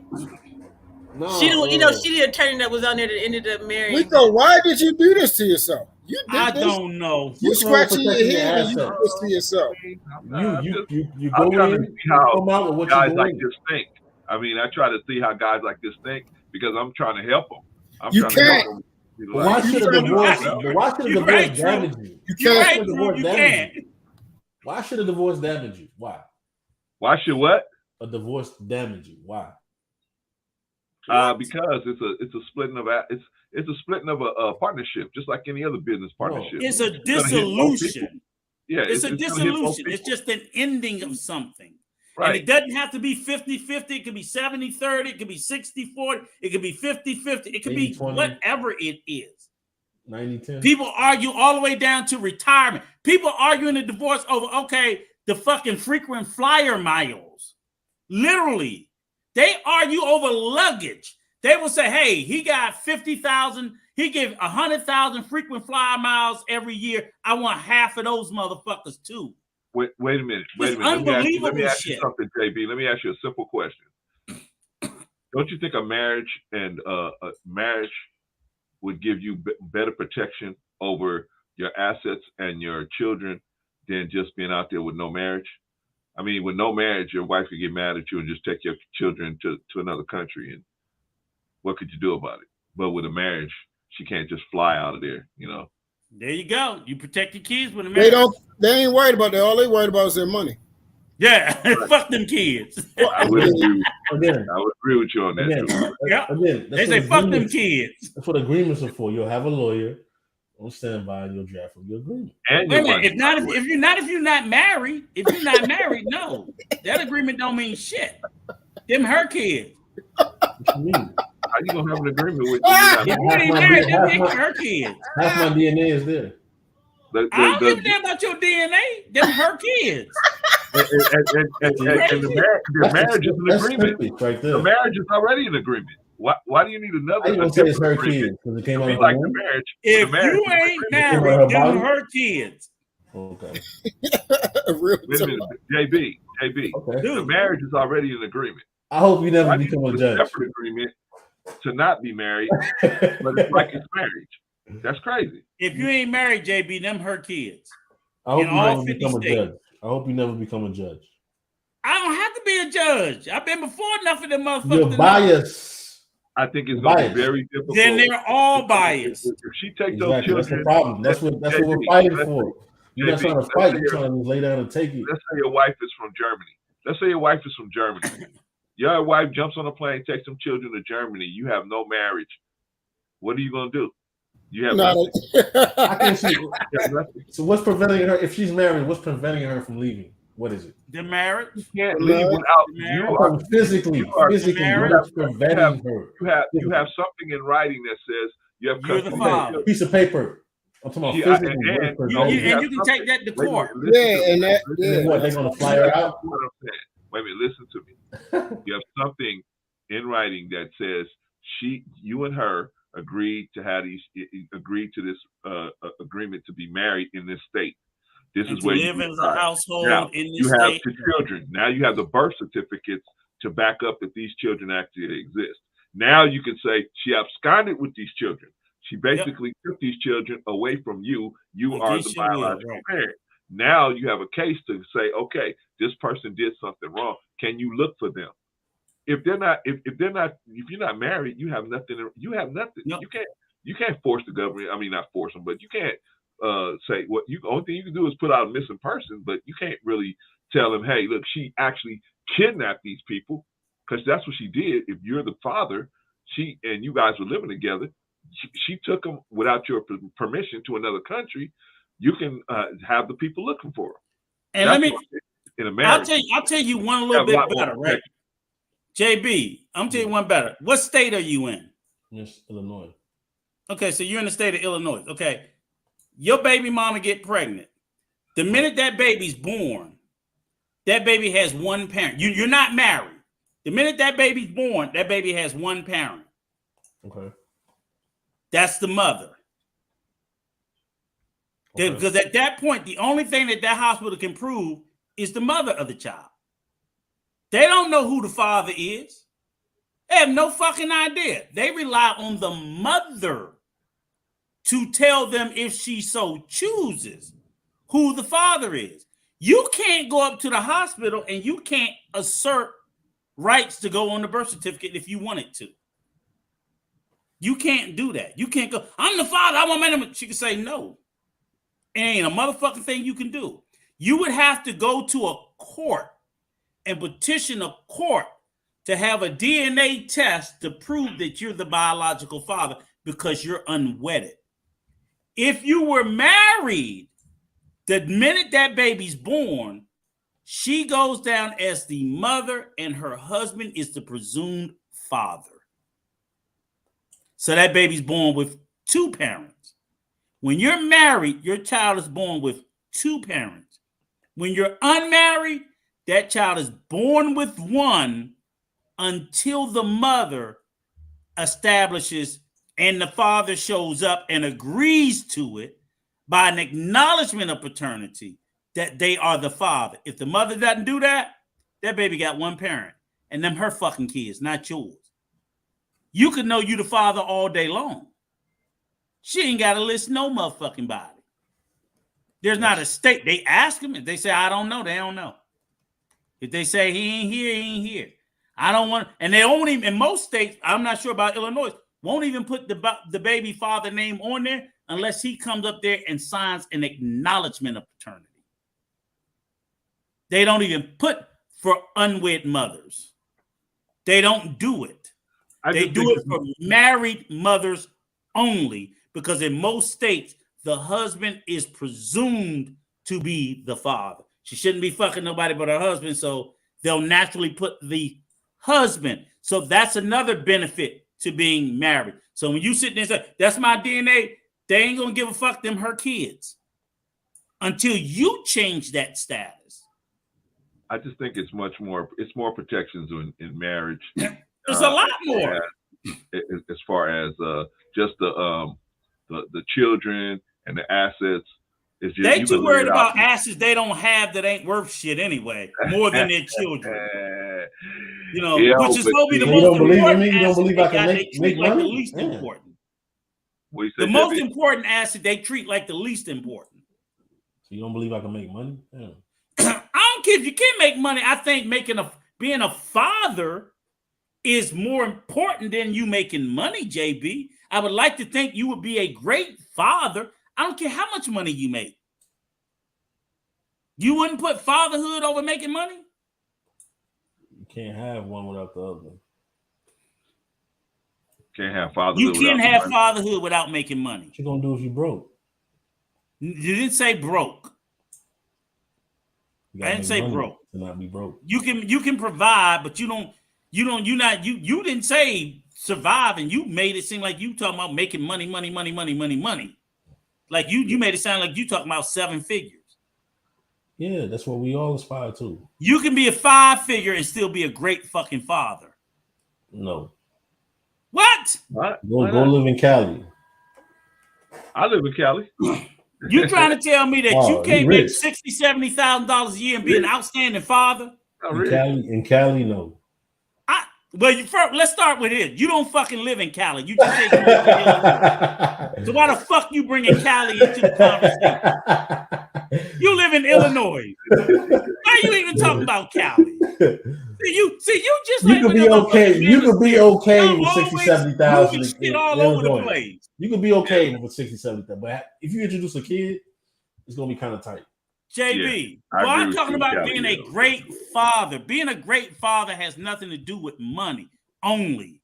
Money is but you gotta be able to provide. Being a great father is but not only do you have to provide, you also have to protect. For real? You have to teach. You have to love. You have to nurture. You have to educate. You have to do a whole lot of shit. That's what I'm saying, JB. You can make $60,000, $70,000 a year and you could be the father of the fucking year. You could be. But you got to I'll make 8 figures and I'll never see my son. That goes back to the conversation we had earlier, True. Okay. That's why I don't want to be a millionaire. See, JB want to be a millionaire and his kid get raised by the nanny. And don't even know who the fuck he is. Well, Rico, there's some millionaires that spend time with their children. Some, not all millionaires. Not many. Not many. Not many. No. Not many. Like I told you guys before, I had a coworker that used to, his zone that he worked in, Stan Lee, the guy who was it Deep Sea or Marvel? I don't know. I forget which one. Marvel, yeah. Stan Lee, but anyway, he big, nice house, everything, right? And he always used to tell him, he used to say, man, because his daughter had some real serious drug issues. And he was just like, man, see, my wife gave her everything. I was gone all the time. Don't let your children have everything. Don't let them have everything because this is what they're going to turn out like this. You know what I mean? And it was sad, man, because, dude was like in his 80s or something. And he was, with all that work he did, and nobody to leave anything to, you know what I'm saying? Like his daughter and you can't get that time back. That time missed from raising your daughter, you don't get back. There's no fucking do-over. And they're stuck like that. Sometimes they don't find out, they don't figure it out until really, really late in life. Everybody need to listen to what you guys saying now, because this is the realest shit right here. You do not want to die without you having something to leave behind, because that means you will no longer exist no more. And True, you know what I saw, and I'm trying to find it. It was a video a guy said, it wasn't even very long, and it was so prophetic, when I saw it, and the guy talked about it, and it's true. And I never really thought about it. When you go to, the guy said he worked in a nursing home. Yeah. And he said the number of men in there that don't have no motherfucking body there coming to see. Hello, Kevin Samuels. Here you go. Black men who had nobody. He said because they didn't give a fuck about their kids when they were younger, and now that they're older, their kids don't give a fuck about them. Yeah, but you can because have it was nurses always so many other things that was more you can have nurses take care of important. you. You can have And what? that's why I What sit there and the say, fuck? I'm telling you. He said you gonna have nurses take care of you. Oh, you have nurses take care of you? Crazy. Oh my god. Crazy. I'm JB done. crazy. I'm done. I'm done. Listen, You crazy, JB. There's rich people who have nurses taking care of them.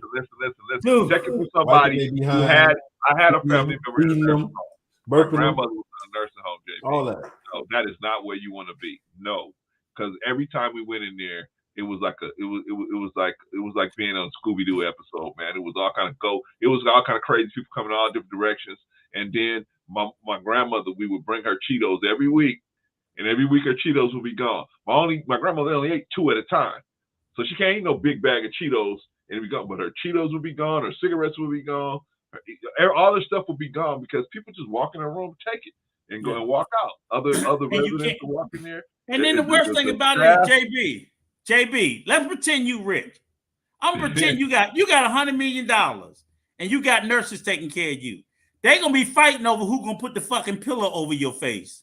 They gonna be, bitch, let's do it tonight. Let's do it tonight. And then they're gonna take your hand, they're gonna change that fucking wheel, and they're gonna smother your dumb ass. They're gonna be fighting who can sit on my face. They're gonna smother your dumb ass. Hey, I'm telling you. Listen, if you haven't raised one child and taught that child how to care about you as a person and showed them how to do that, see, that's going to be your report card. Your report card is going to be when you get too old to do anything. Yep. What are your children going to do with you? Are they going to throw you in a nursing home? Or are they going? And don't want to be bothered with your old stinking ass. Yep. I'm probably I already told my son. I don't want no sons. Y'all better. JB, you think your daughter gonna give a shit? But you going to the nursing home, JB. Or you got a person like Kevin Samuels. You going to fucking nursing home. You got a person like Kevin Samuels. You think Kevin Samuels' daughter's gonna give a fuck about him? She don't give a fuck about him. If you got a person like O'Shea and Kevin Samuels, what are they gonna do? They're gonna have to go to a nursing home, right? Ain't nobody out there. Because they're high value men, right? They're high value men. They don't have no children, or they're children that care. Where you gonna go? Nursing home. Where's your money going? To the nursing. Clarence. Imagine your son. Wait a minute. What the fuck? I'm gonna change this nigga diaper for? He never changed mine. Nigga never changed mine. I'm supposed to change his. Fuck that shit. You gonna stay shitty. Always pay somebody to change your diaper. No, you gonna stay shitty. You didn't change mine. I'm not gonna change yours. Sit in the shit. My mama had to do it because you wasn't fucking there. Well, I should have shot you on the wall. Okay, you watch. You in for a rude awakening, JB. I'm telling you, man. You following. I don't want it to hit you all hard at once. Hey, you following some bad people down the pipe, brother. I mean, you know, I'm not following nobody. I'm just questioning. But man, you know what? Because hey, you're gonna be like these women that wait till 45 to say, no, I think I'm gonna get married now. You know what I mean? And they wait, and they blew off, got good dudes that was trying to marry them. They blew them off. Yeah, that's for women, not for men. Huh? The dudes do it too. No. What are you talking about? You never hit the wall. Men never hit the wall. That motherfucker 52, 53. Man, this 90-year-olds popping out children. And what the fuck is a child gonna do for you at 90? Never hit the wall. Look. Hey, JB, if you 90 years old and your wife tell you that she pregnant, nigga, it ain't yours. It ain't yours, okay? So you know I'm about to have a baby. Like, no, you ain't. I don't care what they tell you. That ain't your baby. All right. You can have kids till you die. Might take care of that motherfucker, but it ain't yours. You can have kids till you die. You can, JB. Okay. But JB, that's what they tell you, JB. Baby, this yours. That little blonde. Why not have a little blonde-haired, blue-eyed boy? Rico, there's one thing you got to do. There's one thing you have to do with children that you don't have to really do with anything else, and you have to put time into children. You have to show them. You have to groom them, and you have to show them what caring about other people looks like. what taking care of other people look like, what selflessness looks like. You have to show them that. That's not something you can sit them down and break down to them. You have to show them. My dad used to take me and my brother over my aunt's house, fishing, right? And my aunt been in the backyard throwing the ball with us. Rico, let me tell the story. My dad used to take me and my brother over to my aunt's house, right? And we would just be sitting on her old she had an old rocking chair she used to sit in on the front porch. And, we would just be sitting around there. And, man, let me tell you something. All my aunt had to do was say, they used to call my father Pee-wee because he was so small when he was born, but he was a big dude. But he was small when he was born, so they all called him Pee-wee. She say, Pee-wee, I sure would like some barbecue. Man, this dude wouldn't say another word. He'd be up, out of the chair, into the car, gone. If we wouldn't catch him, he'd leave us right there. And he'd go home and barbecue all this meat for this lady. So she had meat to eat for a week, right? She didn't have to say, a whole bunch. If she barely got it out of her mouth, she was gone. But guess what that taught me? Hey, when your people need you and they want something from you, boom, you got to snap to it. You got to hop to, right? So my point is, if you're not teaching that to a child, you're not there to teach it to a child because you're paying nannies and caregivers and all of that. How then are these people going to take care of you when you get older? I want to be an active father, though. I don't want to outsource. You don't want to outsource? Well, then who's going to be taking care of the children? Me and my wife. But you said you don't want to get married. No, I'm just not going to, I'm going to draft up my own personal agreement. But then how are you going to get married so you're not going to get married, you're going to have your own agreement. I just want to protect my assets. That's all. But the marriage will protect your assets if you have a prenuptial agreement structured properly. Yeah, that's what I'm saying. So you are going to get married. Yeah, I'm going to get married, but I'm not going to be ramrodded by the state. What did you mean by ramrodded? Asset seizure. How many kids you plan on having, JB? Indentured servitude. How many kids you plan on having? 2 to 3. 2 or 3? Yeah. With your wife's name gonna be Champagne? Champagne sliding down the pole? It's gonna be Mercedes. It's gonna be Witherspoon. This young man has done it. He'll go home. Mama, I met my wife. Her name's Champagne. Her name is Mrs. Witherspoon. This man, 6 hours and 45 minutes. JB has definitely pushed me over the edge, y'all. I'm done. I love you, JB. But you crazy as hell, but I love you, boy. JP got the nerve. JP got the nerve to come up here eating chocolate chip cookies. Man, I love you was on I don't know why. sipping tea and all kinds of. No. That's okay. When's the next time you going live? I'll be there. Tonight, you're not gonna be there. You're gonna be asleep. I'll be there. I'll be there with some fish sticks. When you going live? When you going live? 9:30 tonight. I'm gonna have something real good when I go on there. Clarence, you think we did some teaching? Huh? You think we did some teaching today? I think we tried to, brother. You know what I mean? JB, what you learned? I learned to be old. Not a damn thing. Yeah, not a damn thing. Yeah, not a damn thing. But give him about we can give him about 10 years. In 10 years, we'll look like geniuses to him. He gonna come back. Them 2 old motherfuckers was right. In 10 years, he gonna be like, man, them 2 old dudes, they used to tell me stuff. Man, they was geniuses. Them 2 old bastards. Yeah. I think when I turned about 29 or 30, that's when I said my father was a genius. That's why I don't argue with him. I be like, that motherfucker be back. He be back. You mark my words. Yeah. He be banging on the door. Nope. Give him about 10 years. You ain't want to listen then. Fuck you. About 10 years, he'll be looking for it. Where's Rico? Where's Clarence? Where are they? They're the oracle. They could see the future. They could see the future. I'm already doing that with Rico. I'll go, Rico, what you think about this? Don't do that, Clarence. No, I'm going to do it anyway. Damn, Rico, you was right. I should have did it that way. But one time I listened to Rico, and woo! This man. All right, JB, let's get some final words because the old fellas got to go. 6 hours. I don't know what's wrong with us, Rico. What we think we doing? I don't know. That young man JB gave me life. Yeah, he did. His crazy ass. He crazy though. Yeah. But that's why I like when talking to his crazy ass. When we finally get him in here, I like to present the Kevin Samuel stuff to him because He's the only. Him and Rorschach are the only ones that make sense when they come back with it. The other ones don't even make no sense. They be honest about what they're saying. So that's why I do love talking to them about it. Yeah. I get a better understanding people, from them than anybody else. They take up for Kevin Samuels. They don't even make sense when they take it up for him. Right. All right, JP, what do you got for us? What's some final words for us? For me, okay.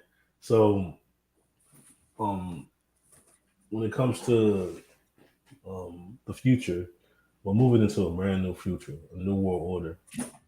Okay. About science, technology, reason. We're about to travel to go to Mars. I mean, we're still dealing with racism. We should have been solved that problem. Should have been put them folks in their place. You be dead before we go to Mars, but go ahead. About police brutality. And one of the reasons is because we're not coming up with actual solutions and actually trying to be a competitive group. We're being too divisive. There's nothing wrong with getting money, getting reparations. I'm all about getting money. But the divisiveness I don't like. Number two, getting married.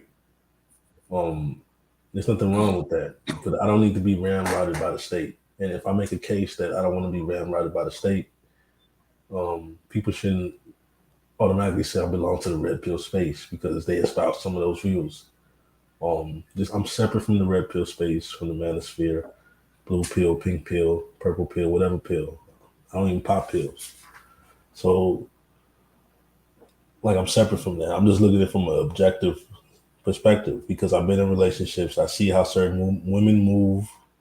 On the real side, JP, on the real side, watch yourself out there because they have states that have, and at least in California, they have what they call common law marriage. Yeah. If you've been with somebody long enough, they just call it a marriage anyway. Yeah. They will address it accordingly. So just be careful out there. Make sure you know about the laws in your state. Yeah. I just don't want to get feast on like the purge. I understand that, brother. That's why I'm telling you to make sure you watch, because you may think, oh, well, I got this piece of paper, so I'm good. And then you find out, wait a minute, I thought I wasn't married. I thought I didn't go through the state. And the person that leaves you goes and tells the state, hey, we are common law married, so therefore I want a settlement, like as if I'm having a divorce, and then that may happen. So I'm saying, make sure you know the laws in your state before you drop up this agreement and think I'm good. Make sure you talk to a lawyer. Hey, brother Clarence, let me ask JB a question. JB, you said you want some children? Yes. Why? Oh, because I want to experience the joy of watching somebody grow and playing part in their development and pouring in all the knowledge, wisdom, and understanding that I've acquired over the last 34 years. It's an experience I want to have. So, yeah, that's why. Cool. That's reasonable. All right. Is that it, JB? Yeah. Thank you, my brother. I appreciate you. You know you're always welcome up here, man. Come on up, and we're gonna throw those Kevin Samuel questions at you, man. Probably not as much anymore. You clear this time. Maybe we get you with the marriage question. Oh, one last thing, JB. You're gonna have children, right? You're thinking about if you have any children, third grade. Third grade, you need to hit them with math and science in the third grade, brother. Third grade. Yes. Okay. Got it. I want them to travel in space. Jesus Christ. Thank you for spending your time with us. I really do appreciate it. I give you a hard time, JB, but no, I have a lot of respect for you. You've always shown me respect, so I hope nothing I said comes off as disrespectful. So I'm gonna bust your chop, but I'm not trying to be disrespectful. And if anything I said sounded that way, I apologize. No, you're good. You haven't been disrespectful to me. Yeah. One more question. JB, did he make it clear that he wanted to be married or he don't want to be married? He said he wanted to be married. I'm confused. Yeah. All right. So let me just ask: do you want to be married, JB, or you don't? Yeah, I do want to be married. Okay. You're just scared. Yeah, I don't want to get ramrodded. Okay. So why do you want to be married? Well, I think marriage is, in terms of raising kids, I want kids, so I want them to have a family instead of just a single parent household, kind of like how I grew up. You don't get the whole full family experience for like personal development, growth, mentorship, support, resources. It's just you get more of everything. It's better with two than one. That's well, you know you could be with her. You know you can still be with the mom without being married, right? Yeah, but it does provide more security, as if, like, for instance, like if I die, pass away, like I don't get resources and stuff like that. So yeah, the law can be enforced, and the court of law does carry more weight. So of course, well, you could put them in a will. Yeah, you can. And I did speak about like those are still contracts and agreements. Hold on, brother Clarence. Hold on. I'm doing this for a reason. Okay. But I know like the woman that I'm with, 9 times out of 10, because there's other reasons too. Like she's gonna want that experience, and I want to provide that for her. Wedding and all that, ring and all that. So, and that right there is one of the reasons why you definitely shouldn't get married, to provide somebody experience, because that's not what marriage is about. I mean, if we go down there and we solidify our vows in front of our loved ones and people that support us, I don't think there's anything wrong with that.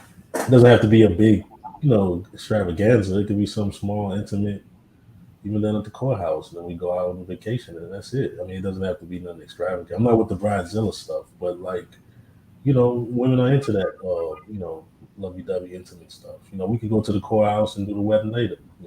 But let's just get secure, get the agreements going, start building our life. I mean, the marriage is more important, of course, but like, there's a number of reasons why somebody would get married. Those are my personal, family, for my partner, my significant other, providing that security, that experience, and I wouldn't mind doing that neither, so there you go. Yeah.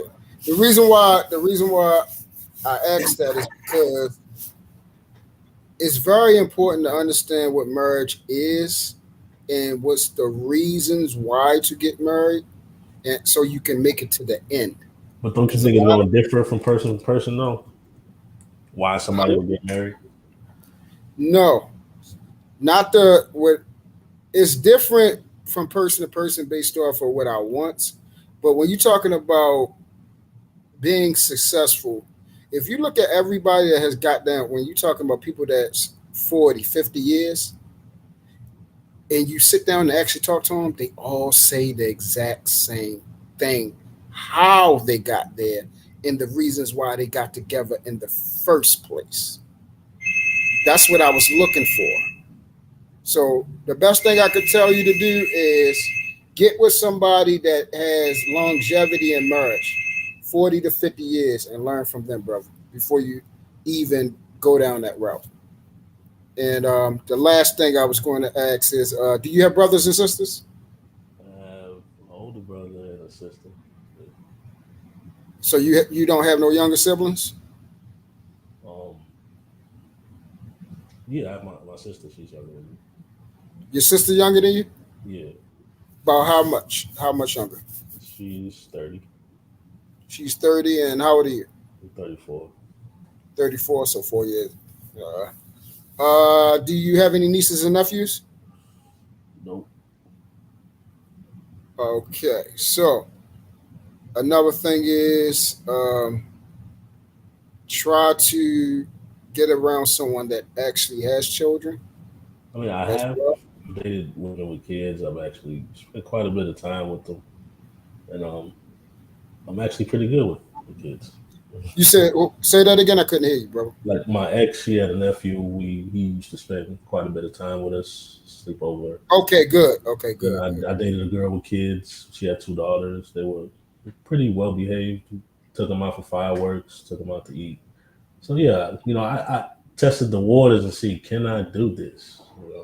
And how'd you feel about it? Yeah, pretty good. It felt pretty good. Like kids respond to how you treat them. Oh, okay. So the next time somebody talking shit about stepfathers, you be ready to punch them in the mouth with me, right? Well, I do understand where they come from. Right. No, I don't. It's a you lot. understand? You just said it felt pretty good. You got to do it with the right woman, because if not, right, of course you got to do it with the right person. I didn't say do it with anybody. I didn't see you do it with anybody. You only reason why absolutely that the right person. That's the only reason why those situations didn't materialize. But it's not a bad deal. Listen, You I need just some said it felt biological pretty too, though. good. You got to be able to pop out. You got to be ready for stepfatherhood. You have to have But you never, you know what? Let me tell you this. You're never no more ready for stepfatherhood any more than you're never ready for fatherhood. Well, let me tell you It's this. a new thing every fucking You know why? day. You know why the experience was decent? It's because those fathers weren't stepping up. They weren't spending time with their children. And I was just. But the whole point is, it's about your relationship. You make your own individual relationship. I make my own individual relationship with my stepchildren, irregardless of the relationship they have with or without their father. That has nothing to do with me. Some moms say you don't even need to do nothing for my kids. They father. Rico, what you just said, that's the key right there. Yeah. Your own individualistic. My own individual relationship. That's what I do. My relationship with my children. my relationship with my stepdaughter is not even predicated on my relationship with my wife. Correct. My wife don't even have nothing to do with her mother. I'm like, that's none of your business. Me and her relationship is separate from me and you. Correct. It don't have nothing to do. She come to me because she can't get shit from her mother, and I be letting her do shit that her mother don't. Of course, that's daddy. That's daddy, regardless. So. Yeah, exactly. So That's the how whole it point is, and so it has nothing to do. It's not an easy job. People say being a stepfather is not an easy job. I'm like, fuck, being a father ain't easy either. Both of them motherfuckers is miserable. But the fact of the matter is, I don't know about miserable. No, I'm saying it's hard. When I say miserable, I mean hard. And my thing is, I'm like, I love my relationship. Like my stepdaughter, she's about to be 20 next week. We have a great relationship. And I love the fact that I've watched her grow into a beautiful fucking woman. But when I met her, she was a 10-year-old little girl. Those first year was tough, but over time, we're thicker than thieves. Really deep. So my whole point, but then she has a great relationship with her father. That has nothing to do with me. She has a great relationship with her mother. That has nothing to do with me. Everybody's just separate. With my stepsons, the same thing. How their relationship with other people, that's them. They call me Pop. Okay, Pop, what's up? This, that, we. And our relationship is ours. What we talk about is between us, this, that, and everything. My son will be going with me to the DR for my birthday in August. I'm their father, period. I don't give a damn what they do with their mother or anybody else. It's separate. And I never try to make my relationship with those kids be connected to somebody else, because I'm like, if I ain't dealing with them no more, that don't have nothing. If I stop loving your mother, doesn't mean I stop loving you. Right. That's why you have a separate relationship. Because one day I may wake up and I don't love her mother no more, but I still care about you. So JB, when's the last time you actually you said been around? Because the thing, this is what I always suggest people, because a lot of times what people do is they say, "Oh, I got to have children because I'm getting older. I got to have children because it's something tie off the notch," and that's not something to bring a child into this world for. Nah, you see what I'm saying? I want to bring them into the family, Yeah, but even then, bringing it into a family, you want to make sure, like a lot of times, everybody don't. I'm not saying that they shouldn't have children, but you got to have a person in the household that really have a thing for children. Yeah, and you're right. And what I mean by that is, I have what's called an affinity. Affinity is a strong love for children. Right. You see what I'm saying? I'm a big kid at heart. You feel what I'm saying? Yeah. And that's why it was very easy for me when I had children, because it takes a lot of patience and they have a lot of energy. I have a lot of energy. I'm hyper. I love to have fun. I love to jump on the bed. I love to pillow fight, still eat cereal, watch cartoons, stuff like that. All these things help you basically be able to integrate yourself with your child, as well as be open and be understanding, and also remember how it was when you was a child, and the things that people, a lot of times they get frustrated with children doing things and they don't understand children are learning. They're learning, they're constantly making mistakes. So I'll give you something simple. A child will run across running in the house. Parents is not tripping off of nothing, right? The child running around having fun. It's a glass on the table near the edge. Boom, the child knocked it on the floor. Now the parent in the house, sit your motherfucking ass down. Why are you running around in this damn house? The child looked around like, hold up, everything was cool. Like you wasn't saying nothing with me running around having fun, enjoying myself. But instead of the parent understanding, hey, it's your fault that you left that glass near the daggone end of the table. And if you was cautious about yourself, that glass would never hit the floor. It'd be simple things like that that help me become a better father and also eliminate a lot of the problems. But this came over time of me having a younger sibling, my mother allowing me to change diapers, feed them and things like that, and so on and so on. And I had cousins and things like that. I was constantly around children, constantly around babies and everything like that. So it helped cultivate me and get me prepared for that. And along with the strong love that I have for it. I think children are the most purest thing that we have on earth. And of course, they are our future. And I'm in love with children, not just my own, all children.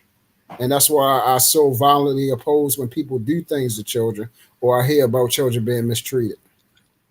So that's one thing I suggest people, when they think about having children, get around some children. Actually get around them. Go to daycares and, or if you, like you said, you got sisters and everything, start babysitting and everything like that.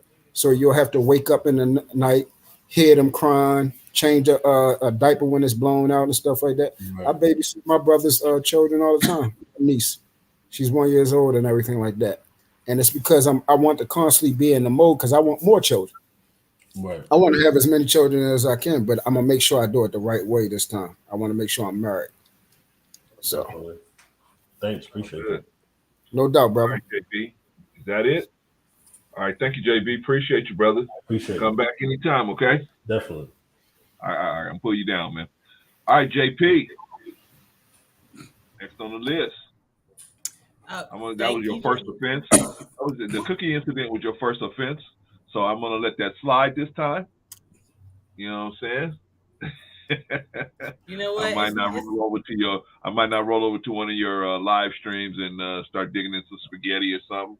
Man, we ain't seen you over there since shots fired, but it's cool. I understand you get a Bobby They win kicked me out of the sometimes, building and at then 8 you o'clock, so elderly. y'all start too late. Well, I understand the elderly have a curfew. They got to go to bed at a certain time.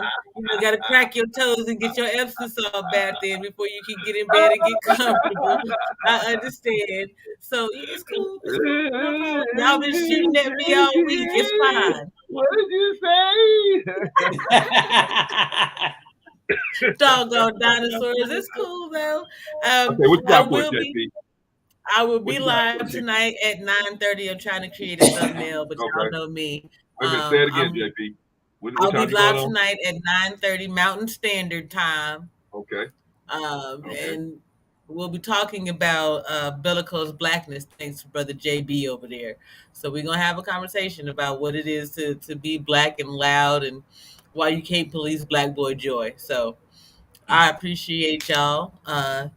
Please feel free to tune in, jump in. Brother Clarence, I will save a chocolate chip cookie for the stream. I'll dip it in my coffee. What? I'll make you a butter and fried chicken sandwich too if you want. Y'all don't pay attention. Peanut butter fried chicken with a citrus vinaigrette. It's delicious. Ask Big Rig. He loves seeing them. Okay. Yeah, I bet he can have it. He can have it. If you haven't already subscribed to JP, the Inspiring Matriarch, go on over to JP, the Inspiring Matriarch, and go ahead and subscribe and go check her out for yourself to see if you dig that kind of content. Go check my sister out. All right, is that it, JP? Yes, sir. I'll see y'all later. Peace. Okay. All right, lovely. Peace. See you later, sweetheart. All right, that was JP. All right, it's time for the dinosaurs to put it down.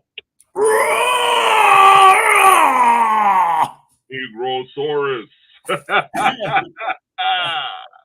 My brother, man. My brother.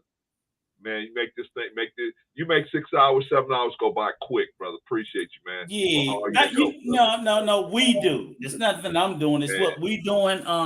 Yeah. I thank you for allowing me to come up again and share my afternoon with you. It's wonderful. I can't think of any place that I want to be, and I'm glad, like I said, we're here and we get to. I don't want to do it. I don't want to do it without you, man. I'm looking for you. Like, is he here? No, I mean, and I love doing it. I love doing it too. I think, like I said, it's a good fit. It's a good mix. We ruffle feathers when they need to be ruffled, and we calm them when they need to be calm. Like I said, we have our cast of characters, our regulars that come through, and I love having Truth, JP, OG Patrice, Marcus, JB, and all the other, and I hope we get.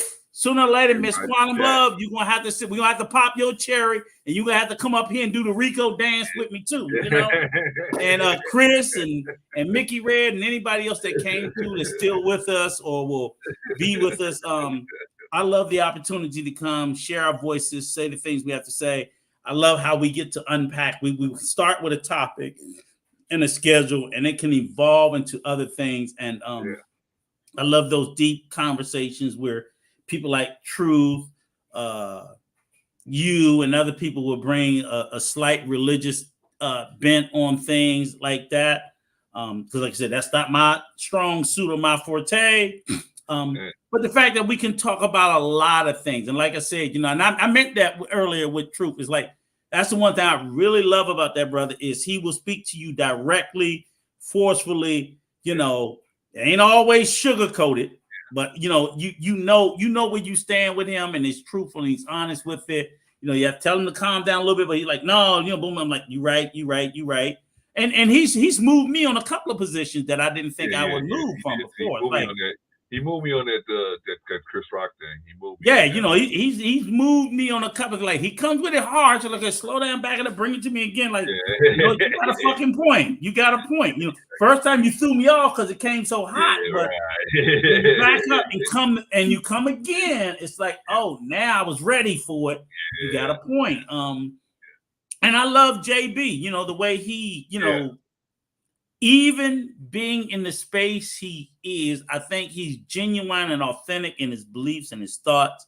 And like I said, that's why I told him, I meant, that was an honest apology, that if I say anything that seemed offensive, I don't mind apologizing.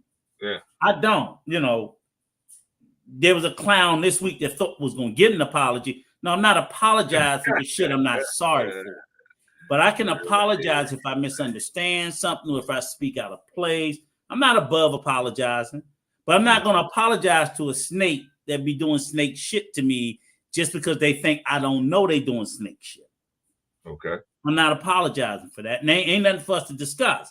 As I said, people do snake shit just like that other snake I spoke to you about. They do snake shit. They're not going to own up to it. I'm not expecting them to own up to it. So I'm not going to have a conversation for you to further insult me with a snake denial, because that's just going to piss me the fuck off. Yeah. So I'm not even going to bother. Tell the truth, man. I mean, I'd rather have people up here telling the truth. I don't. But they're not going to be moved to doing it. So what's the point in having the conversation? I realize that. I realize that now. So I'm beyond that. But that's why I said I do respect and love Brother Truth for the way he does. Like I said, the way you open your platform for us to have these conversations.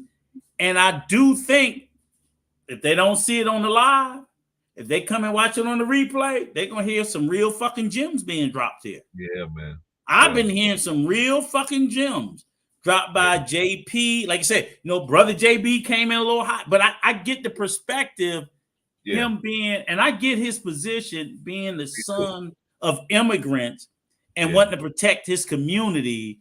And I get that, like, it is very vitriolic coming from Brother Tariq Nasheed, because he does say some really harsh, divisive shit.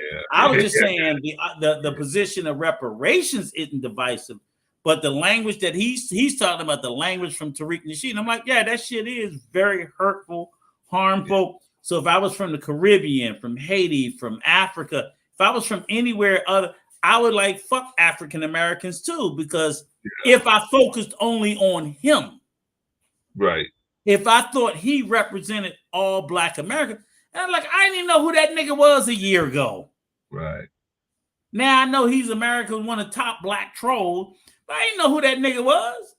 Now I do know who he is, but he still ain't nobody famous to me. But unfortunately, he's putting forth and perpetuating a narrative to the immigrant community, and they're looking at all of us based off of his representation, and that's also unfortunate. That's what I was trying to get to. That's what I was trying to get there, but I was trying to take a slow off there. He put forth a poor representation of African Americans by being so vitriolic and offensive. But I have seen them from that fucking diaspora.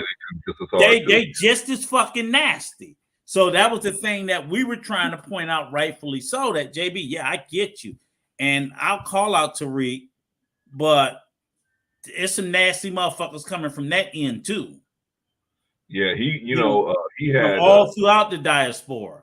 He's the reason. One of the reasons why he's so vitriolic like that is people have done so many different things to him, man. Yeah, I think he was like one of the first or second people that had what they call swatting. Remember swatting? That was a big thing a couple years ago. Calling it and making the cops come up to his house and shit. Yeah, and they came out to his house. And then the crazy thing about it is, like you said, I'm like, he's only taking this stance in the last year or two, and I think it's in response to people coming at him. And even JB said it. I'm like, he did a very glowing review on Haiti. Yeah. So he's really not against the diaspora. He's against the people who are talking negatively about African Americans. He just doesn't. I've seen them in Africa and South Africa and all over Africa and the Caribbean supporting them. But I think he's against the people who say things bad about African American, and the way he comes off, it sounds like he's going against the entire culture when he's not. Point, Rico. He doesn't have he doesn't know how, he doesn't filter it. He doesn't filter or focus it. You can't just blast everybody, you know what I mean? You got to make people a case by case situation, man. Yeah, and he does a terrible job at that. He does a horrible job at that.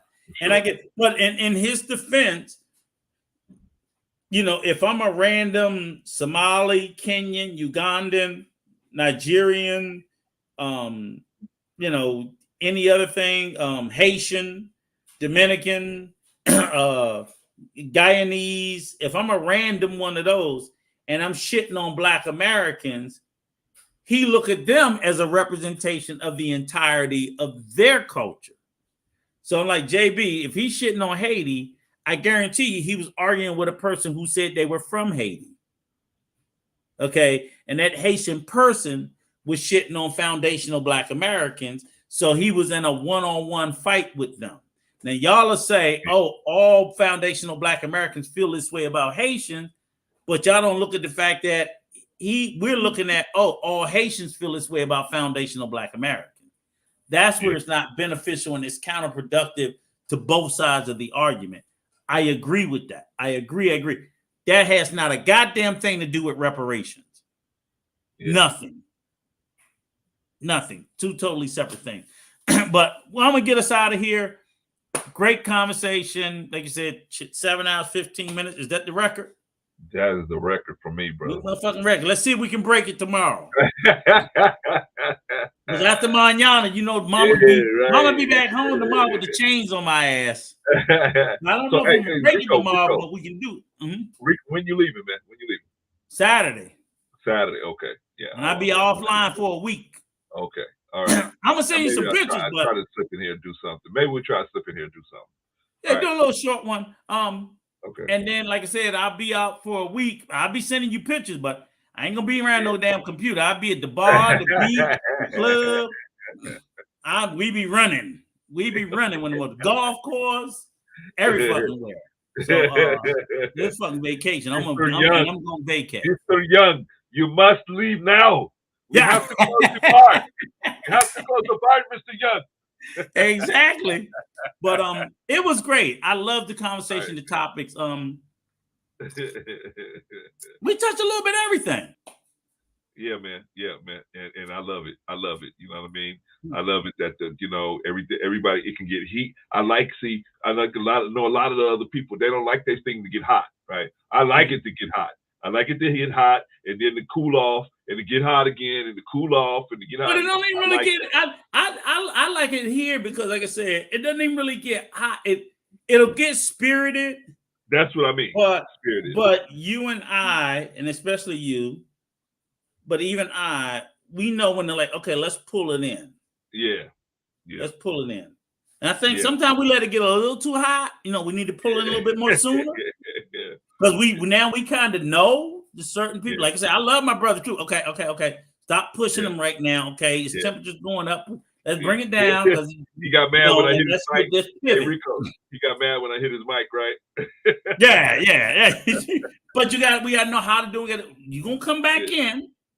But we got to do it the right way, and but he understand. He understood. So he does. But the thing is, like, bruh, you can't go nowhere because we need your ass.